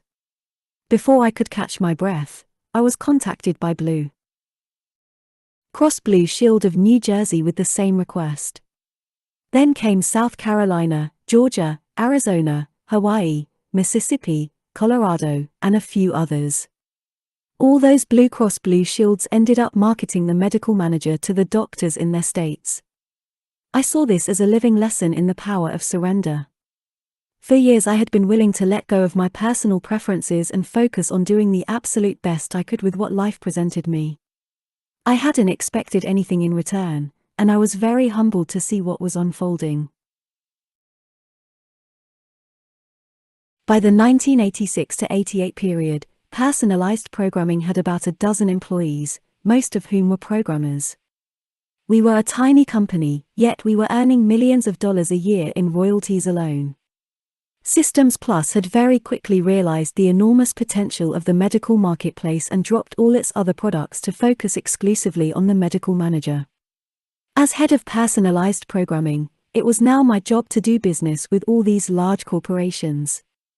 I had never worked at that level before. But just as life had given me on-the-job training to become a builder and a programmer, she was now training me to be a corporate executive. I had already seen too much, however, to be a conventional executive. Even in business, I intended to continue trusting the flow of life as my ultimate advisor. One thing I saw again and again on this ride with life was that the right person would show up at just the right time. I literally banked on that perfection, and it is amazing how it kept happening. Even our corporate attorney, Rick Carl, was into yoga and meditation. It seemed that life was surrounding me with spiritually oriented people, not only at the temple, but also in my business. How life managed to do this is perhaps epitomized by the following perfectly orchestrated sequence of events. It began when Systems Plus asked us to host a representative from a laboratory equipment company who wanted to meet the medical manager development team. It was rare that Systems Plus sent prospects out to the woods in Alachua, but in this case there was no choice. Systems Plus staff practically begged me to wear a jacket, laced-up shoes, and have everyone on their best professional behavior. Paul Dobbins was our visitor's name, and he had an extensive background as a senior technical analyst and product manager. I sent Rick Carl, our very presentable attorney, to pick up the gentleman from the Gainesville airport. When he returned, Rick stuck his head in my office with a grin on his face the size of the Cheshire Cat's. Then, in walks our important guest. The first thing I noticed was that he had a particular piece of jewelry wrapped around his upper arm. It looked remarkably similar to the special bangle that Yogananda used to wear. As it turned out, it was. Paul Dobbins was a follower of Yogananda, had taken the lessons, and had been doing Kriya Yoga for many years. You can be sure I was shocked, but imagine how he felt. He flies in from St. Louis on this important business trip to meet the president of the company that wrote the top-rated medical practice management system in the country. He walks into the president's office and sees pictures of Yogananda all over the place. At first, there were no words between us. Paul just sat down on the couch and took in the beauty of the moment. The energy in that room was befitting the presence of a master. I couldn't keep my eyes open, and Paul was visibly overcome.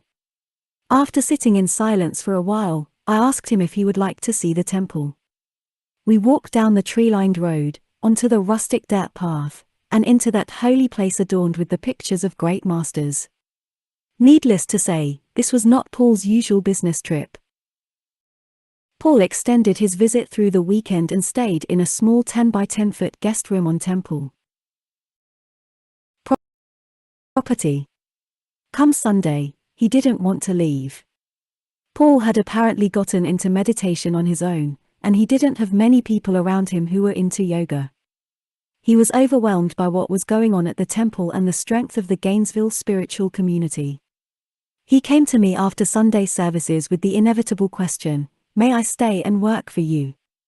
I felt deep in my heart that Paul belonged here and that he really wanted to be part of the temple and the business. But I didn't feel right about him just leaving the company that had sent him here, so I told him let's wait and see how things unfold. Some months later, I received a rather panicky call from Paul. He told me that his company had suddenly been sold, and his boss and many other employees were bailing out. Paul was turning in his resignation but wanted to continue working with the medical manager in some manner. Life's message was perfectly clear: it was time to offer Paul a job. Paul arrived in less than a week with some of his belongings. We allowed him to stay in that same 10 by 10 foot guest room until he found a place of his own. 5 years later, Paul was still living in that tiny room. I have no idea what he did with his belongings, but I do know that he came to morning and evening services at the temple like clockwork.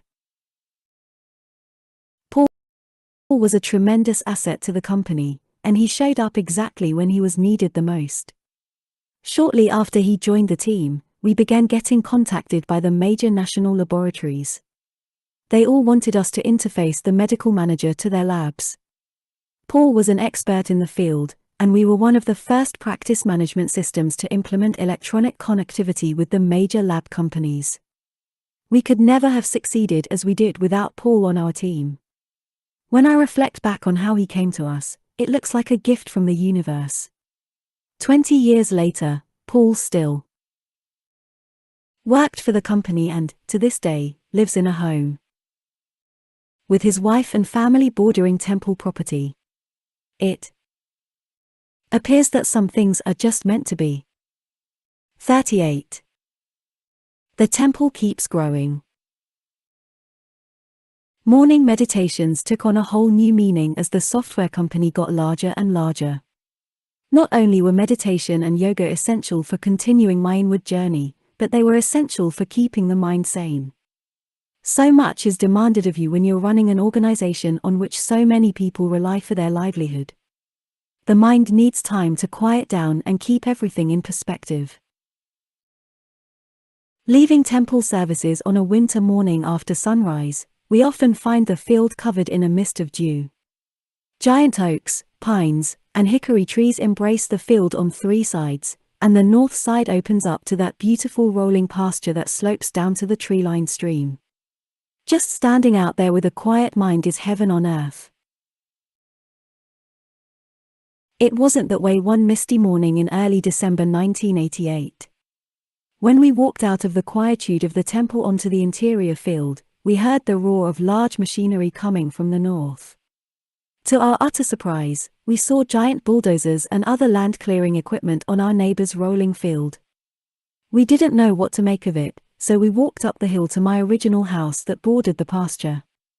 We located some of the workers and asked what was going on. They told us that they had purchased lumber rights to all the trees on our neighbor's property. Our neighbor to the north was a 1,000-plus-acre farm owned by a couple named Wilbur and Juliet. They were wonderful people whose house was on the farthest side of their property. From the temple. The land had been in their family for a long time, and they had great respect for the property. We didn't understand what was going on, so we gave them a call. When I was finally able to reach Wilbur, he explained that they were clearing what was left of their native forest and planting pines. That would provide a cash crop some 15 to 20 years in the future. I told him I would like to talk to him about it, and I asked if he would be willing to hold off clearing the land bordering our property until we met. He was hesitant but told me to tell the foreman to give him a call. In truth, I had no idea what I would say to Wilbur when we met, but I felt a deep obligation to do what I could to protect the beautiful woods on that land. As I drove over to Wilbur's, I focused on remaining open and receptive to the experience at hand so that I could see where life was taking it. As I look back now, I am so grateful that surrender had taught me to willingly participate in life's dance with a quiet mind and an open heart. When I arrived at Wilbur's, there wasn't any openness to selling us the 35 acres that lay between our property and the stream. I explained to him that the trees on that property were beautiful, and they should be spared. He agreed with the beautiful part, but he was running a farm, and pines were what they had decided to plant on the entire property. Our efforts seemed futile until I offered to lease the property at whatever price would assure that he earned more than the pines would yield him. Wilbur was an astute businessman, and that caught his attention. There was risk in any crop, but no risk in a secured, long-term lease. Wilbur named a price that was significantly higher than any farmer would pay to lease unimproved property. Nonetheless, it was still worth it from our perspective of protecting the trees and pasture of that beautiful piece of land. In the end, we signed a long-term lease with Wilbur that allowed us to preserve, protect, and have use of the property to our north, the property that I had once called the Elysian Fields. This experience only served to reinforce what I was learning from my experiment with surrender. Something that started out looking totally disastrous had ended up with a positive result. Time and again I was seeing that if I could handle the winds of the current storm, they would end up blowing in some great gift. I was beginning to view these storms as a harbinger to transformation. Perhaps change only takes place when there is sufficient reason to overcome the inertia of everyday life. Challenging situations create the force needed to bring about change. The problem is that we generally use all the stirred-up energy intended to bring about change, to resist change. I was learning to sit quietly in the midst of the howling winds and wait to see what constructive action was being asked of me. If that were the end of the story regarding that property, I would still label it a gift from the universe. But it was far from the end. Just 1 week after signing that lease, another piece of land came up for sale that bordered the core of our community. Remarkably, once we made that purchase, the land we had just leased ended up running along the entire northern border of all our property, thus tying everything together. It left me breathless to see all this unfold the way it did. I was playing a game with life, and every time life made its move, a part of my noisy mind fell away. Why was I needed? Everything was unfolding on its own much better than anything I could ever imagine, let alone do. I had said I would purchase adjoining property if it were presented to me and if we had the necessary cash. The temple was now up to 85 acres, including the leased land. As we will see shortly, this leased land was destined to play a much larger role in what life had in store for us. It was not just with the temple property or the meteoric success of the business that miraculous events were taking place. Little things were happening on a regular basis that were so unlikely, they chipped away at the rational mind. One of these amazing events took place during a business trip to Boston in the late 80s. With so many Blue Cross Blue Shields private labeling the medical manager, I had received a request from Blue Cross Blue Shield of Massachusetts to come up for a meeting. I arrived in Boston late afternoon, and I was starved. I had rushed around all morning and not eaten a thing all day. Instead of eating junk food while traveling, I figured I would get checked into the hotel and find a nice vegetarian restaurant.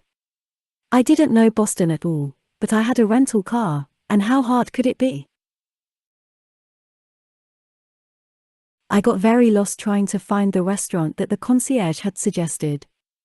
After close to an hour's drive, I ended up in Harvard Square. I drove around looking for a vegetarian restaurant in that area, but I couldn't find one. In a big city like Boston, I had been hoping for a high-end vegetarian meal. Now I would be perfectly happy with just brown rice and veggies. I decided to quit driving around and just order room service from the hotel if I could find my way back. Somehow I managed to get lost again and ended up back in Harvard Square.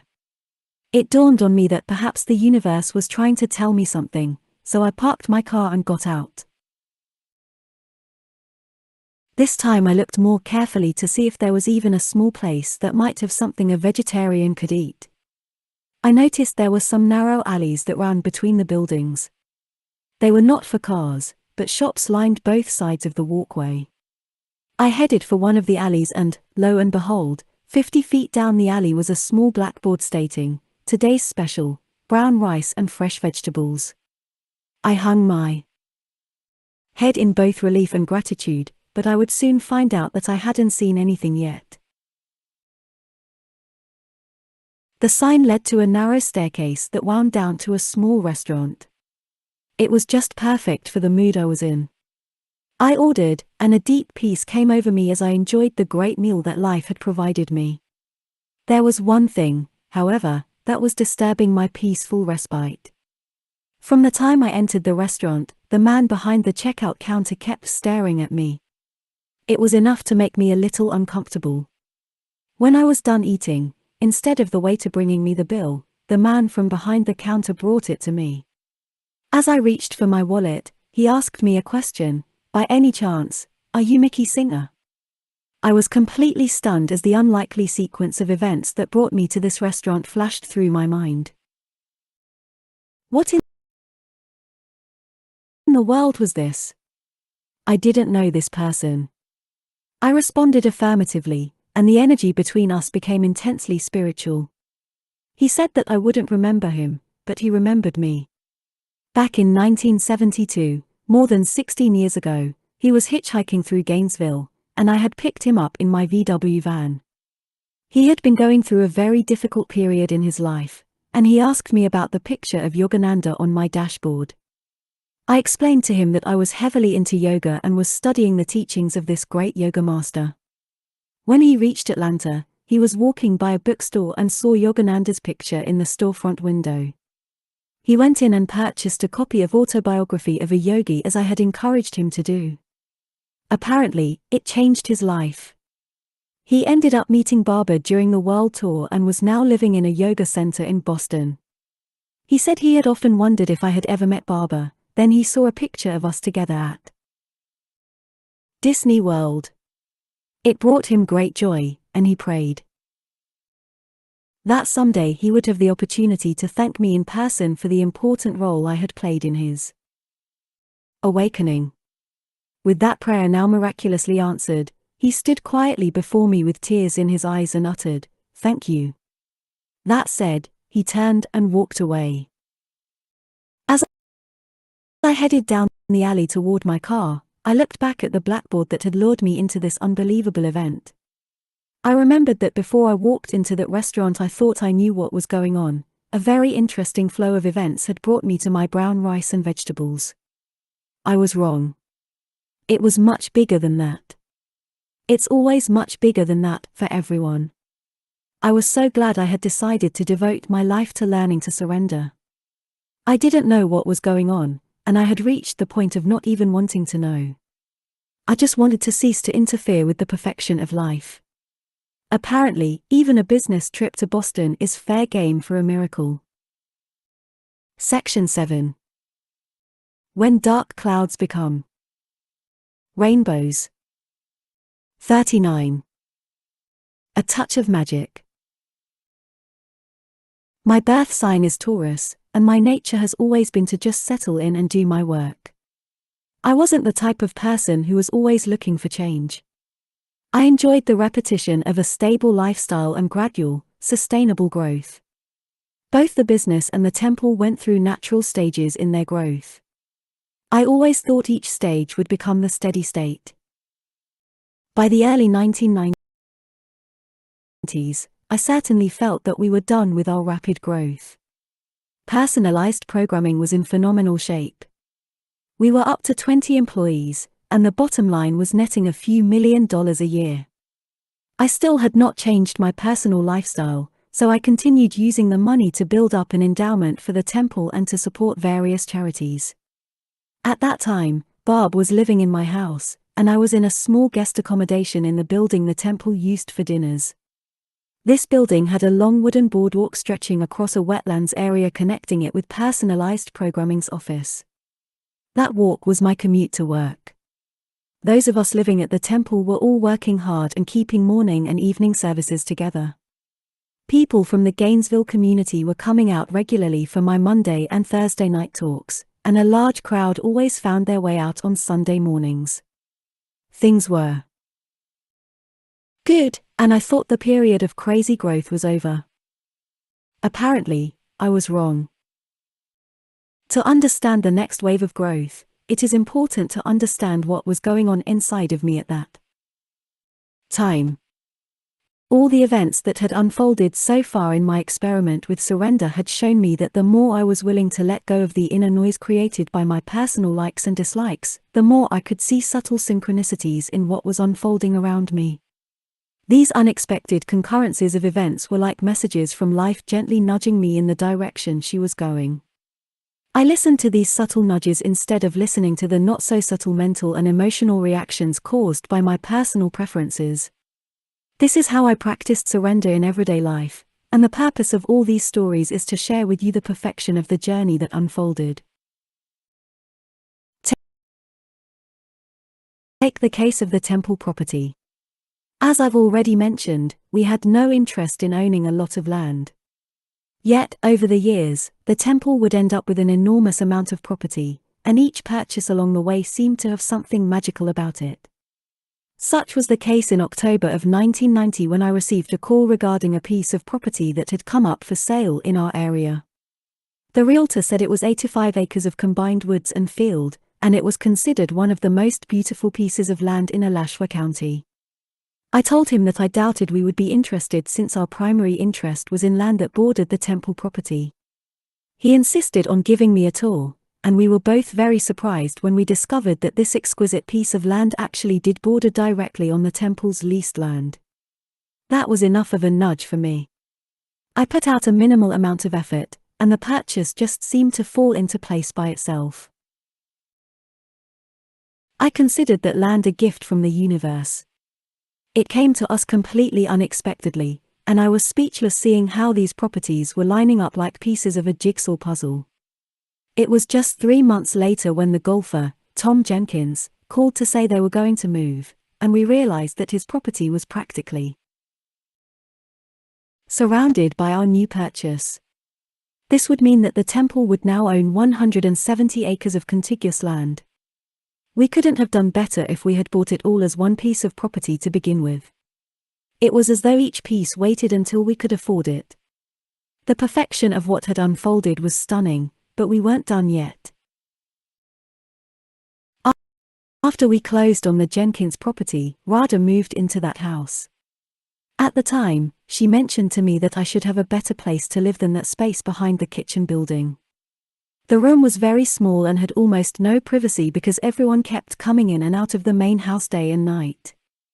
I told her that I was fine, and I liked waiting for the flow of life to make things happen. She challenged me by saying that the flow had given us plenty of land and sufficient money. What did I expect, that the universe would call me on the phone one day and tell me to build a house? I told her that if I was meant to have a house, something would happen that would make it perfectly clear. In the meantime, I was fine with where I was living. It was only 2 weeks later when I got a call from one of our neighbors informing me that he was about to put his house up for sale. The only lot lying between his land and my original 10 acres had been purchased by the temple years earlier. This meant that his property directly bordered temple property. Because of the conversation I had with Radha just a few weeks earlier, I paid special attention to what my neighbor had to say. He told me that he had spent many years building a very special house, and he would like to show it to me. I played it cool on the phone, but I literally got shivers up my spine realizing what was about to happen. I called Radha and told her that she should probably come along with me to see this place, just in case this turned out to be the call from the universe regarding a house for me. As we pulled up the long winding driveway, a beautiful chalet-style home awaited us on the back side of the property. My first impression was that there was something very special about this house. It turned out that my neighbor was a boat-level carpenter. He had spent 12 years handcrafting the house like some people would build a high-end yacht or sailboat. The house was not large, only about 1,800 square feet. It sat on a 12-acre piece of land that was so well kept that it felt like a park. Once I looked around inside, I realized that I could not have designed a more perfect house for myself if I had tried. Though every bit of the house had its own special character, there was something magical about the small third story that sat above the kitchen area. As I climbed up the steep open staircase, I felt like I was going up into a tree house. But what I found was the most perfect space for a meditation room I could imagine. The top floor was a single 10 by 12 foot room with every inch handcrafted into an artisan's dream. All four walls were wrapped with antique leaded glass windows that had been saved from a centuries-old admiral's house in Boston when it was taken down. The result was so exquisite that standing there you felt like you had been transported back to the 18th century. As if that were not enough, when I looked up, I realized that the top floor was covered with a cupola.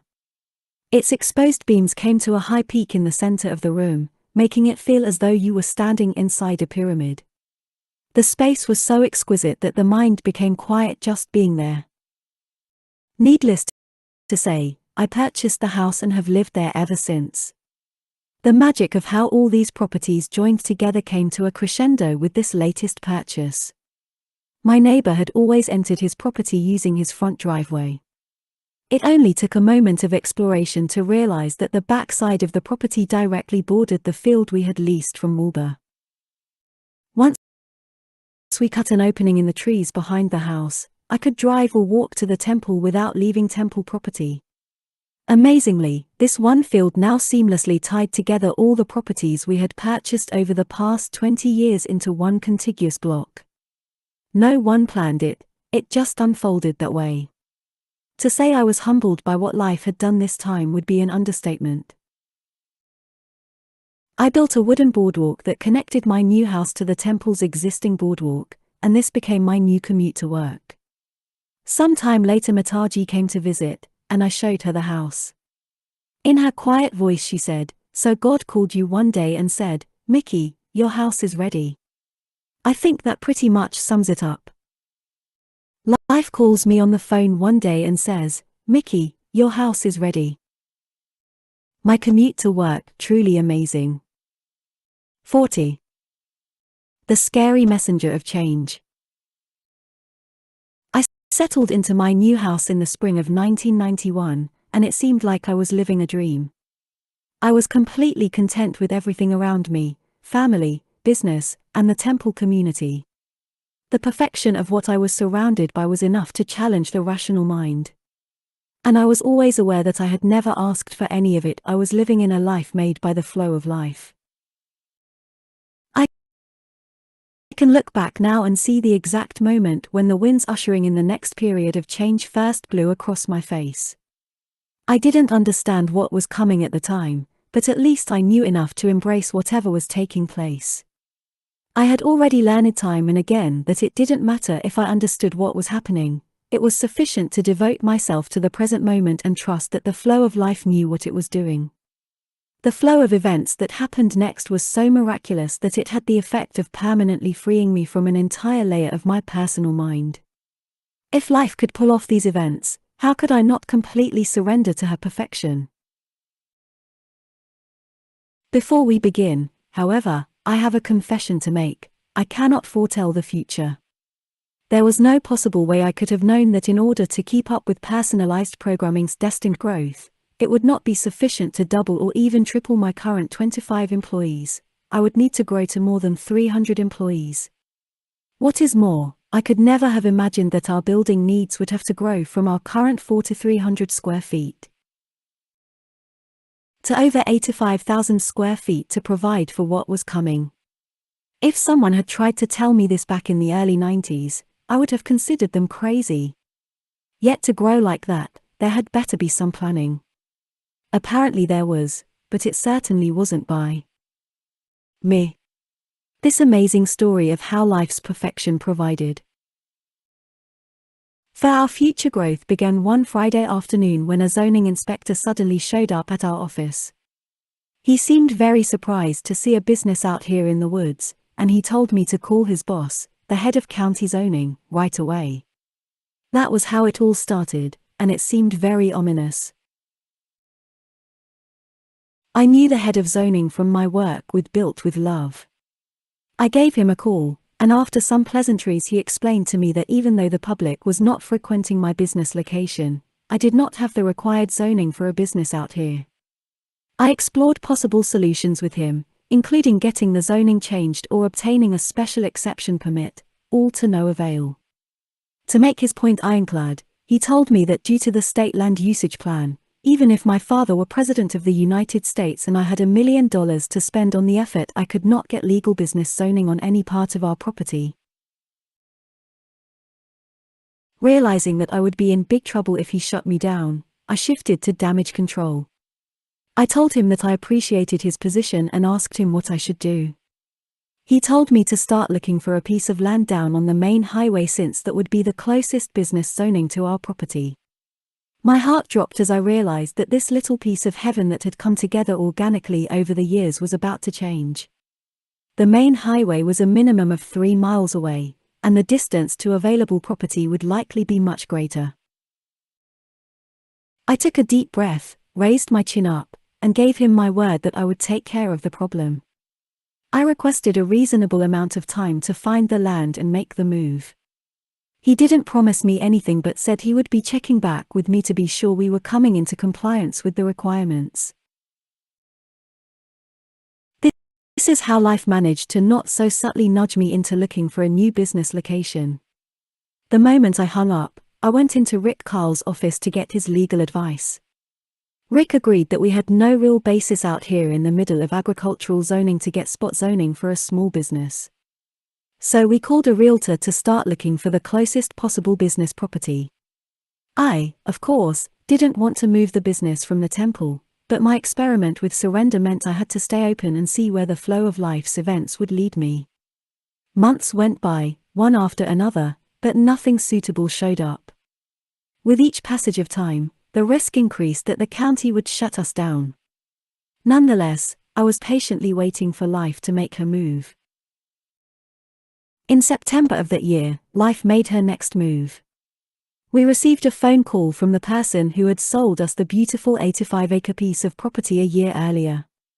He now wanted to sell the adjoining 50 acres that ran up to the paved county road. It fit in perfectly with the temple property, so we went ahead and bought it. There was no way at the time we could have ever imagined that this purchase would end up related to personalized programming's search for legal business zoning. We were just dealing with what was put in front of us. A few months later, another property event unfolded that we had to deal with. It seemed that someone was planning to build a 185-acre construction waste dump directly across the street from the 50 acres the temple had just purchased. We looked into the matter and were shocked to find that it was true. The piece of land had been annexed into the city of Alashwa years ago and was no longer under county zoning. The land was owned by a prominent city commissioner, and he had recently sold it to be used as a construction waste dump. It was projected that for the next 20 years, 100 large dump trucks would be driving down our road 7 days a week and dumping on property directly adjoining ours and our neighbors. So much for the flow of life. I thought we were supposed to be led into green pastures, not garbage dumps. The neighborhood was in an uproar. The temple was the largest landowner in the area, and people started asking us what to do. We looked into it, and it appeared that the city of Alashwa had the authority to grant a special use permit for a waste dump if city commissioners chose to do so. We really had no choice but to focus our attention on this matter, to the detriment of the search for our new office property. We decided that our best course of action was to write a letter informing the citizens of Alashwa that since there was no comprehensive waste management plan for the city, a dump could be placed anywhere, including on the vacant lot next to their house. The goal was to push the city into passing a comprehensive waste management plan instead of arbitrarily issuing special use permits, as they were about to do for this dump. Believe it or not, it actually worked. The night of the city commissioners' meeting on the topic, City Hall was jam-packed with a standing room only crowd. Before calling the meeting to order, the mayor stood up and told everyone not to worry because there was not going to be a vote on a special use permit tonight, or any other night, until the city passed a comprehensive waste management plan. The commission thanked the citizens for their input and committed to working on a plan as soon as possible. Little did we know that our victory regarding the garbage dump was really life's miraculous hand taking care of personalized programming's zoning issue. A few days later, we got a call informing us that because the waste dump did not get its permit, the 185-acre piece of property had suddenly come up for sale at a very reasonable price. Since the property was in the city of Alashwa, we were told that it was possible to get it zoned for business usage. I will never forget Rick's face when he walked into my office to tell me of his conversation with the realtor. The impossible had happened. The flow of life had just unfolded in a way that led to a phone call telling us that instead of a waste dump adjoining temple property, we could put our business there. Rick and I just sat in silence for a while. The feeling of awe and grace in that room was so powerful that neither of us could move, let alone speak. Just look at what Rick and I had witnessed in the past 6 months. First, life had informed me, in no uncertain terms, that I had to leave my office on temple property and find a new location. When I tried to comply, nothing would fall into place. Then, out of the blue, we were presented with a piece of land that would ultimately connect temple property to our future office property, without us having the slightest idea of what was really going on. The flow of life then presented us with what appeared to be a terrible situation wherein someone was preparing to build a waste dump adjoining our property. But what was really going on was that life was preparing to give us a great gift, the most perfect piece of land for personalized programming's future. This land adjoined temple property and could get legal business zoning, something we had previously been told was impossible out here where we lived. And let's not forget that all this happened while I only had 25 employees and could not possibly have known that I would ever need anything like this, but apparently life knew, and she certainly took good care of us. So it came to be. Personalized programming now had legal business zoning on property adjoining the temple's land. It was time to build. With so much land having come in such a miraculous manner, I was forced to rethink my plans for the size of the new office building. I stretched my thoughts into the realm of building something that assured that we would never have to build again. We designed a beautiful, 14,500 square foot office building that was worthy of a company as successful as Personalized Programming. Built with love, which I had sold many years ago to one of my job foremen, built the building, and it turned out exquisite. In June 1993, Personalized Programming moved its 25 employees just down the road to their new home. We moved from 4,300 square feet to 14,500. At least we would never have to build again.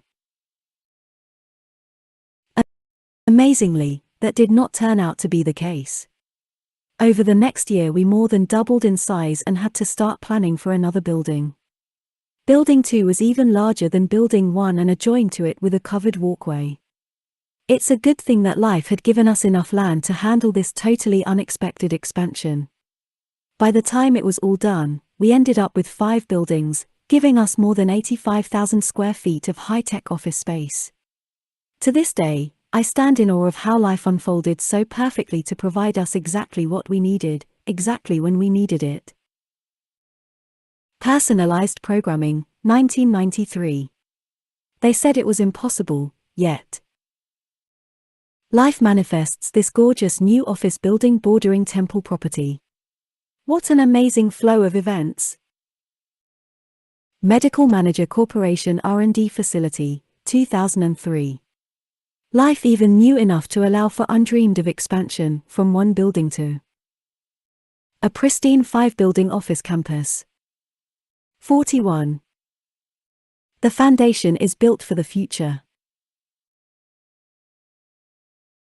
Personalized programming's growth was astonishing. With it came all the problems associated with a rapidly growing technology company.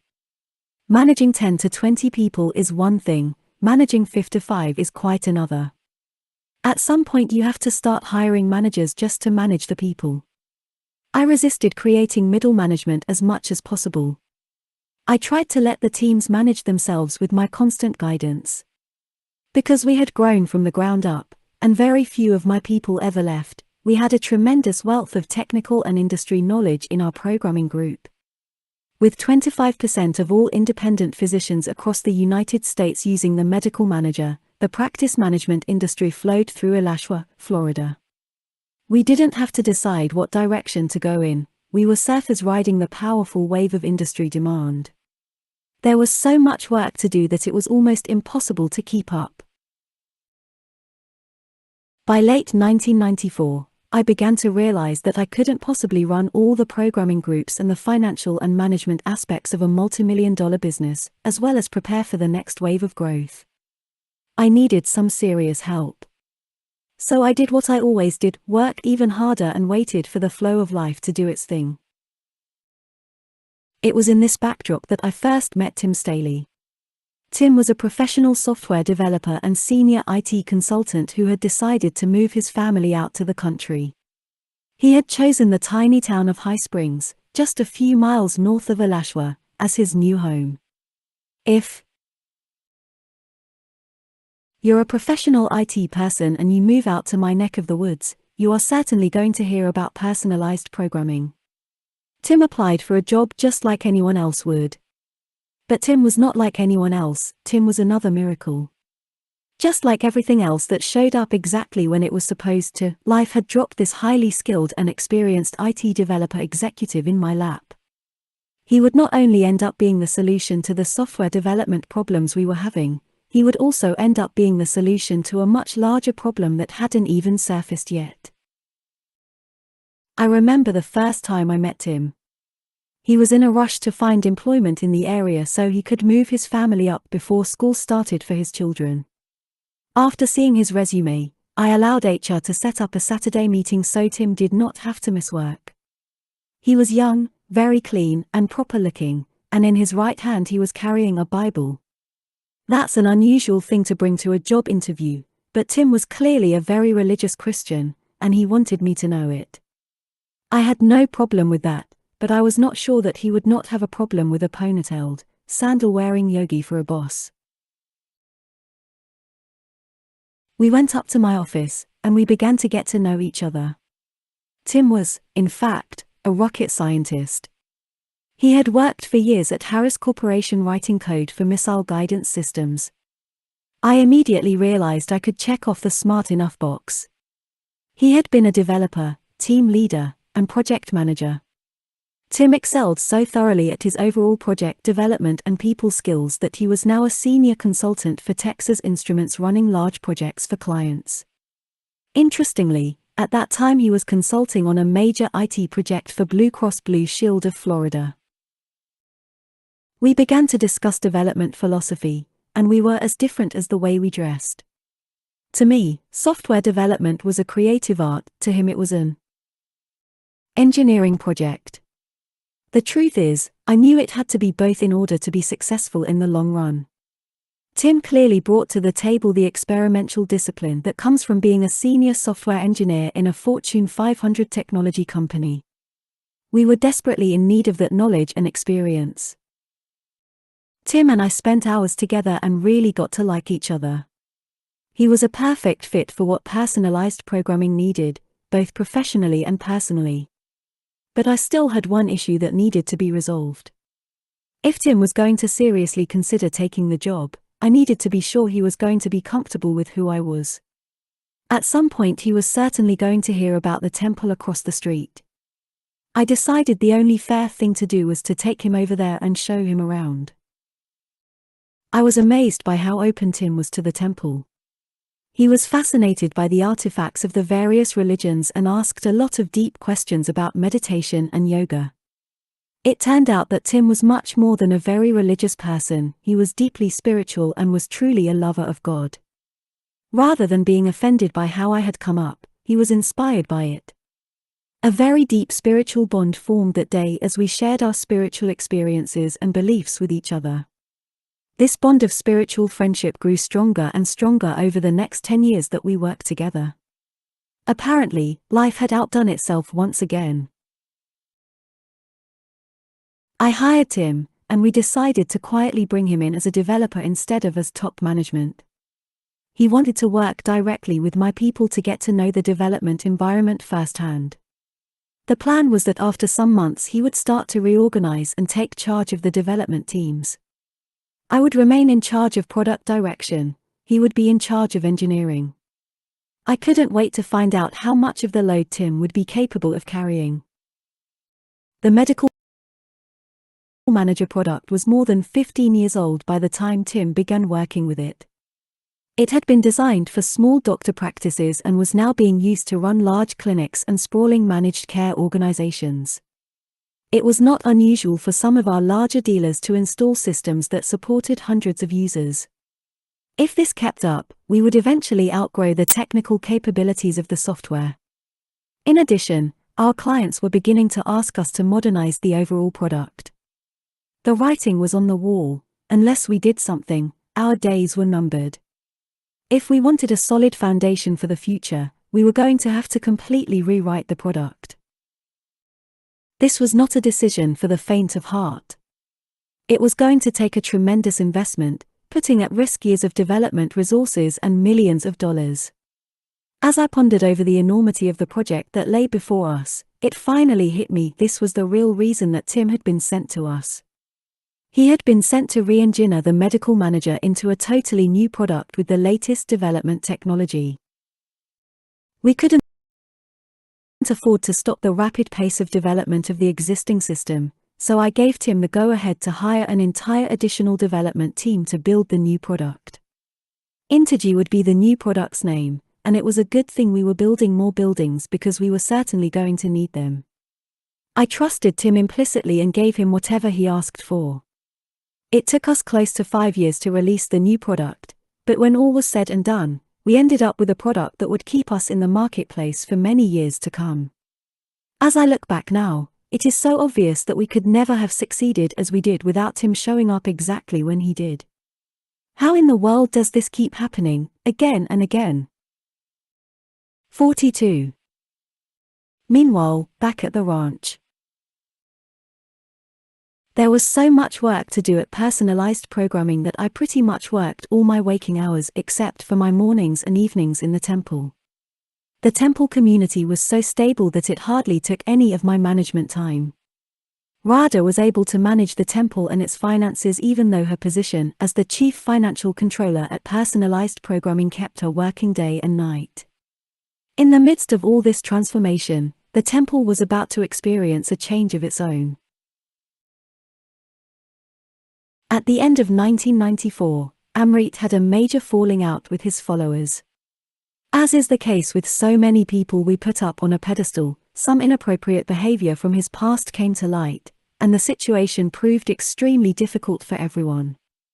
When I heard that Amrit had actually left the community, I invited him and his wife to come spend some quiet time living with us at the temple. To be there when a person is soaring high is an easy relationship. To be there during hard times requires deep friendship. All of us had received a great deal from Amrit over the years. We were humbled at the opportunity to give something back. Radha had been living in the Jenkins house for several years by then. Since it was the nicest house on our property, she immediately offered to move out. In December 1994, Amrit and his wife moved into that house and ended up living there for the better part of 3 years. It was an amazing experience to be that close to such an evolved person going through such a life changing experience. While he was here, Amrit simply allowed the situation to put him through whatever changes he needed to go through. Situations like this are like fire, and Amrit just wanted to use that fire for spiritual purification. He wasn't sad, he wasn't hurt, and he wasn't scared, he was just completely surrendered to going through the experience. I constantly saw in Amrit what I always saw inside of me: when push comes to shove, I don't care what it takes, just free me from myself. The only meaningful prayer is that this white-hot fire be so destructive to the personal self that it severs the cord that binds. Standing soul to soul, Amrit and I had that in common: liberation at any cost.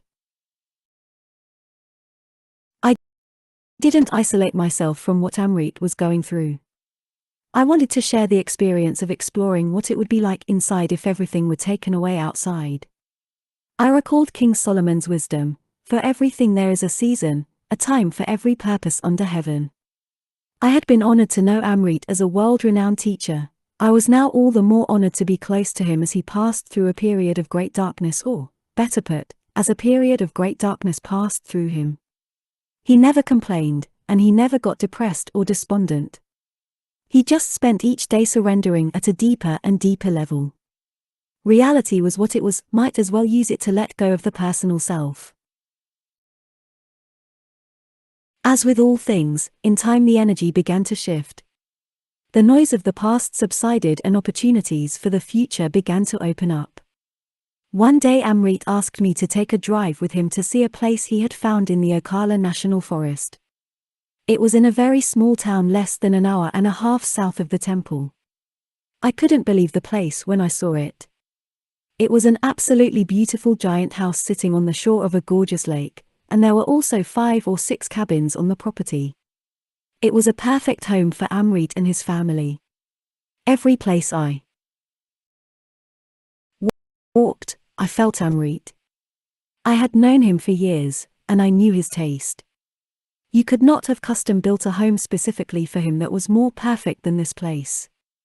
I had to hold back tears as I realized it was over. The period of darkness had passed. I encouraged him to buy the property if he could afford it. He then told me the price. I couldn't believe my ears, it was the deal of the century. I learned a lot about surrender by being with Amrit during this whole ordeal. What I saw was that no matter who we are, life is going to put us through the changes we need to go through. The question is, are we willing to use this force for our transformation? I saw that even very intense situations don't have to leave psychological scars, if we are willing to process our changes at a deeper level. My surrender experiment had already taught me to deeply honor the transformative power of life. Sharing that time with Amrit would prove to be all the more important since life as I knew it was once again about to go through a major, unexpected change. Section 8. Embracing explosive expansion. 43. The medical manager sprouts wings. If you had asked me in 1995 what I thought the future of personalized programming looked like, I would have told you that we had grown about as big as we could, and the challenge was going to be staying at the top of our industry. If you had asked me about my surrender experiment, I would have told you that the relentless practice of letting go of myself in order to fully embrace what was unfolding around me was having a profound effect on my spiritual growth. It had, in fact, become my way of life. I had seen time and again that letting go not only led to amazing results, but it also left me in a state of profound inner peace. I was not in charge, life was in charge, and there was an underlying sense of enthusiasm and excitement about getting to see what was going to happen next. After all, just look at what had happened so far. By the end of 1995, personalized programming had grown to 7 to 5 employees and had enough work to keep us busy for a very long time. I loved what we were doing, and we were obviously very good at it. Our revenues had reached $10 million a year, and since most of that was royalty payments, we were profiting $5 to $6 million a year. The medical manager itself was more than 15 years old by then, and it was touching the lives of hundreds of thousands of people. In my limited view of things, I saw us going on like this for the foreseeable future. The first clue that dramatic change was once again on the horizon came when I learned that Systems Plus and many of the dealers were discussing the possibility of merging together into one company. Apparently, they felt this would help them compete better at the national level. Soon afterward, I received a visit from one of our larger dealers, John Kang, who was headquartered in Tampa. He informed me that he had been working on a proposal to consolidate the medical manager dealers into a combined company. He laid out his plan of initially purchasing personalized programming, Systems Plus, and 3 or 4 of the larger dealerships. He explained that it would take a large initial investment, but he already had that lined up. John's presentation was very professional, but I didn't see why personalized programming had to be involved. I told him that I would be willing to legally commit to providing the medical manager's software to the new company. He then dropped the bombshell: any investors in the company would insist that the foundational software be owned by the company itself. I was very uncomfortable with the thought of selling personalized programming. But I was even more uncomfortable thinking that I would be the reason that all these hundreds of dealers, and Systems Plus, were unable to get their hard-earned value from their businesses. I told John the first was not interested in selling the business at any price, but if my reluctance was truly in the way of everyone else's dreams, I would have to give his proposal some consideration. I told him he could come back to see me if he succeeded in getting others to buy into his plan. What I was really hoping, however, was that the whole thing would just fall through by itself. John returned a few weeks later, having obtained buy-in from some of our largest dealers as well as Systems Plus. The handwriting was on the wall. This was becoming like all the previous times I had to put aside my strong personal preferences and surrender to what was manifesting before me. I didn't like it one bit, but I was fully committed to seeing where the path of surrender to life was going to lead me. John Kang made me a persuasive offer for personalized programming that included both cash and stock in the new company. He then set out on the difficult journey of merging 5 businesses into one and raising the funds needed to pull the merger off. The bankers decided it would be best to raise the necessary $150 million by selling shares of the new company publicly. The date for an initial public offering, IPO, was set for early 1997, but a lot of work still needed to be done. What a world to be thrown into. Personalized programming had grown gradually from its humble roots of one employee, me. It was now a very well-organized, highly successful private company. This level of organization was not going to exist when a bunch of independently run businesses first get thrown into a pot together. There were going to be the expected power struggles, dealer acquisition issues, and constant legal and financial issues to be ironed out. Nonetheless, I didn't allow myself to get caught up in all those negative thoughts. I just remained open and completely intrigued by what was unfolding. It was decided that the new company would be called Medical Manager Corporation. I must admit, I liked that. I flashed back to 1981 when I was finishing the software and first came up with the name The Medical Manager. 15 years later, Medical Manager was now going to become a public company. Standing at the threshold of this major event, I was totally in awe, seeing where my experiment with surrender had managed to lead me. 44. Medical Manager Corporation, MMGR. When the smoke cleared, I was to be the Chief Executive Officer, CEO, John Kang, the President, and Rick Carl, the General Counsel. Corporate headquarters would be established in Tampa at John Kang's facilities, and Rick Carl and I would work out of the Alashua offices. The company would trade on the Nasdaq exchange under the symbol MMGR. As we headed toward the end of 1996, the cadre of lawyers and bankers was finishing up all the paperwork to merge the companies together and simultaneously do the IPO. I remember that this was an interesting time for me in my relationship with my dad. My father had been a stockbroker most of his life, and he had been working at Merrill Lynch for more than 30 years. His only son had dropped out of graduate school in business to live in the woods and meditate. I never left the woods, yet all of a sudden I was in my dad's world. He kept telling me that he just couldn't believe that Morgan Stanley, one of the premier brokerage houses in the world, was interested in my company. He was also surprised to find out that Merrill Lynch's healthcare analyst was closely monitoring our upcoming transaction. My dad was very interested that my company was going public, and we talked to each other more during this time than we had for the previous 20 years put together. It makes sense. We now had something in common to talk about. I was humbled by this opportunity to get closer to my father. I saw it as just another miraculous thing that had happened as I surrendered to the flow of life. It wasn't too much later when my dad died. But you can be sure he enjoyed being able to give his son his lifetime learned advice about becoming a public company, the healthcare sector, and Wall Street in general. Despite the amazing sequence of events that led up to this point, nothing could have prepared me for what happened next.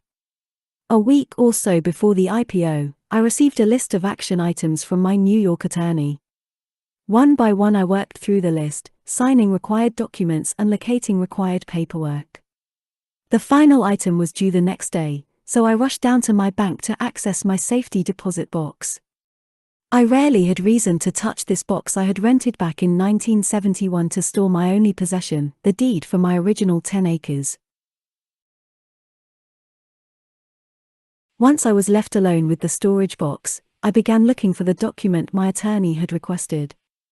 There wasn't much in the box, but what was there had the effect of a time machine. I came across the original deed on my property. How much had happened since then? No one in their right mind could have imagined the flow of events that unfolded since I decided to drop out and live in the woods. My trip back in time was interrupted when I came upon the document I was looking for. I pulled out the trifold piece of paper and opened it up.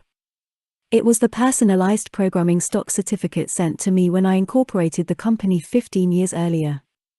When I had originally dropped the certificate in my deposit box, it was pretty much worthless to anyone but me. Then it hit me like a ton of bricks. The most savvy investors in the world were valuing this piece of paper at over $100 million. My mouth went dry, and tears welled up in my eyes. I had given everything up, and it kept coming back tenfold. When I had decided to let go and devote my life to serving what was unfolding in front of me, I was earning less than $5,000 a year. When Built with Love came together, it grew from tens of thousands to hundreds of thousands in revenue. When personalized programming came together, it quickly grew to millions and then more than 10 million in sales and royalties. Now I was dealing with $100 million asset. It wasn't the money that moved me, it was the invisible hand of life that blew me away.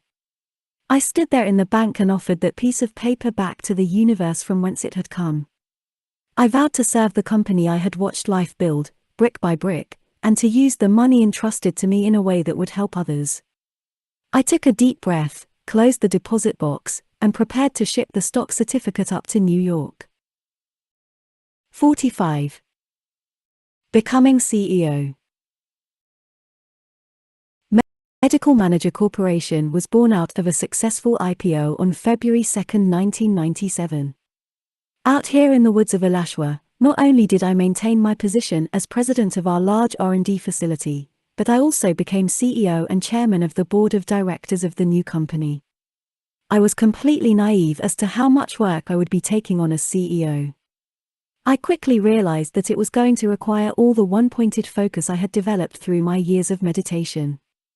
I had surrendered, and this was the task life had given me. That made it part of my spiritual journey, and I was fully prepared to devote myself to it to the absolute best of my ability. The first thing I did was take the steps necessary to assure that I would know what was going on in the company. I was in Alashwa, and a group of independent-minded executives accustomed to running their own businesses were scattered around the country. If I was going to take responsibility for the company, a thorough flow of information needed to pass across my desk. This was going to require regular group conference calls and an enormous amount of reporting to keep up with what everyone was doing. When I announced that each executive had to turn in a weekly report on the major activities under their domain, there was definitely some grumbling. But together we had an enormous amount of experience, and I wanted the group mind making decisions, not any one person's mind. It wasn't long, however, before I realized that I couldn't possibly keep up with all the weekly status reports plus be properly prepared for the executive conference calls. I needed some serious help, and as you may have guessed by now, that is exactly what I got. We won't call it a miracle, but this time life's magic showed up in the form of a young lady named Sabrina. Paul Dobbins had met her years earlier at one of our national dealer seminars, and apparently, it was love at first sight. Not too long after that, Paul informed us that Sabrina was moving here, and they were getting married. I didn't know Sabrina, and I was concerned that Paul expected her to move into a yoga-based spiritual community when she wasn't even into yoga or meditation. He assured me that she would fit in just fine, and he also informed me that I would be very pleased to have her work at the company. Surrender, surrender, surrender, like I had a choice. As it turns out, Sabrina's family business was a small medical manager dealership in California. She had been selling, installing, and supporting practice management software since she was 13 years old. Though she was only 22 when she began working at Personalized Programming, and had never even been to college, I soon found out that senior-level business analysis was completely natural to her. Despite the fact that she had no prior experience at this level, Sabrina was the person I turned to for executive help when I became CEO. With Sabrina at my side, one of my main responsibilities as CEO became growing the company. Fortunately, this was no ordinary company. The prospects for growth in the newly created Medical Manager Corporation were phenomenal. To start with, our growth would come naturally as we acquired our dealers. We had close to 200 dealers, many of which would be very good acquisitions for us. As long as we had a steady stream of new dealers merging into the company, we had a natural source of growth. Much more interesting to me, however, was the tremendous growth that could come from our ability to electronically connect our enormous number of doctors to the rest of the healthcare industry, including insurance companies, laboratories, and pharmacies. Once we rolled support of our practices under one roof, we could provide a level of automation for the healthcare system that would not only cut costs but also result in improved efficiency and patient care. I sat down with Sabrina and told her that getting our 100,000-plus doctors fully up on electronic claims and other healthcare transactions was going to be our first new corporate business initiative. I then informed her that she was going to be in charge. This was the birth of what we called Medical Manager Network Services. The success of this venture at so many levels was practically incomprehensible. It started out as an inspired vision and grew into a $100 million a year line of business. In a very short period of time, we led the industry in electronic transactions. Over the next 2 years, the company grew by leaps and bounds. We kept acquiring more and more of our dealers, and our nationwide presence meant we could provide our services to larger and larger clients. Meanwhile, I never worked so hard in my life. But it didn't burn me out. In fact, it had the opposite effect. The more I let go of Mickey and just committed myself to the task life had given me, the more the spiritual energy flow increased within me. It was as though by aligning myself with life's outer flow, the beautiful, inward flow of energy was naturally strengthened. By now, I had become thoroughly convinced that the constant act of letting go of one's self-centered thoughts and emotions was all that was needed for profound personal, professional, and spiritual growth. 46. The Internet and Healthcare. After almost 30 years, I'd seen enough perfection unfold around me that nothing in me wanted to interfere with the flow ever again. I had seen time and again how what at first appeared to be a problem turned out to be a guiding force of change leading us forward. That was certainly the case toward the end of 1998 as our executive strategy calls began to focus on how the Internet was going to affect our business. It concerned us that our competitors would soon have inexpensive access to all physicians nationwide without the need to build out a dealer network. John Kang and I were well aware that two healthcare internet companies, Healthion and WebMD, were already soliciting our doctors on an ever-increasing basis. We knew we had to do something if we wanted to be able to compete successfully in the upcoming world of internet connectivity. Around this time, John Kang had been introduced to a company called Synetic, in New Jersey, that was in the process of building a very advanced healthcare internet portal. Synetic had one of the finest management teams in the industry, and it appeared that none of the other startup companies stood a chance against it. Synetic executives were very interested in a possible merger with Medical Manager Corporation. Their dream was to handle all the industry's healthcare transactions through their internet portal. When they looked at us, they saw more than 100,000 physicians already connected electronically for a broad range of services. If they handled the transactions for all our physicians, everyone in the industry would want to do business with them. Synetic was in a position to leverage the asset we had built to an entirely new level. In May of 1999, John Kang set up a meeting for me to meet Synetic's chairman, Marty Weigard. Marty and I lived on opposite sides of the country, so he suggested that we meet at an aptly named private airport in Midway, Texas. Midway was, in fact, almost exactly halfway between California and Florida. I chartered a private jet and flew in by myself. Sitting alone in a 6-seater jet at 40,000 feet is a very peaceful place. I fell into meditation and my mind became very still. When I opened my eyes, I absorbed the tremendous difference in my environment from when I had first decided to let go and see where life would take me. I still lived in the same woods and kept my same practices morning and evening, but somehow the rest had changed rather dramatically. I reflected back at how many times life had presented me with changes I was uncomfortable with. In the beginning, it had been difficult to ignore the resistant mind. Over time, as I saw what had transpired by taking the risk of letting go of me, the process had become much more natural. I was surrounded by the results of letting go. There was nothing in my life I could point to that hadn't come from surrendering to life's flow. I was so humbled by the process that nothing in me wanted to resist ever again. I was deeply in love with the excitement and wonder of experiencing what would unfold next.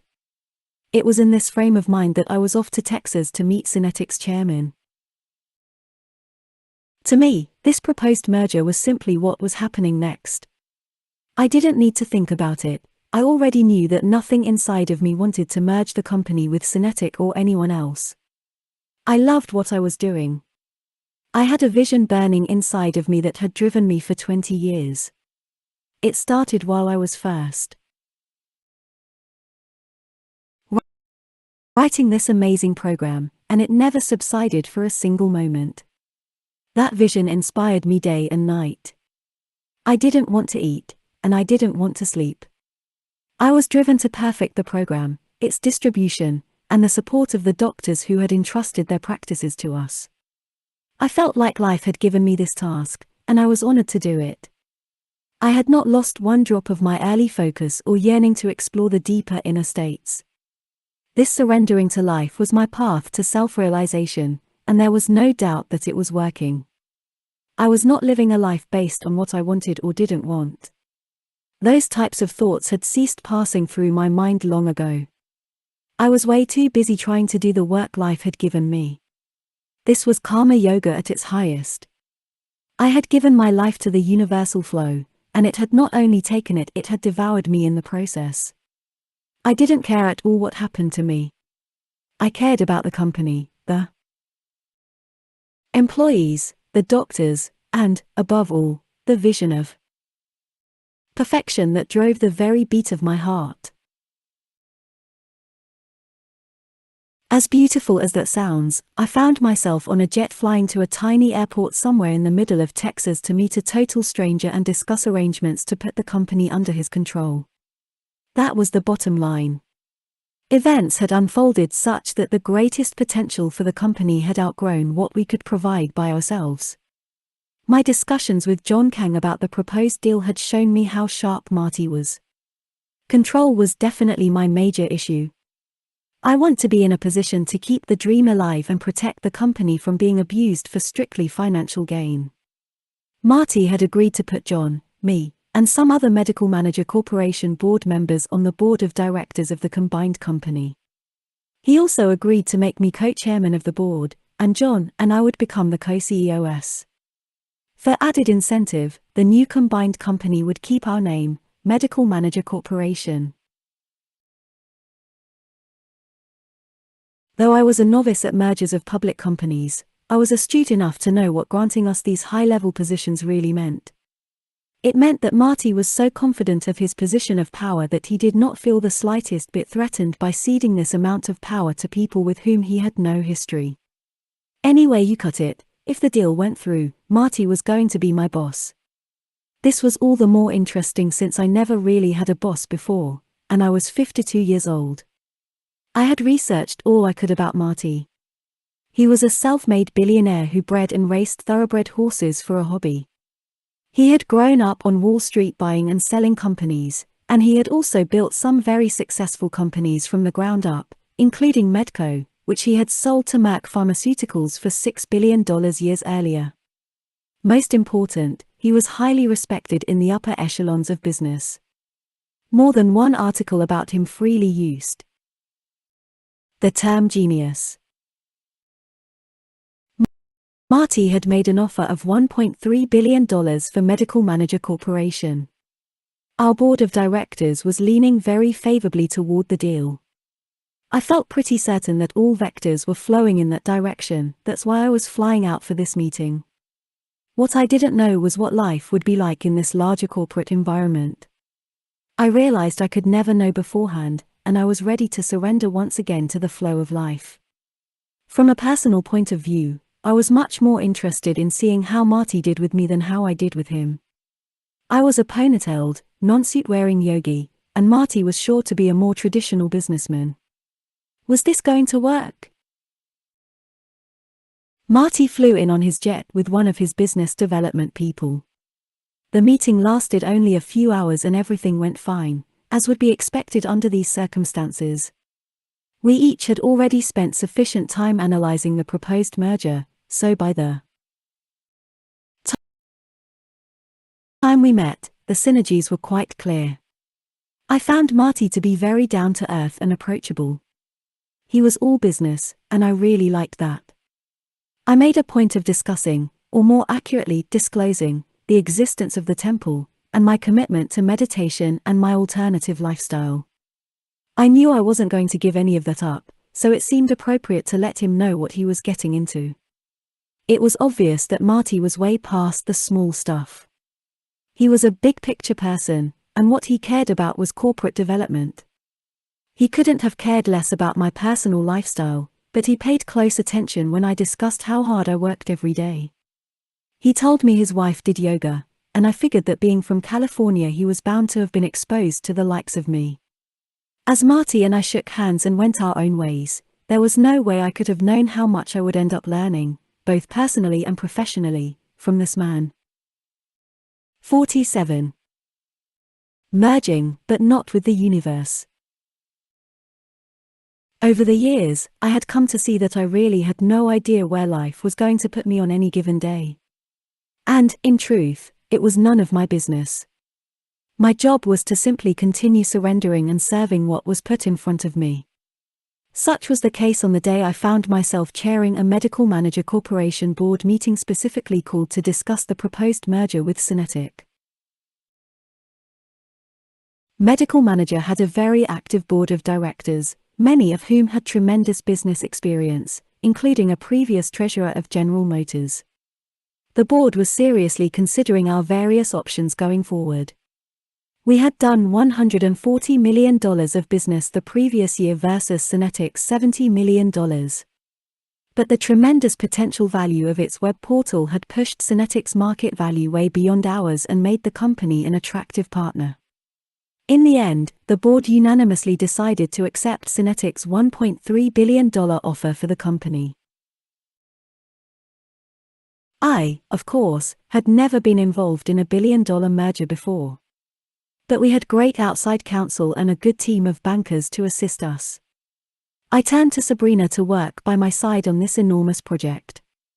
Marty had put the merger on the fast track, and all the details had to be worked out in a few weeks. We worked day and night to get the final deal presented to both boards, and the merger was announced publicly on May 17, 1999. The merger between Medical Manager Corporation and Synetic created quite a stir. It was the main business story on CNN that evening and was prominent in the Wall Street Journal the next day. The new company kept the Medical Manager Corporation name, and John Kang and I were co-CEOs and sat on the board of directors with Marty as chairman. Though I still lived at the Temple of the Universe and simply drove across the street to get to work, my world had instantly expanded. My responsibilities now stretched beyond the practice management business and included all the areas of business Marty's team had been working on. In truth, that was the most exciting part of the merger. I now had an entire team of world-class executives to work with. Marty surrounded himself with the best of the best, and it was really an honor to get to work with these people. As it turned out, Synetic's main competitors were our old friends, WEBMD and Healthion, who had merged together by now. Their combined company provided serious competition for our healthcare internet portal. The question was simply one of time: would there be enough time for us to build out our highly sophisticated web offering before Healthion WEBMD attracted too much of the available funding? The answer to that question came on January 25, 2000, just 6 months after our merger with Synetic. We awoke to the news that Healthion WEBMD had managed to acquire Envoy, the largest claims clearinghouse in the industry, for $2.5 billion. That was quite an acquisition considering that Healthion WEBMD was a web startup company reporting enormous losses, and Envoy was a well-established, highly profitable clearinghouse for healthcare transactions. It was quickly determined that we could not maintain a competitive position in light of this deal. From Medical Manager's point of view, the deal meant that our competitor now owned the clearinghouse through which we were channeling all of our clients' hundreds of millions of claims a year. There were times when I was very glad I was no longer in charge. Late January 2000 was definitely one of them. 48. Building Rome in a day. Marty was calm and collected at the ensuing board meeting. In fact, he seemed even sharper than usual. It turned out he was just as good at playing downside situations as he was at leveraging upside opportunities. He went over the options with the board, and it was decided we had best try to negotiate a decent merger agreement with Healthion WEBMD. It was a classic case of if you can't beat them, join them. The problem was that we were well aware that the underpinnings of Healthion WEBMD were very weak. The company had been built up based solely on the vision of future performance, yet the market was valuing it at $7 billion. Unfortunately, our most promising road to success meant merging with them and doing the hard work necessary to make it all a reality. As unbelievable as it seems, Medical Manager Corporation and Healthion WEBMD announced their merger agreement just 3 weeks after we learned of the Envoy deal. It was on Valentine's Day, February 14, 2000. The deal valued Medical Manager Corporation at $3.5 billion, and Wall Street characterized it as the merger of two behemoths in the healthcare industry. It drew headlines everywhere. The announcement pushed Medical Manager's stock price to a peak of $86 a share. This can be compared to $17.60 per share when we went public 3 years earlier. The joy was short-lived. The infamous internet bubble, caused by overinflated expectations for internet companies, began to burst just weeks after the merger. Announcement. We had not even closed the deal, yet by April 2000, Healthion WEBMD had already lost 70% of its value. Our stock fell accordingly because it was tied to their stock by the merger agreement. It was all pretty much a disaster, and the only hope left was to do the hard work necessary to restructure the entire company. The task was Herculean. WEBMD was the quintessential internet company, and the internet bubble had just burst. WebMD stock had once traded above $100 per share. It was at $17.50 when we closed the deal, on its way to a low of $3 in August 2001. This called for drastic measures, and that is what it got. Within a month of closing, Marty became chairman of the board, and he and his elite management team were running the company. I remained CEO of the practice services division and sat on the board of directors of the combined company, which kept the name WEBMD. Marty brought in a seasoned turnaround specialist, Marv Rich, to be president during the massive reorganization. The company was losing hundreds of millions of dollars a year and the bleeding had to be stopped. Marv's job was to work his way through all the divisions and cut them down to core competency. All that would remain was that which aligned with WebMD's core vision and could quickly begin earning its keep. The task before us was breathtaking, and it provided tremendous growth for me, personally. I now found myself part of a team of executives who, instead of complaining, simply rolled up their sleeves and tackled this monumental project. Everyone was working day and night to do whatever was needed to right the sinking ship. For years I had been diligently working to free myself of that weak person inside who always insisted on things being the way he wanted. Now, nothing was the way anybody would have wanted. Yet everyone just took a collective deep breath and did whatever was asked of them. It was an amazing thing to be part of, and it taught me a lesson of inner strength that permanently changed me at a very deep level. Marv called me one day and asked me to accompany him to California where the WEBMD internet site was being developed. If the company we had merged with had a main asset, this was it. Marv wanted me to act as a development specialist at meetings with the website's development team. Most of the company's losses were being generated by its internet offerings, and this had to be dealt with. The problem was that, despite the losses, the development team was making enormous demands for salaries and benefits from the new WEBMD management. They figured they were in the driver's seat since they controlled the development of the company's entire internet offering. I couldn't believe what I saw when we arrived. More than 800 developers were working in a giant converted warehouse in Silicon Valley. It was tiny cubicle after tiny cubicle as far as the eye could see. I thought my development team in Alachua had expanded tremendously. We were around 250 people, but this development team was over 3 times that size, and everyone was packed in like sardines. Unfortunately, the meetings didn't last very long. Marv and I sat with their senior management team and listened to their demands. They had the demands nicely printed out in great detail on many pages. When they were done, Marv presented what he was willing to offer, which fit on one short page. The heads of development met among themselves and after a very short period of time came back to Marv with their reply, "Meet our demands or we're leaving." I had so much to learn from people like Marty and Marv, and I was completely open to the process. I would have thought that the next step was to figure out who we couldn't live without and bite the bullet. That is not what happened. Marv spent a few minutes relaxing quietly, got up from his chair, and motioned me to walk with him. He left the meeting room and called together the entire development team right then and there in the open cubicle area. He explained that the top tier of their management had just resigned and anyone who wanted to go with them should make that decision at this time. Those who wished to stay would not be guaranteed a job, but over the next few weeks we would work together to see who was needed to keep the core development going. And that was that. Marv left a few of his people in charge of sorting out the exodus, and we left. The only thing Marv ever said to me about the whole affair was that if you let people hold you hostage, they will force you to make terrible decisions, and you will lose. You might as well take your bumps up front and at least be in control of your destiny. Who would have believed that just a few months later, one of Marty's senior executives would move the development of the website to New York and relaunch it with a team of less than 40 developers. That new website became the foundation for WebMD's entire future.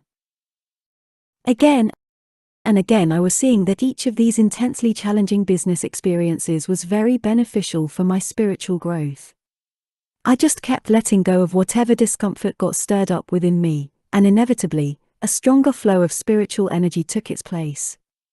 This growing strength helped prepare me for life's next growth experience. What happened when Marv's reorganization team finally got around to taking aim at my division? Medical Manager Practice Services Division, as we were known at the time, was one of the largest divisions in WEBMD. We had grown to almost 2,000 employees, and that made us very ripe for cost-cutting. With that in mind, Marv brought the reorganization team down to Alashwa for 2 days of meetings. The first day was devoted to presenting our business plan and vision for the future. Fortunately, we were well prepared to take Marv through our current products with their highly successful revenue generation, as well as the products and services we were working on for the future. It certainly didn't hurt when Sabrina was able to present the tremendous growth of Medical Manager Network services from a few $100,000 a year to a $50 million a year business in just over 3 years. It was during these presentations that it really hit me what had happened. John Kang and I had set out to be sure that Medical Manager was not left behind by the enormous potential of internet companies like Healthion and WEBMD. At the same time, Sabrina and I had been struggling to find a way to get Envoy, or some other clearinghouse, to evolve enough to be able to fulfill our vision for network services. Despite all the negative issues we were facing, the amazing reality was that when the smoke had cleared, we ended up owning all 3 of these companies, WEBMD, Healthion, and Envoy. Just a short time ago, no one could have even imagined how such a thing could ever take place. It was like so much else I had experienced, the unimaginable had actually happened. The presentations to Marv and his team went very well. There was palpable excitement in the room throughout the day. Nonetheless, when I returned later that evening, I was shocked to see what had happened to the meeting room. Stretched around the walls of the room were computer printouts with the names of all the Medical Manager Practice Services Division's 2,000 employees. Hanging like wallpaper, they foreshadowed the day planned for tomorrow. Every name on the list would need to be justified. I was aghast, especially since we had recently requested additional employees to keep up with our growth. Returning home that evening, I was very concerned about the fate of my employees. Tomorrow could turn out to be a very ugly day. At the same time, I knew that Marv had to cut costs, and it was my job as a corporate executive to help him. This could have created a lot of inattention, but I decided to just surrender to the reality of the situation and be open to balancing these 2 areas of concern. I came to peace that night knowing my heart was in the right place, and when tomorrow came, I would do the best I could. The next morning when I entered the room, I was again shocked by what I saw. The printouts had been taken down, and the walls were back to normal. Before I could inquire what was going on, Marv's second-in-command walked me out to the hall. He told me that he and Marv had met last night, and the decision was made to skip the bloodletting and allow us to continue the fine work we were doing. He told me they were very impressed with what we had achieved and with our plans for the future. As they saw no need for the second day of meetings, Marv had taken an early flight out. His team packed up, shook our hands, and went on their way. I have no idea to this day if the rest of my management team ever saw the ominous sight of those wallpapered walls. I realized just how extraordinary these events were when a few hours later I received a call from the head of HR at corporate headquarters in New Jersey. He was completely beside himself. He playfully asked me what I had used to drug Marv while he was down here in Alachua. He went on to say that he doubted that such an event had ever taken place in the annals of corporate history. We were all well aware that Marv's purpose in life was to cut costs. That he would come down here with that intention, and simply walk away, is a tribute to both the quality of our division and to Marv as a medical manager, and I received a number of tributes in 2000, but none was more meaningful to me than receiving such a vote of confidence from someone I respected so much. 49. Hanging out in Washington. The year 2000 not only ushered in a new millennium, it brought with it a flurry of recognition for the pinnacle of success that the medical manager had achieved. To me, who was just on the magic carpet for the ride, it was all simply a tribute to the perfection of life's flow. I had not sought any recognition, I had just thrown myself into life's wind to see where it would take me. I was invited by one of our previous board members, Ray Kurzweil, to join him at the White House in March, where he was to receive the National Medal of Honor in Technology. Ray is credited with many major inventions, including the first microchip that allowed an electronic keyboard to sound like a grand piano and other real instruments. He is also considered one of the fathers of speech recognition software. Ray had been on Medical Manager Corporation's board, and I had sat on Kurzweil Education Systems board. Through it all we had become good friends. He even stayed with us at the temple a few times and showed a serious interest in Eastern philosophy. I would have to wear a tuxedo to the White House, which was far from my normal attire, but I was excited about joining Ray for this honor. Like many others, I had been to the White House as a tourist, but certainly not as a guest of the president. There was a cocktail party after the ceremony, and we were allowed to walk freely throughout the rooms of the first-floor residence. I gazed out a window in the green room that overlooked the Washington Monument and thought about how many presidents had taken in that view. Getting used to actually sitting on the antique furniture in those rooms was difficult enough, but then I kept realizing that the people I was having conversations with were all National Medal of Honor winners in some field of science. President Clinton joined the mix, and I even ran into Stevie Wonder in the hallway. All in all, it was one of those "what am I doing here" moments. I'm a yogi who moved out to the woods to meditate. I surrendered to the flow of life, and I end up here. Unbelievable. That was not my only trip to Washington that year. The very next month I came back to represent the medical manager when it was installed into the archives of the Smithsonian Institution. The Smithsonian was sponsoring an effort to document the information technology revolution for future generations. In much the same way as we now look at the Industrial Revolution, someday people will be fascinated by the time period in which computers revolutionized how we live. Each year a panel of CEOs of the world's leading IT companies did a search for organizations that had done extraordinary work in the field. Because of our work in the area of electronic healthcare transactions, Medical Manager was one of the companies selected in the year 2000 to have its story preserved in a time capsule for the future. There was a grand banquet the night before and a ceremony at the museum the next day. I brought a few of the old-time employees with me, as well as Donna and Dagor. Reflecting back 20 years to when I was sitting in that 12 by 12 foot room in the woods by myself writing this program, one could never have imagined that it would lead to the Smithsonian. As it turned out, I would have to return to DC once again in August of 2000 on a very important trip. I had been asked to represent the company at a meeting with the Department of Justice, DOJ. Before larger companies can combine, the U.S. government reserves the right to determine if the combination could stifle competition and violate antitrust laws. In the case of the Healthion WEBMD medical manager merger, the government requested very detailed information and a face-to-face meeting. The reason for this was that Medical Manager Network Services was sending so many claims to Envoy that the government was concerned about allowing us to become part of the same company. My immediate reaction to this situation was one of deep humility. Had Medical Manager actually reached the point of success that the US government had to be concerned about the very antitrust laws I had studied in business school? No, not really, but we were going to have to convince them of that. Sabrina and I flew up to Washington to prepare for the Justice Department meeting. It was around that time I began to notice that my life was becoming filled with more and more attorneys. We met for a strategy meeting at the office of one of the largest law firms in D.C. There were attorneys everywhere, but one always stood out from the rest. Jim Mercer was Marty's litigation specialist, and he understood both the law and business at a phenomenal level. I had learned to have great respect and confidence in Jim, and I was glad he would be present at the DOJ meeting.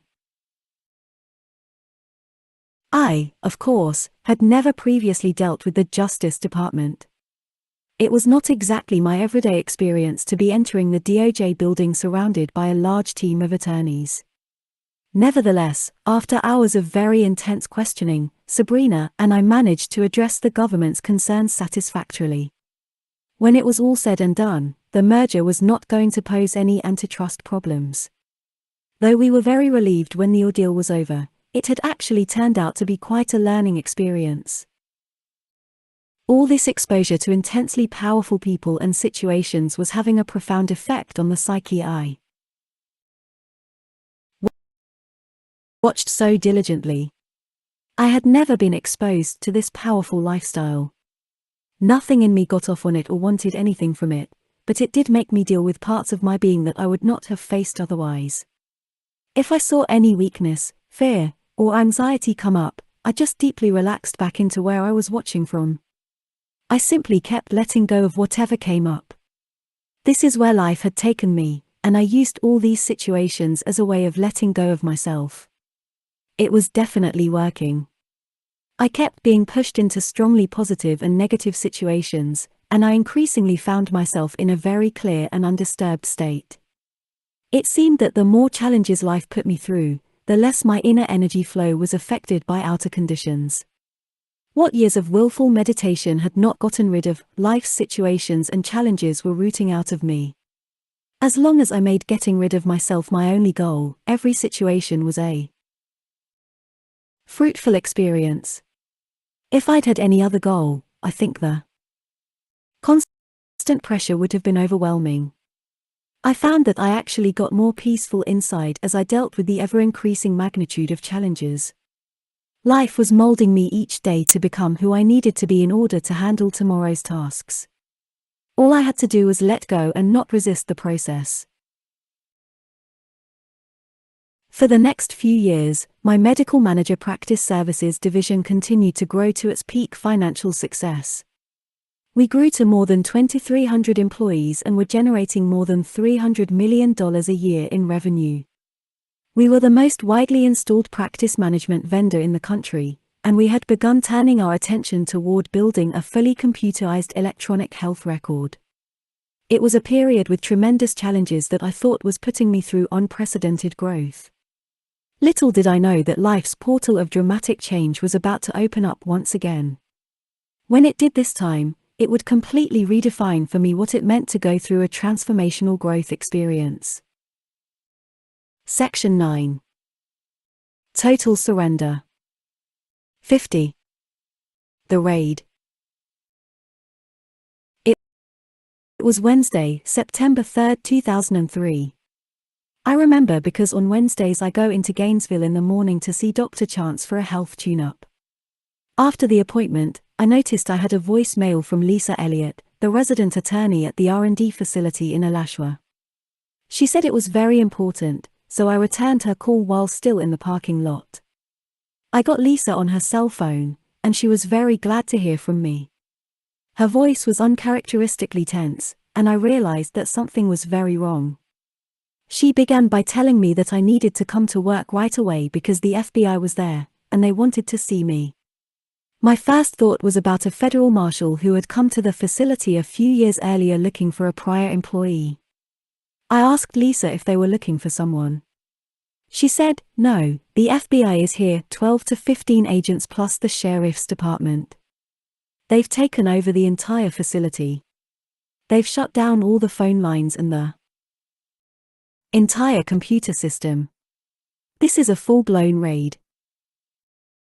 Helicopters are flying overhead, agents are armed, and there's a search warrant. You need to come here right away." I clearly heard the words she was saying, and I understood the sense of urgency with which they were said, but the situation was so absurd that I could not relate to it in any manner. It was like, maybe they have the wrong address. I guess that's why it didn't disturb me. In fact, it sounded like it was going to be rather exciting getting to show them they had made a mistake. I asked Lisa what was going on. Why were they there? She said she had no idea, but apparently the same thing was happening at our offices in Tampa and at corporate headquarters in New Jersey. She had been trying to call Charlie Melee, our general counsel, but she couldn't get through. The phones were down corporate-wide. I assured her that I would be there right away. During the 20-minute drive back to the office, I tried calling everyone I could think of who might have some information. I still had absolutely no idea what was going on when I pulled up to the R&D facility. The front drive was completely blocked off with sheriff's department vehicles, and the employees showing up for work were being turned away. I pulled up to a deputy and identified myself. He made a call on his radio and immediately signaled to the others to let me through. As I drove up the long and winding drive through the beautiful hayfields, law enforcement vehicles were scattered everywhere. When I approached Building 1, I saw the Sheriff's Department's 40-foot mobile command center stretched across our parking lot. We had 5 buildings by then, and FBI and Sheriff's Department personnel were positioned around all of them. There were, indeed, 2 helicopters buzzing overhead. I think they ended up being part of the media coverage. I parked in my normal spot and made my way into the building. The place was swarming with law enforcement officers. I was met by 4 or 5 agents who immediately walked me into the back conference room where I was to spend the day. I requested that our in-house attorney, Lisa, be present, and she was brought into the room. The agents identified themselves as from the FBI and Treasury Department. They were very professional and businesslike. I was presented with a search warrant, which Lisa had already reviewed, and I was informed that the warrant gave them full control of the facility. They had the right to take any and all items that fell within the itemized categories. They asked me to sign a paper acknowledging that I had been served the warrant. I glanced at Lisa, and she nodded that I should sign. I had absolutely no idea what to do. I was completely out of my element. The only frame of reference I had for this sort of thing was the movies, and I doubted that was going to be of much help. I asked the agents in charge if they could help me understand what was going on. They didn't say much, but they referred me to a list of about 30 names that they said were persons essential to their investigation. The entire executive management team from the original Medical Manager Corporation was on the list, as were Marty, the attorney Jim Mercer, and some top people from WebMD's corporate accounting. My mouth must have been agape as I looked at the list. But there were also a few other names that really floored me, like the senior auditor from the highly respected public accounting firm we had used for Medical Manager Corporation. I was taking everything in very calmly, but my mind was spinning trying to find clues about what was behind all of this. It was actually the presence of one name on the list that first caught my attention. The name was Pat Sedlacek. Unlike everyone else on the list, this person was neither part of our executive team nor part of legal or accounting. Pat worked on the dealer acquisition team, which was run by Bobby Davids, our VP of Acquisitions. Bobby had come into the company at the time of the 1997 initial public offering, along with John Sessions, our Chief Operations Officer, and David Ward, our VP of Sales. I would hardly have recognized Pat's name out of our 2,300 division employees, except that we were currently in the process of investigating him for taking kickbacks from some of the dealers. That investigation had begun in late 2002 and by early 2003 had included Bobby Davids and a couple of other employees. WebMD's corporate attorneys, with the help of outside counsel, were handling the matter. We had already fired the people involved and sued them in a Tampa court in order to obtain subpoena power and freeze Bobby's and Pat's assets. As our investigation went on, we were finding more and more incidents of Bobby and or Pat arranging kickbacks from the dealers they were acquiring. The subpoenas we obtained of their bank accounts had revealed an intricate network of shell companies Bobby had been using to hide the money. The investigators were able to trace the funds coming in and going out of these accounts to see who was involved in the money trail. Pat had already begun to cooperate, and it was obvious that Bobby Davids was the ringleader.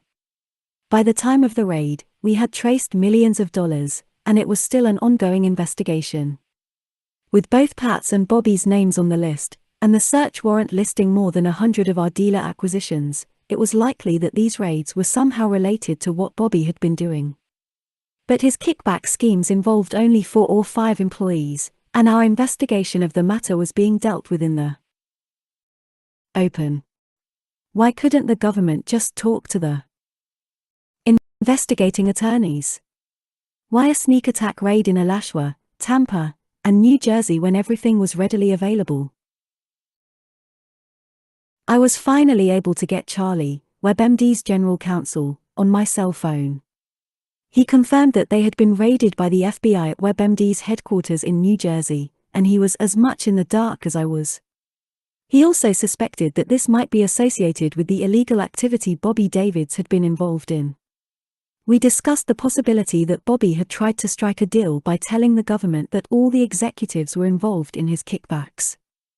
If so, it didn't seem likely that his story would hold up given all the hard evidence we had of his bank accounts and cancelled checks. Charlie said that we would get more clarification over the next few days. In the meantime, we were to cooperate fully with the agents. A sense of total peace came over me and pretty much remained there the entire day. It was so thick it felt like a protective blanket. I was not concerned in the least. I knew I had not done anything wrong, and therefore they were not going to find anything. If this was a case of Bobby lying to try to save his neck, the evidence would clearly reveal the truth. I wanted to make sure I was present enough to fully take in this extraordinary experience. It's not every day that the FBI shows up and raids your place for absolutely no apparent reason. My understanding is that nationwide more than 50 government agents were involved in the raid. They took the entire day, and by the time they were done, they left with pretty much everything. My desk was cleared of every single scrap of paper. All my file cabinets were empty, as were all those of my executive assistant, Sandy Plum. All legal files were removed from Lisa's office and from the legal filing rooms. My conference room table used to have stacks of file folders piled up that were actively being used to run the business. They were all gone with no way to recreate them. And it was not just the paper documents that were being taken, agents were also making mirror images of all our computer disk drives, both the desktops and the servers.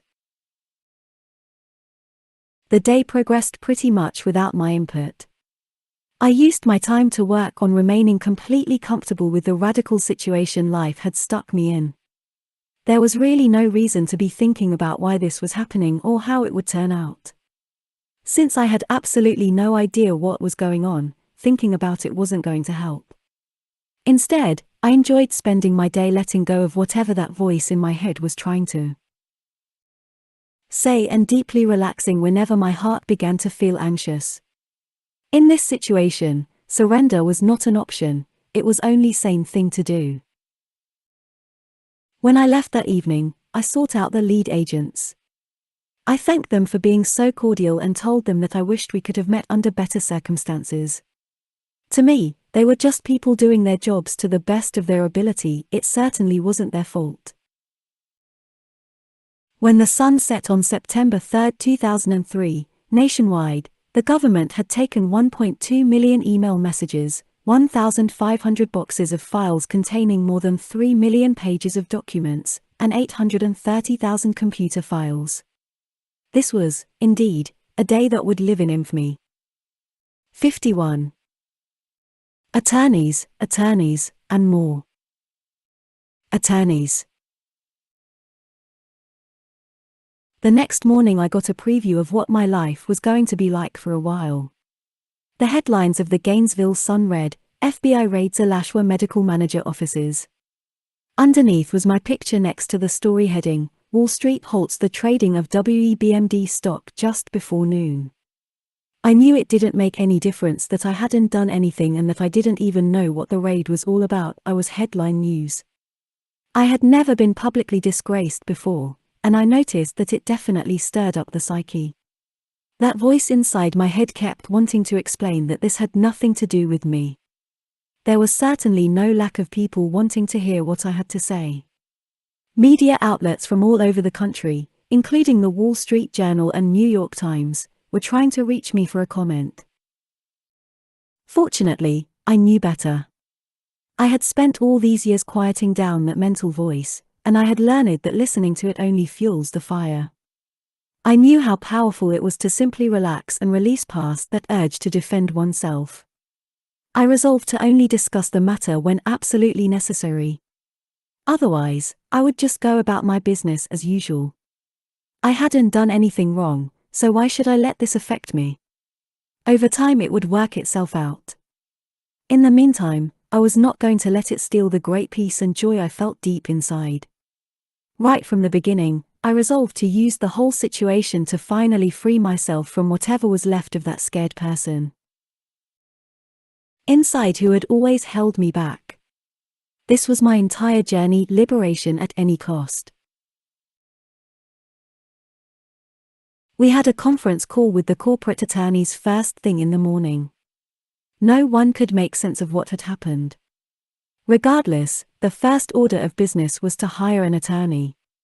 Well, not exactly an attorney, separate law firms to represent both the company and the board of directors, and a criminal attorney for everyone whose name was on the list. I could see that the corporate attorneys were taking this very seriously.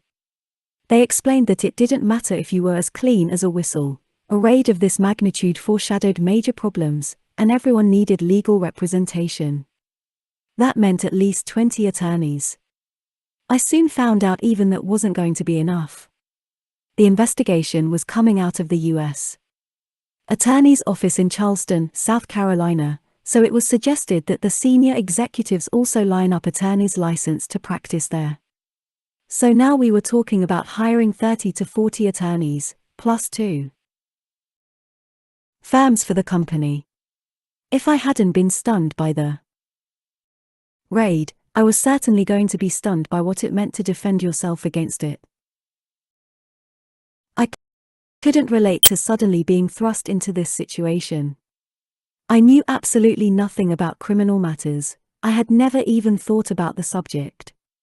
This made me very naive about the inherent danger I could be facing. If I had been left on my own, I probably would have figured that since I didn't do anything, I should just go in and talk to the government. Fortunately, I was surrounded by savvy business people who knew that you don't do anything until you consult an attorney and find out what's going on. I certainly learned the wisdom of that advice as events unfolded. Over the next few weeks, WebMD's board hired Williams & Connolly to represent the company. This firm was not the largest in Washington, but it had the reputation of being one of the best for this sort of case. I asked Jim Mercer, since he was the attorney I respected the most, to help me select my attorney. I was a novice and he was an expert. I really appreciated all the help and support I got from him.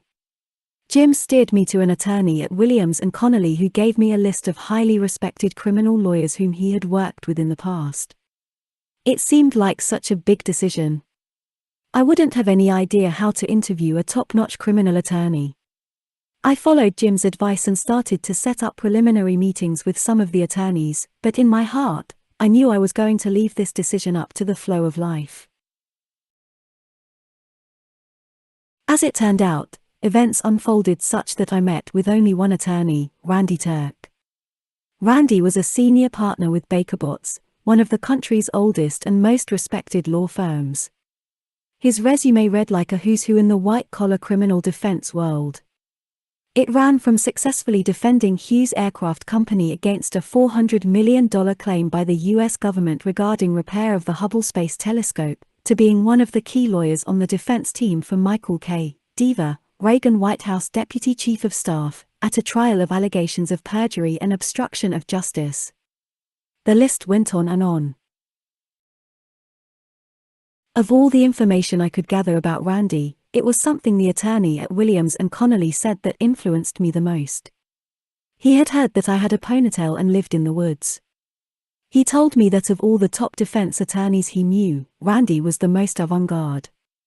The attorney felt that based on what he had heard about me, Randy and I would get along great.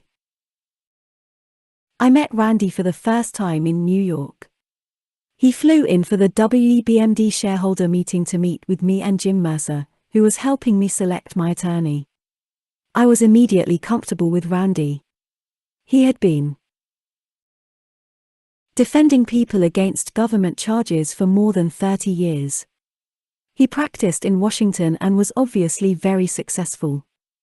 Randy seemed to be intrigued by the case and my unique background. He had learned what he could from his contact at Williams and Connolly, and Jim and I proceeded to tell him what we knew. WEBMD had gotten a much better idea of the focus of the government's investigation by the time Randy and I met. As we had suspected, Bobby Davids was behind all of this. After the company had successfully subpoenaed his hidden bank accounts in early 2003, Bobby knew he was caught. It was just a matter of time before we realized that he had stolen almost $6 million in kickbacks and embezzlement schemes. He was going to prison for a very long time. But Bobby was a con man, and apparently a very good one. He had certainly conned us for years while managing to carry out his fraud undetected. In March 2003, Bobby Davids embarked on the con of his life: how to avoid punishment for what he had done. He walked into the U.S. Attorney's office in Charleston, South Carolina, near where he lived, and presented himself as a whistleblower. He told the federal authorities that he was an executive who had been involved in massive accounting fraud at a public company. He admitted that as part of this fraud he had taken kickbacks for himself and a few others, but he was prepared to turn in the entire upper management team if the government was prepared to cut him a deal. For the next 6 months leading up to the raid, while WEBMD attorneys were openly investigating all that Davids and his group had done, Bobby Davids was secretly hand-feeding the government an intricate web of lies. Davids was, in fact, a CPA in charge of the entire dealer acquisition program. As such, he had detailed knowledge of every acquisition and every supporting document. Davids was completely free to create the entire frame of reference for the government about the company and its executives.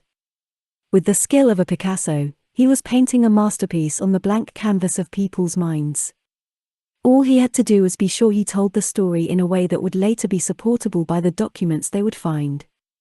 He knew there was not going to be any hard evidence found to support his world according to Bobby.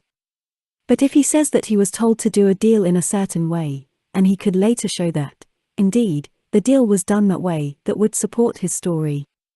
The problem is that it would not support the he was told part. But if he tells the government investigators what they're going to find, and they keep finding it, that would lend credence to the rest of his story. Eventually, he would earn their confidence.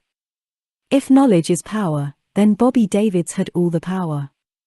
In that early interaction with the government, he was the one with all the knowledge. Randy explained that this was not an unusual situation. The government forms a view and then tries to find evidence to support that view. That is what the FBI was currently doing with the massive documents taken during the raid. Randy said the problem with that many documents is that you can always find a way to make them say what you want. On that ominous note, Randy agreed to defend me to the best of his ability, and we shook hands.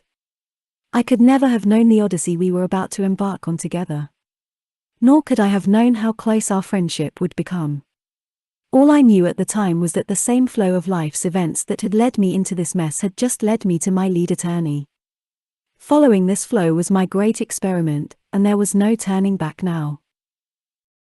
52. United States of America v. Michael A. Singer.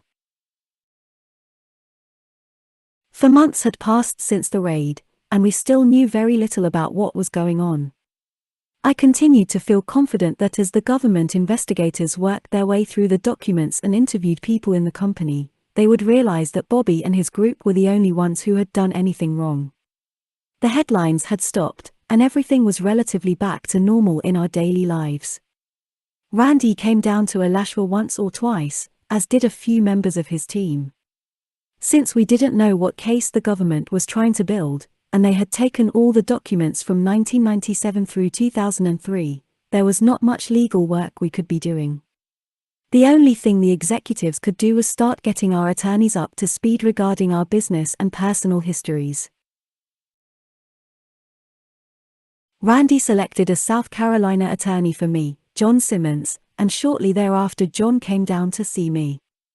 I was very impressed with him. John had been the U.S. Attorney for South Carolina in the past and was now in private practice. As we spent the day together, and he saw what I had built over the years with the business and the temple, he grew more and more dismayed at what was going on. He told me he knew the prosecutor leading the investigation, and she was a fine, intelligent woman. Like everyone else involved, John wondered how Bobby had managed to pull her into his world. Randy told me that these large, white-collar investigations were measured in years, not months. He said there wasn't much for us to do until the government investigators had worked through what they had seized and were prepared to discuss their case.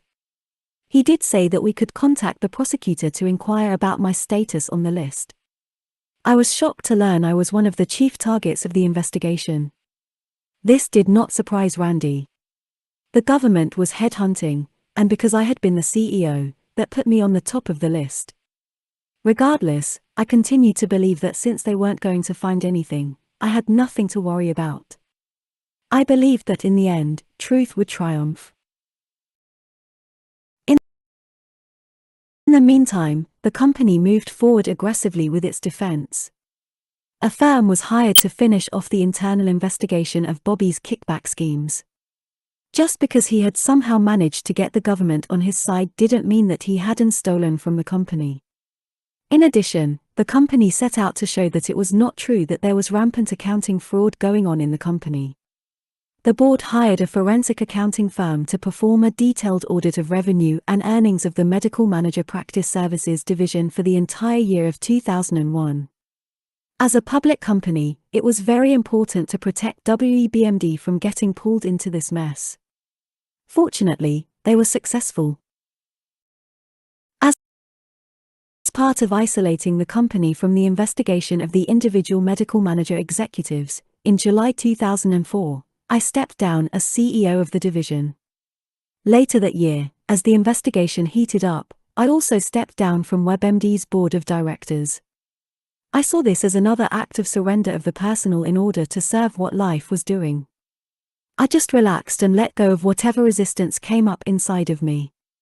That is how I had been handling this entire ordeal, and it made that period of my life a profound and powerful part of my spiritual journey. January 2005 brought the next major step in the process. The government accepted plea agreements from Bobby Davids and two of his collaborators in the kickback schemes.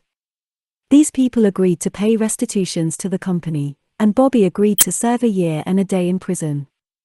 Not bad, considering when it was all said and done he admitted to stealing $5.40 million in 53 kickback schemes over a 5-year period. The only charge Bobby Davids and the others faced was one count of mail fraud.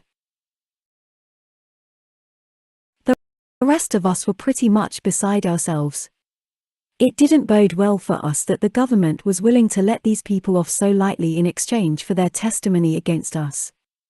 We had also found that Bobby had been having an affair with a woman in the accounting department. She was a CPA and the controller for the dealer acquisitions program. To a large part, it was her cooperation that allowed Bobby to get his schemes past accounting, the auditors, and the executives. Yet she was not charged at all. It was at that point that I started to realize just how much the cards were stacked against us. The government was letting admittedly guilty people go in order to get their testimony. These people were just pointing up the ladder to get the spotlight off themselves. Regardless, the story in the papers read that some medical manager executives had pleaded guilty to being involved in accounting fraud, and more people were likely to be charged. The whole thing was a PR nightmare for WEBMD and the Medical Manager Practice Services Division. The last thing in the world I wanted to do was hurt the company. After 25 years of committed service, it was time to resign.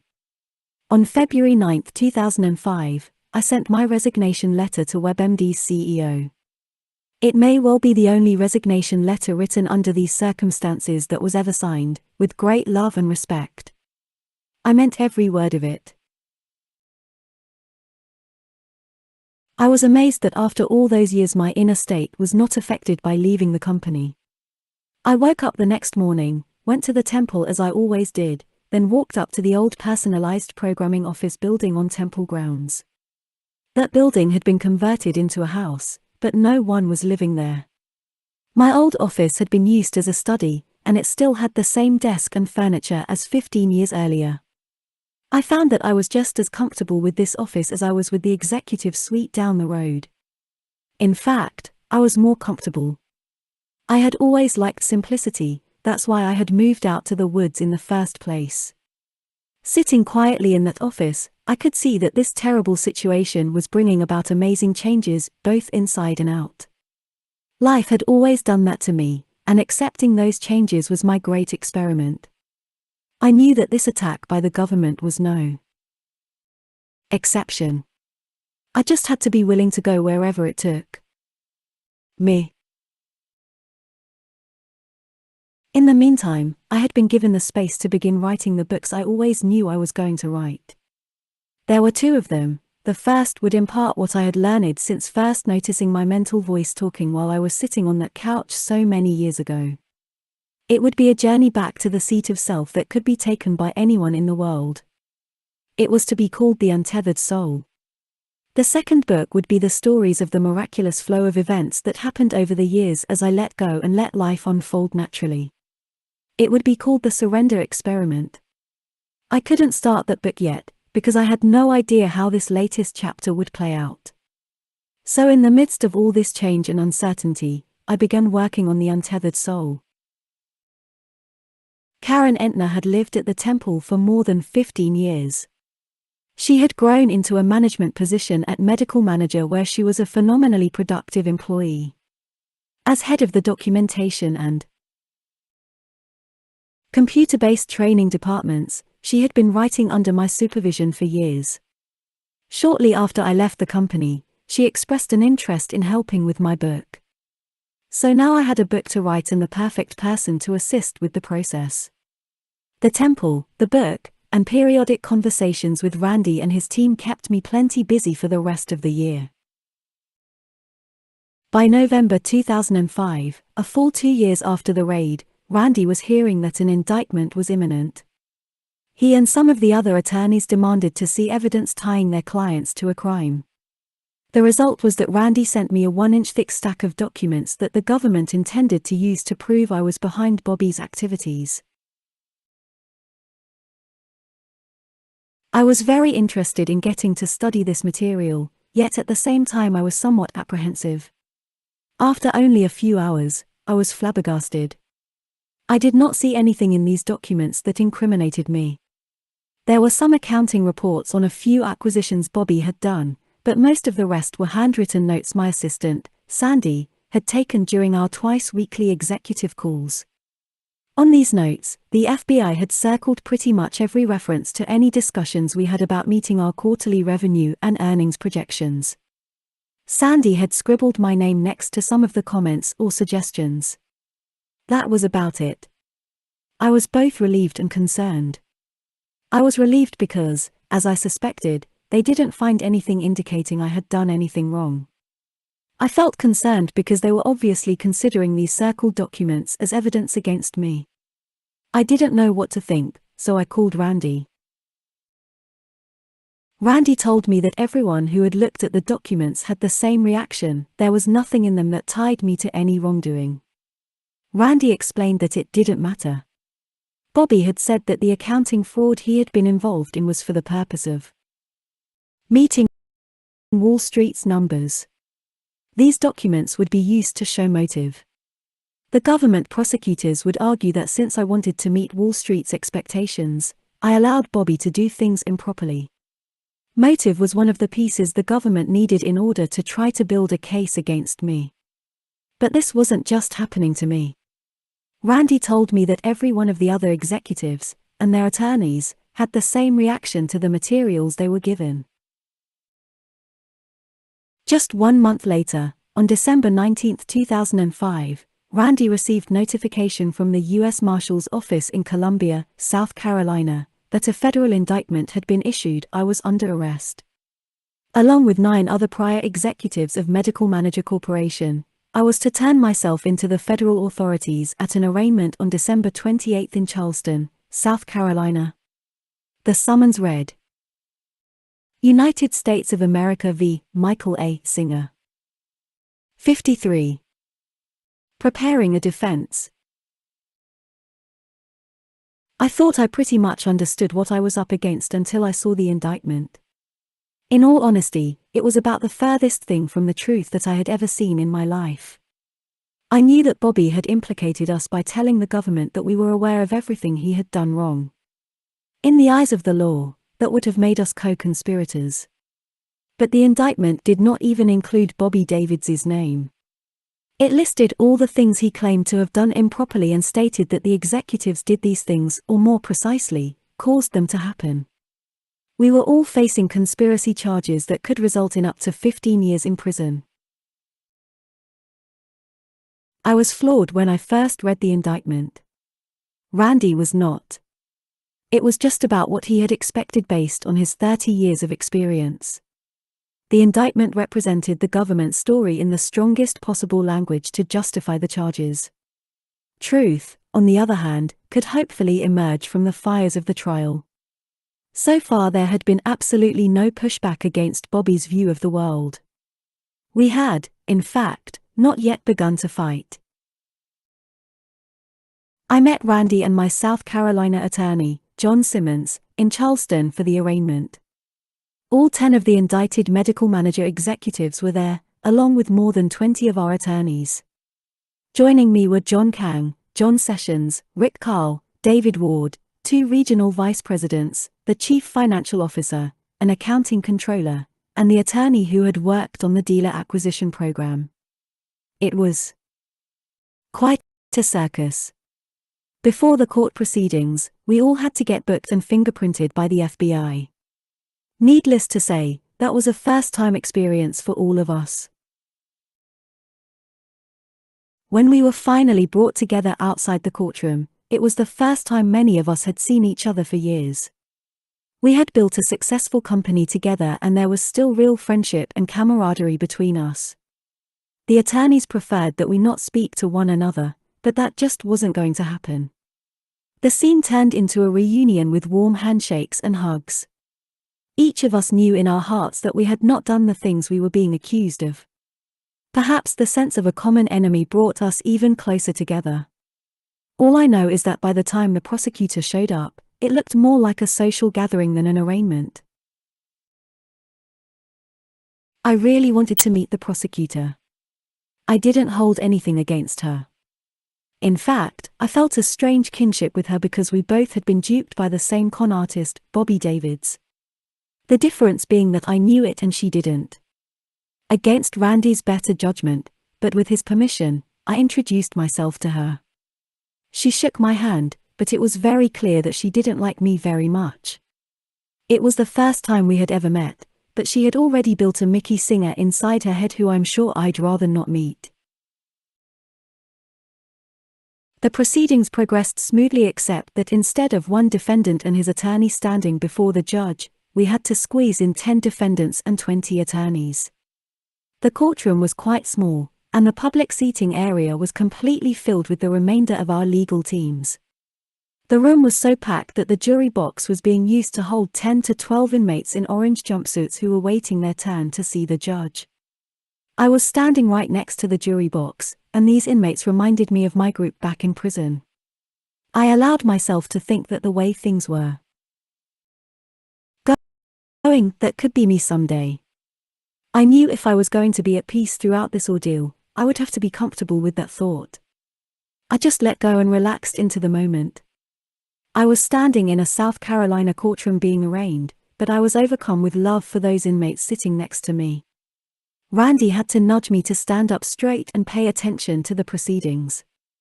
All I knew was that I was on the journey of my life and just look where it had taken me. The judge released us on our own recognizance without the need to post bail.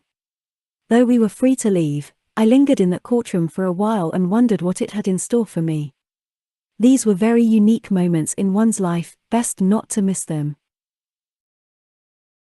I spent time with some of the executives afterward.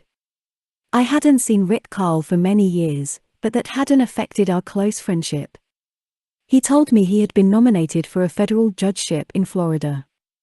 Indications were that he would have received the appointment, but he had to pull his name the moment he heard he had been indicted. Likewise, John Kang was preparing to step down as chairman and CEO of the public company he and his brother had started. Everyone was putting their best face forward, but this situation was altering people's lives. Aside from these executives and their families, the front-page publicity from the indictment had affected some other people very dear to me. I had already received a call from the warden at Union Correctional Institution saying that until this situation was resolved, he had no choice but to revoke my authorization to meet with my Saturday morning group. After 30 years of committing myself to perhaps the most important thing I had done in my life, my prison work was over. A wave of darkness was falling over everything that had been the source of so much light. It was all completely out of my control. I was determined to sit peacefully deep inside and see if it could pass by without affecting my inner state. It was like the early days when I had first started my experiment of letting go in the face of perceived danger. The big difference now was that this danger was way beyond anything I could have ever imagined. It was the perfect storm. Meanwhile, it had been over 2 years since the raid. The government was required by law to disclose all the materials investigators had seized. Yet by the time of the arraignment, we still had no documents with which to prepare a defense. That evening, the entire joint defense group got together at a hotel. I really enjoyed watching all the attorneys interact. Randy had taken the lead in putting together a joint defense agreement that would allow us to share materials. But in the end, each attorney was responsible for their own client's best interest.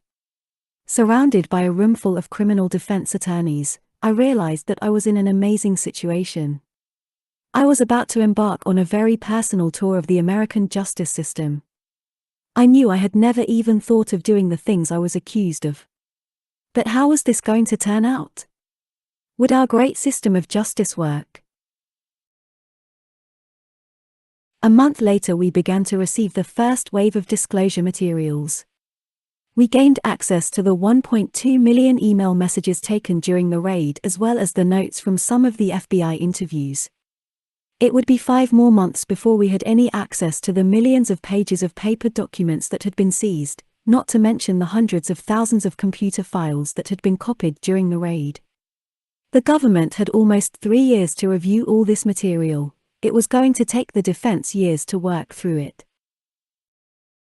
Once the disclosure materials began arriving, Randy and the BakerBots team kept giving me tasks to do: review these tens of thousands of email messages, review all 6 years of notes from the executive meetings, review all my written responses to years of nightly take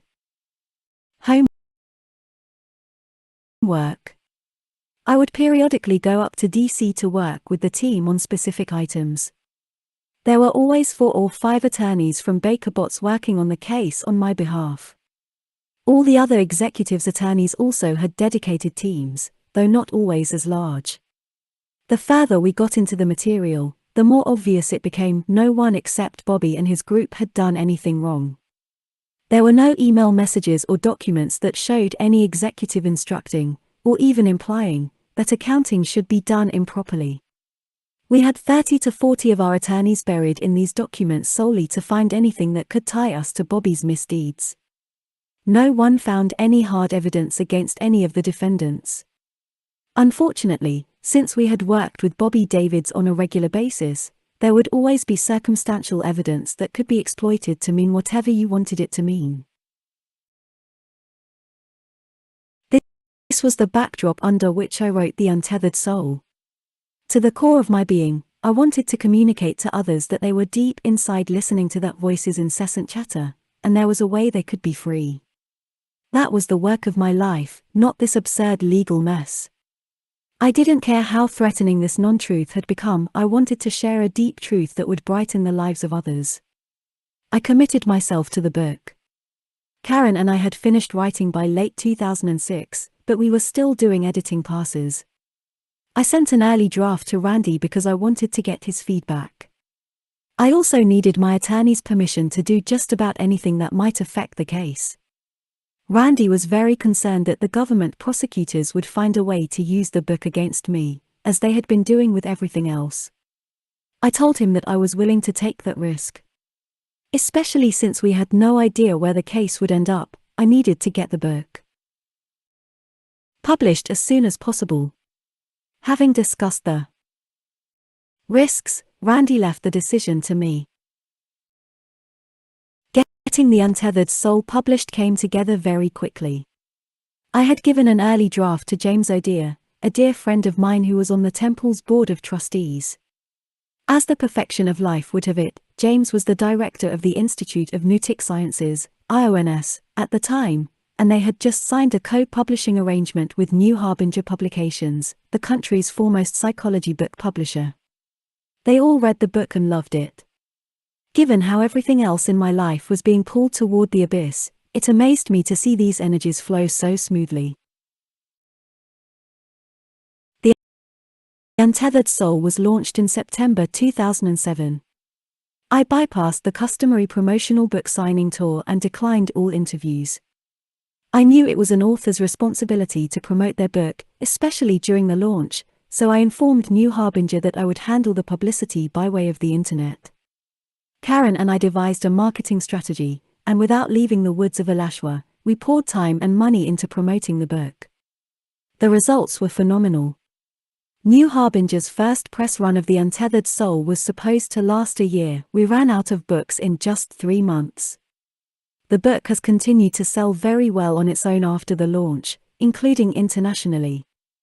In the midst of that intensely dark period, the book managed to manifest, sprout wings, and soar off around the globe. The feedback from everywhere was overwhelming. The Untethered Soul was fulfilling its purpose. It was helping people. In the midst of phenomenal darkness, it was spreading light. 3 Publishers Note: in November 2012, The Untethered Soul became a #1 New York Times bestseller. 54. The Constitution and the Bill of Rights. The legal battle was definitely getting more interesting. Once we had access to the disclosure materials, we could prepare a defense. The first thing Randy and the defense team did was ask the judge to force the government to cut the scope of the materials down to size. They couldn't just hand us millions and millions of email messages, documents, and computer files, as well as years of accounting entries, and then say somewhere in there is what you did wrong. If we were going to have a chance of defending ourselves, the claims of wrongdoing needed to be more specific. In legal terms, This is called requesting a bill of particulars. The government fought it, but the judge issued an order forcing prosecutors to specify exactly which dealer acquisitions and which accounting entries they were going to present at trial. In all these years of seeing the truth manipulated until it became unrecognizable, this was the first time I saw that we had some say in the matter. The U.S. Department of Justice is one of the most powerful forces in the world. But it is not all-powerful. The judge had the right to overrule the DOJ. I reminded myself that this was not the case in lots of other countries. If those governments were convinced that you did something wrong, it was pretty much over. As long as I had to go through this ordeal, I wanted to learn all that I could about our legal system. I asked Randy what exactly gave us the right to make this demand of the government. I really loved his answer: the Constitution. The Sixth Amendment says, "The accused shall enjoy the right to be informed of the nature and cause of the accusations." Supreme Court rulings through the years have interpreted this right to mean that if the disclosure materials presented to you are too broad in scope, you have the right to demand a bill of particulars. I didn't tell Randy at the time, but that moved me to the core of my being. For 3 years I had been sitting quietly deep inside myself watching the powers that be take Bobby's lies and turn them into a seemingly unstoppable force of destruction. Suddenly, I was reminded that people I'd never met had possessed the caring and foresight to make sure I had rights. If it was going to be the United States of America versus Michael A. Singer, I had some very great people in my corner: Thomas Jefferson, George Mason, and James Madison, to name just a few. Over the next few years, it would become painfully obvious to me that only a single piece of paper stood between me and the dark abyss. That piece of paper was the U.S. Constitution. I went back and read the Constitution, beginning to end. From the perspective of my predicament, it was so evident that the Founding Fathers were not only creating a government, they were protecting the people from it. I had always known this intellectually, but now it was personal. Very personal. This was not a civics course, it was my life. Under these circumstances, the Constitution really came alive for me.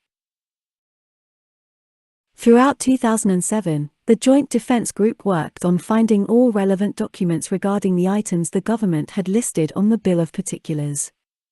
I went up to Washington a few days each month for review meetings and also had regular conference calls with the legal team at Baker Botts. Randy was present for almost all the meetings, and his partner, Casey Cooper, and the associate attorneys handled much of the day-to-day work. Each associate had been assigned a share of the dealer acquisitions to thoroughly reconstruct, and we would review each of these transactions in painstaking detail. It was like having a jackhammer taken to my ego. I had built and run a beautiful company.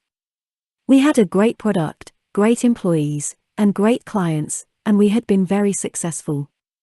But underneath the dealer acquisition program, there was filth. It was like looking into a cesspool. Bobby had been stealing, lying, manipulating, and controlling everything in his world, including me and the rest of the executives. It took my breath away to see what he had done. Behind it all was the realization that these meetings were not about what Bobby had done. They were about the fact that he had managed to find a way to make us criminally responsible for what he had done. It was like being in the twilight zone. All I could do was keep letting go at the deepest possible level. My mantra was, "This is reality, deal with it." I just took the attitude that on my journey through life, I was now part of this excellent legal team that had been pulled together to defend this poor sap, Singer, who had been framed by the evil villain. I took a breath, let go, and contributed positively to the topic being discussed. We were definitely making headway. We had discovered that the disk drive the government gave us that held data from people's personal computer files had been indexed improperly by the FBI. For some reason, the agents had only indexed the files by the short description header they had assigned to each file. The contents of the files had not been indexed for search purposes. This severely limited the search results of this important source of data. The defense team had a full indexing done, and we were finding lots of interesting historical documents. We found early drafts of documents and letters that directly contradicted some of the lies Bobby had told. Little by little we were unraveling the convoluted mess he had created. Judge Blatt was our judge, and Randy was doing really well with him. We were having regular pre-trial hearings, and Judge Blatt was approving many, but not all, of our motions. Randy found him to be very fair in his rulings and felt that the judge was beginning to get a sense of how far the government had stretched its case. It had been more than 4 years since the raid, and things were finally beginning to look up. I couldn't have felt more confident in Randy as my lead attorney and as the leading figure in the joint defense group. Things began to unravel in 2008. Randy informed me on February 7 that he had gone in for a checkup, and they had found a tumor. It was cancerous and they wanted to operate immediately. They ripped open his chest and cut out the tumor. In the midst of the battle, the general was down. It only took 3 or 4 weeks for Randy to be back on his feet leading the charge. But there was a lingering issue. The doctors said there was a good chance that the tumor could return, and he should consider chemotherapy. He decided to wait and see, hoping for the best. In the meantime, it was back to work. That was a good thing because the government had been petitioning the judge to finally set a trial date. We had been telling the judge that due to the sheer volume of the disclosure materials, we were nowhere near ready. But in June 2008 the judge gave us our trial date, February 2, 2009, just 7 months away. We had so much work left to do, it really was going to take an army of attorneys. Halfway to the trial date, Randy's cancer returned. This time he was going to need 8 weeks of very intense chemotherapy and an indeterminate recovery period. I remembered back to when Jim Mercer was advising me about choosing an attorney. He said the holy grail would be to get a senior partner from one of the country's premier firms who would be personally committed to your case alone. Randy had turned out to be that holy grail. Now, against his doctor's advice, Randy was seriously considering risking his life by waiting until the trial was over before starting his treatment. I assured him I would have none of that, but he decided to wait and see how fast the tumor was progressing before making his decision. Randy was like a samurai warrior who had finally been given a battle that was about honor, truth, and justice. He was not about to lay down his sword for a tiny tumor. Unfortunately, it only took a month for the tumor to progress to the point that there was no longer a decision. We knew Judge Blatt was adamant that there would not be any extensions of the trial date. Though it was a long shot, Randy requested a 3-month extension so that he could represent me at trial. Once again, it was the Constitution that took care of me. The motion filed invoked my 6th Amendment right to have the assistance of counsel of my choice. Though the government opposed the motion for an extension, it was granted by the judge under the condition that I begin working with another lead attorney in case Randy did not recover in time. With the new trial date set for May 4, 2009, just 5 months away, Randy began his treatment. I had been working with Randy for more than 5 years by then. He had not only been my lead attorney and good friend, but he was also the chief legal strategist for the entire joint defense group. There was no replacing him. Having promised the judge that I would do just that, at least as a backup, I took a deep breath and surrendered to the reality before me. I would have to start working with a new lead attorney. 55. Divine intervention. The workload increased significantly as we moved toward trial. In February, we started a very interesting and important phase of the pretrial hearings, motions in limine. These were pretrial motions that gave us the opportunity to challenge whether the evidence the government prosecutors intended to present at trial was, in fact, trustworthy from a legal perspective. They had taken document after document and defined them in a way that seemed to support their version of events. I knew for a fact that many of the documents didn't say what they were being twisted to say. But taken out of context, they would influence a jury. I was pleased to learn that the courts had interpreted our constitutional right to a fair trial to mean that a jury could not be prejudiced with evidence that did not meet a reasonable standard of trustworthiness. In other words, we had the right to petition the judge to exclude some of this material from the trial altogether. Motion by motion we challenged the relevance and/or trustworthiness of what the government intended to present to the jury. In many cases, the judge agreed with us. This judge was finally reining in the unbridled attempts to create evidence by arbitrarily assigning meaning to documents and events. I was not attending any of the pretrial hearings, but I was reviewing all the motions and following with great interest as they had their day in court. With Randy out, the associate attorney, Alex Walsh, would give me the daily updates. I was really impressed with her and could see how Randy's absence afforded tremendous opportunity for the younger attorneys. I loved seeing that out of this darkness, something great was being forged. Randy completed his chemotherapy and tried to come back to work right away. But though the therapy was successful, it would take a few months before he got his full strength back. In late March, just 1 month from trial, we learned that Randy's recovery period was not our only concern. On March 27, 2009, Judge Blatt announced that because of his age and his health, he was stepping down from the case. We had lost our judge. The saber rattling began immediately. The government sent out word to all defense counsel that they had better come in and negotiate a plea because they were going to be destroyed in trial with a new judge. Needless to say, given how well Judge Blatt had come to know the case over the last 3.5 years, and how fair he had been, the prospect of a new judge at the 11th hour was disheartening. In the midst of the most dangerous situation of my life, the two forces in this world I had come to have the most confidence in to protect me, Randy and Judge Blatt, were both taken away.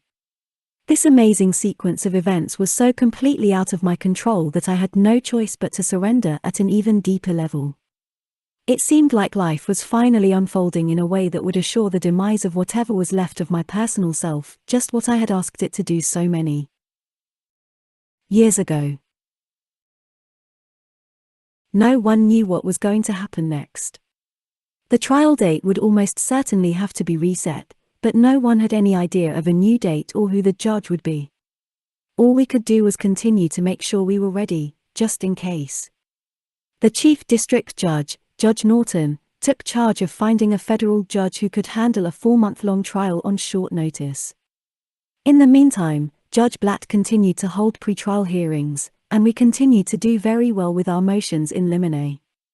Finally, unable to find a replacement judge, Judge Norton decided to take the case himself. At a hearing in July, we were given the new trial date of January 18, 2010, which was 5 months away. So now the Chief U.S. District Judge of South Carolina was going to hear the case. Everything just kept getting bigger and bigger. Point 4. Judge Norton took over the pretrial hearings around August 2009. By then Randy was fully back in the saddle, and he found Judge Norton to be very bright, knowledgeable, and impartial. It turned out that Judge Norton's rulings were very similar to Judge Blatt's. We continued to tear down the government's case in pretrial motions throughout the months leading up to trial. It certainly appeared that the new judge, like the old, saw the weakness of the case being brought against us. By October, we were 3 months from trial, and the time had come to reserve housing in Charleston. Years earlier I had asked Randy what the probability was of the government catching on that I didn't do anything wrong and just dropping the charges. He told me that he expected the government to drop charges against everyone except me, John Kang, and John Sessions, the CEO, the President, and the Chief Operations Officer. Randy would have included the Chief Financial Officer, but he had previously died of cancer. I want to be sure of my odds, so I pushed Randy by asking if it would literally take divine intervention for me to avoid a trial and just walk free. He pondered for a moment and said, "Yes, it would take an act of divine intervention." With that in mind, Donna and I headed to Charleston to rent a place to live for 4 months. We made it an adventure. We had both lived at the temple for more than 35 years.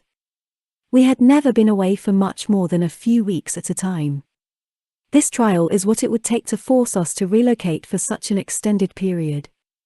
There was, of course, the possibility that my departure would be much longer. As we approached the trial date, things unfolded in accordance to Randy's predictions. The government called in the second tier of indicted executives one by one and tried to get something useful before dropping charges. Of course, there was nothing to get, and we were all glad to see our colleagues taken out of harm's way. That left the 3 senior executives headed for trial on January 18, 2010. I received a call from Randy mid-December. He had gotten an indication through back channels that suddenly the government was interested in discussing a settlement. After checking it out, Randy said it seemed prosecutors had had enough, and they wanted me out of the case. We were feeling pretty confident about my position given the successes we had in the pretrial hearings. I told Randy that I wanted the charges dropped with nothing on my record. If they wanted a statement of facts, I would state that I had always believed that everything was being done in accordance with standard accounting principles, but I now saw that Bobby had been doing some things improperly. In other words, I would tell the truth and nothing else. Somehow, just 4 weeks before trial, and 6 years since the raid, light was dispelling darkness. The government insisted that I voluntarily give up a portion of a 12-year-old stock sale, just in case the share price had been affected by Bobby's accounting inaccuracies.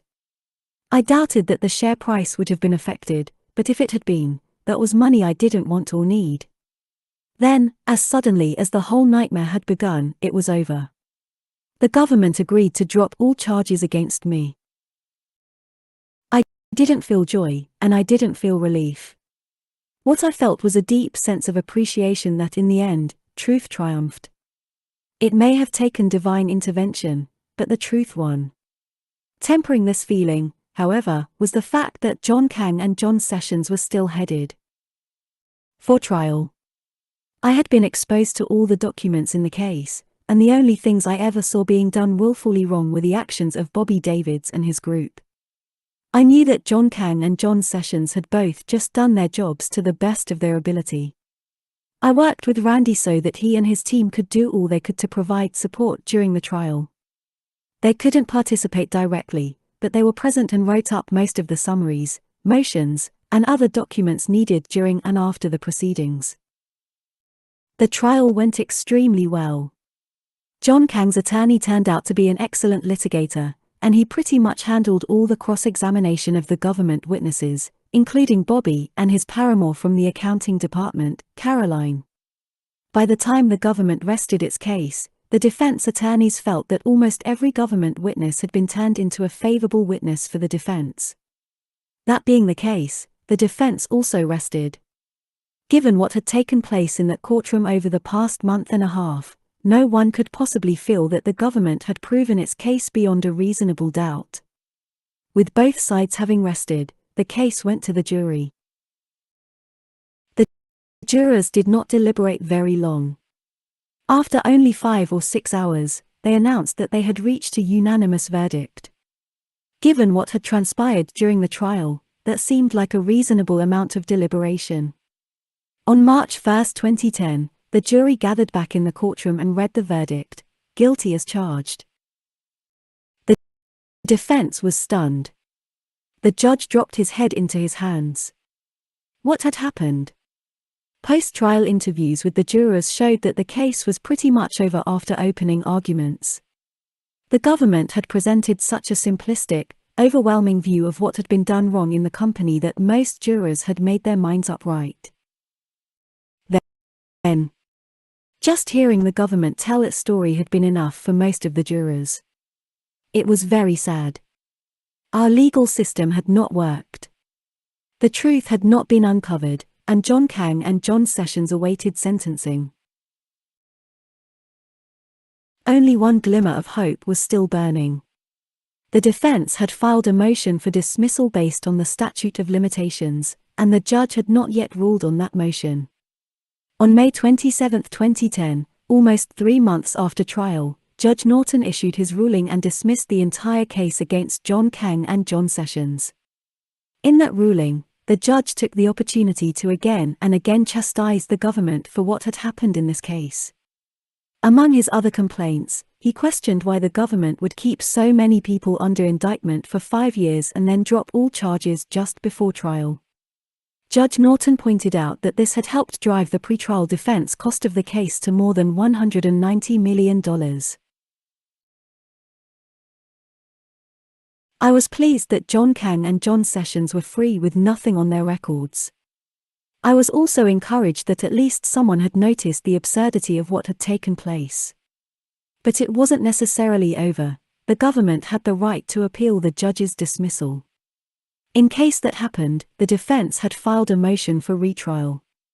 This motion was based on the bold argument that the jury had been mistaken. The weight of the evidence presented at trial did not support the verdict. On January 19, 2011, almost a year after trial, the whole truth and nothing but the truth finally broke through. On that day, when Judge Norton signed his ruling regarding the retrial motion, Jefferson, Mason, and Madison must have breathed a sigh of relief. After 200 years of interpretations of what they had intended, the system had worked. Truth and justice would have the final word after all.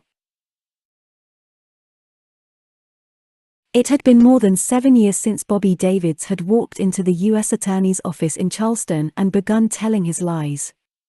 That web of illusion gained momentum and ensnarled everything in its way. But it did not make it past the Chief U.S. Judge of South Carolina. Judge Norton had sat through the entire trial and heard all the evidence. The jury may have been willing to accept the government's story at face value without holding prosecutors to a reasonable burden of proof, but the judge was not. In case his dismissal order was overruled, Judge Norton not only approved the defendant's motion for a new trial, but in a 19-page opinion he tore the government's case to shreds. He stated that the government had not proven that there was any conspiracy among the executives, but to the contrary, the evidence supported that the executives at Medical Manager believed that the accounting was being done properly. He went on to state that he found the government's chief witnesses, Bobby and Caroline, to be non-credible, and that Caroline appeared to just be parroting Bobby's words. I read Judge Norton's ruling with a sense of awe and relief. Now it was over. In the end, the person who mattered most had seen through the noise and recognized the truth. I didn't know that a judge could put aside the jury's verdict because he believed it was not supported by the weight of the evidence. Judge Norton made it clear that he not only had the right to put aside the verdict, he had the obligation. This was the Constitution in its finest hour. It was framed to protect the citizens from their government. But, alas, it is just a piece of paper. The judge is the only agent through which that protection can come to life. In my eyes, both of the judges in this case are heroes. They showed why our separate branches of government create important checks and balances against one another. These judges had taken a vow to protect the Constitution, and they selflessly did just that. 5. For it is worth noting that years earlier the federal prosecutor in South Carolina who originally filed the charges had resigned, and the Department of Justice in Washington had pretty much taken over the case. 5. For those interested, the government chose not to appeal Judge Norton's dismissal of the case. In the end, all the indicted Medical Manager executives walked away free. 56. Returning to the beginning. When the smoke cleared, the whirlwind of life had dropped me off exactly where she had picked me up. After 40 years, I still lived just down the field from the house I had built when I moved to the woods to meditate. I was still meeting with people every morning and evening for services in the temple, including the large Sunday morning gatherings started back in 1972. But the original 10 acres the temple sat on was now surrounded by 900 acres of rolling fields and beautiful forests over which life had made us steward. The foundations of my life had remained completely undisturbed throughout this entire dance with the universal flow. The legal ordeal quickly became a distant memory, almost a dream. It had come and gone, just like everything else. I could clearly see that because I had inwardly surrendered each step of the way, no scars were left on my psyche. It had been like writing on water, the impressions only lasted while the events were actually taking place. Yet in the moment of actual experience, each twist and turn had reached deep inside me and forced me past foundational fears and personal boundaries. As long as I was willing to accept the purification power of life's flow, I kept coming out on the other side a transformed person. How could I consider this a bad experience when it created such beauty and freedom within me? To the contrary, I stand in awe of all that has happened since I started this amazing experiment of acceptance and surrender. One thing is for certain, he who left on this journey never returned. The flow of life had served as sandpaper that, to a great extent, freed me of myself. Unable to unbind myself from the incessant pull of my psyche, in an act of sheer desperation, I had thrown myself into the arms of life. From that point forward, all I did was my very best to serve what was put in front of me and let go of what it stirred up within me. Joy and pain, success and failure, praise and blame, they all had pulled at what was so deeply rooted within me. The more I let go, the freer I became. It was not my responsibility to find what was binding me, that was life's job. My responsibility was to willingly let go of whatever was brought up within me. After seeing all I'd seen over the years, surrender to the flow of life was all that was left of me. No longer busy making other plans, I settled into the quiet life of increased solitude in which I once again found myself. It soon became obvious that life had provided me the ideal environment in which to write this book. The moment I sat down, the inspiration flowed in like a tidal wave. I began writing what I always knew I would have to write, what happened when I let go. People often ask me how I look at things now that I've gone through the life-changing experiences of these past 40 years. I tell them to read The Untethered Soul. How could I possibly explain the great freedom that comes from realizing to the depth of your being that life knows what it's doing? Only direct experience can take you there. At some point there's no more struggle, just the deep peace that comes from surrendering to a perfection that is beyond your comprehension. Eventually, even the mind stops resisting, and the heart loses the tendency to close. The joy, excitement, and freedom are simply too beautiful to give up. Once you are ready to let go of yourself, life becomes your friend, your teacher, your secret lover. When life's way becomes your way, all the noise stops, and there is a great peace. In eternal gratitude for all the experiences we call life. MAS, March 2015. About the author. Michael A. Singer is the author of the #1 New York Times bestseller The Untethered Soul.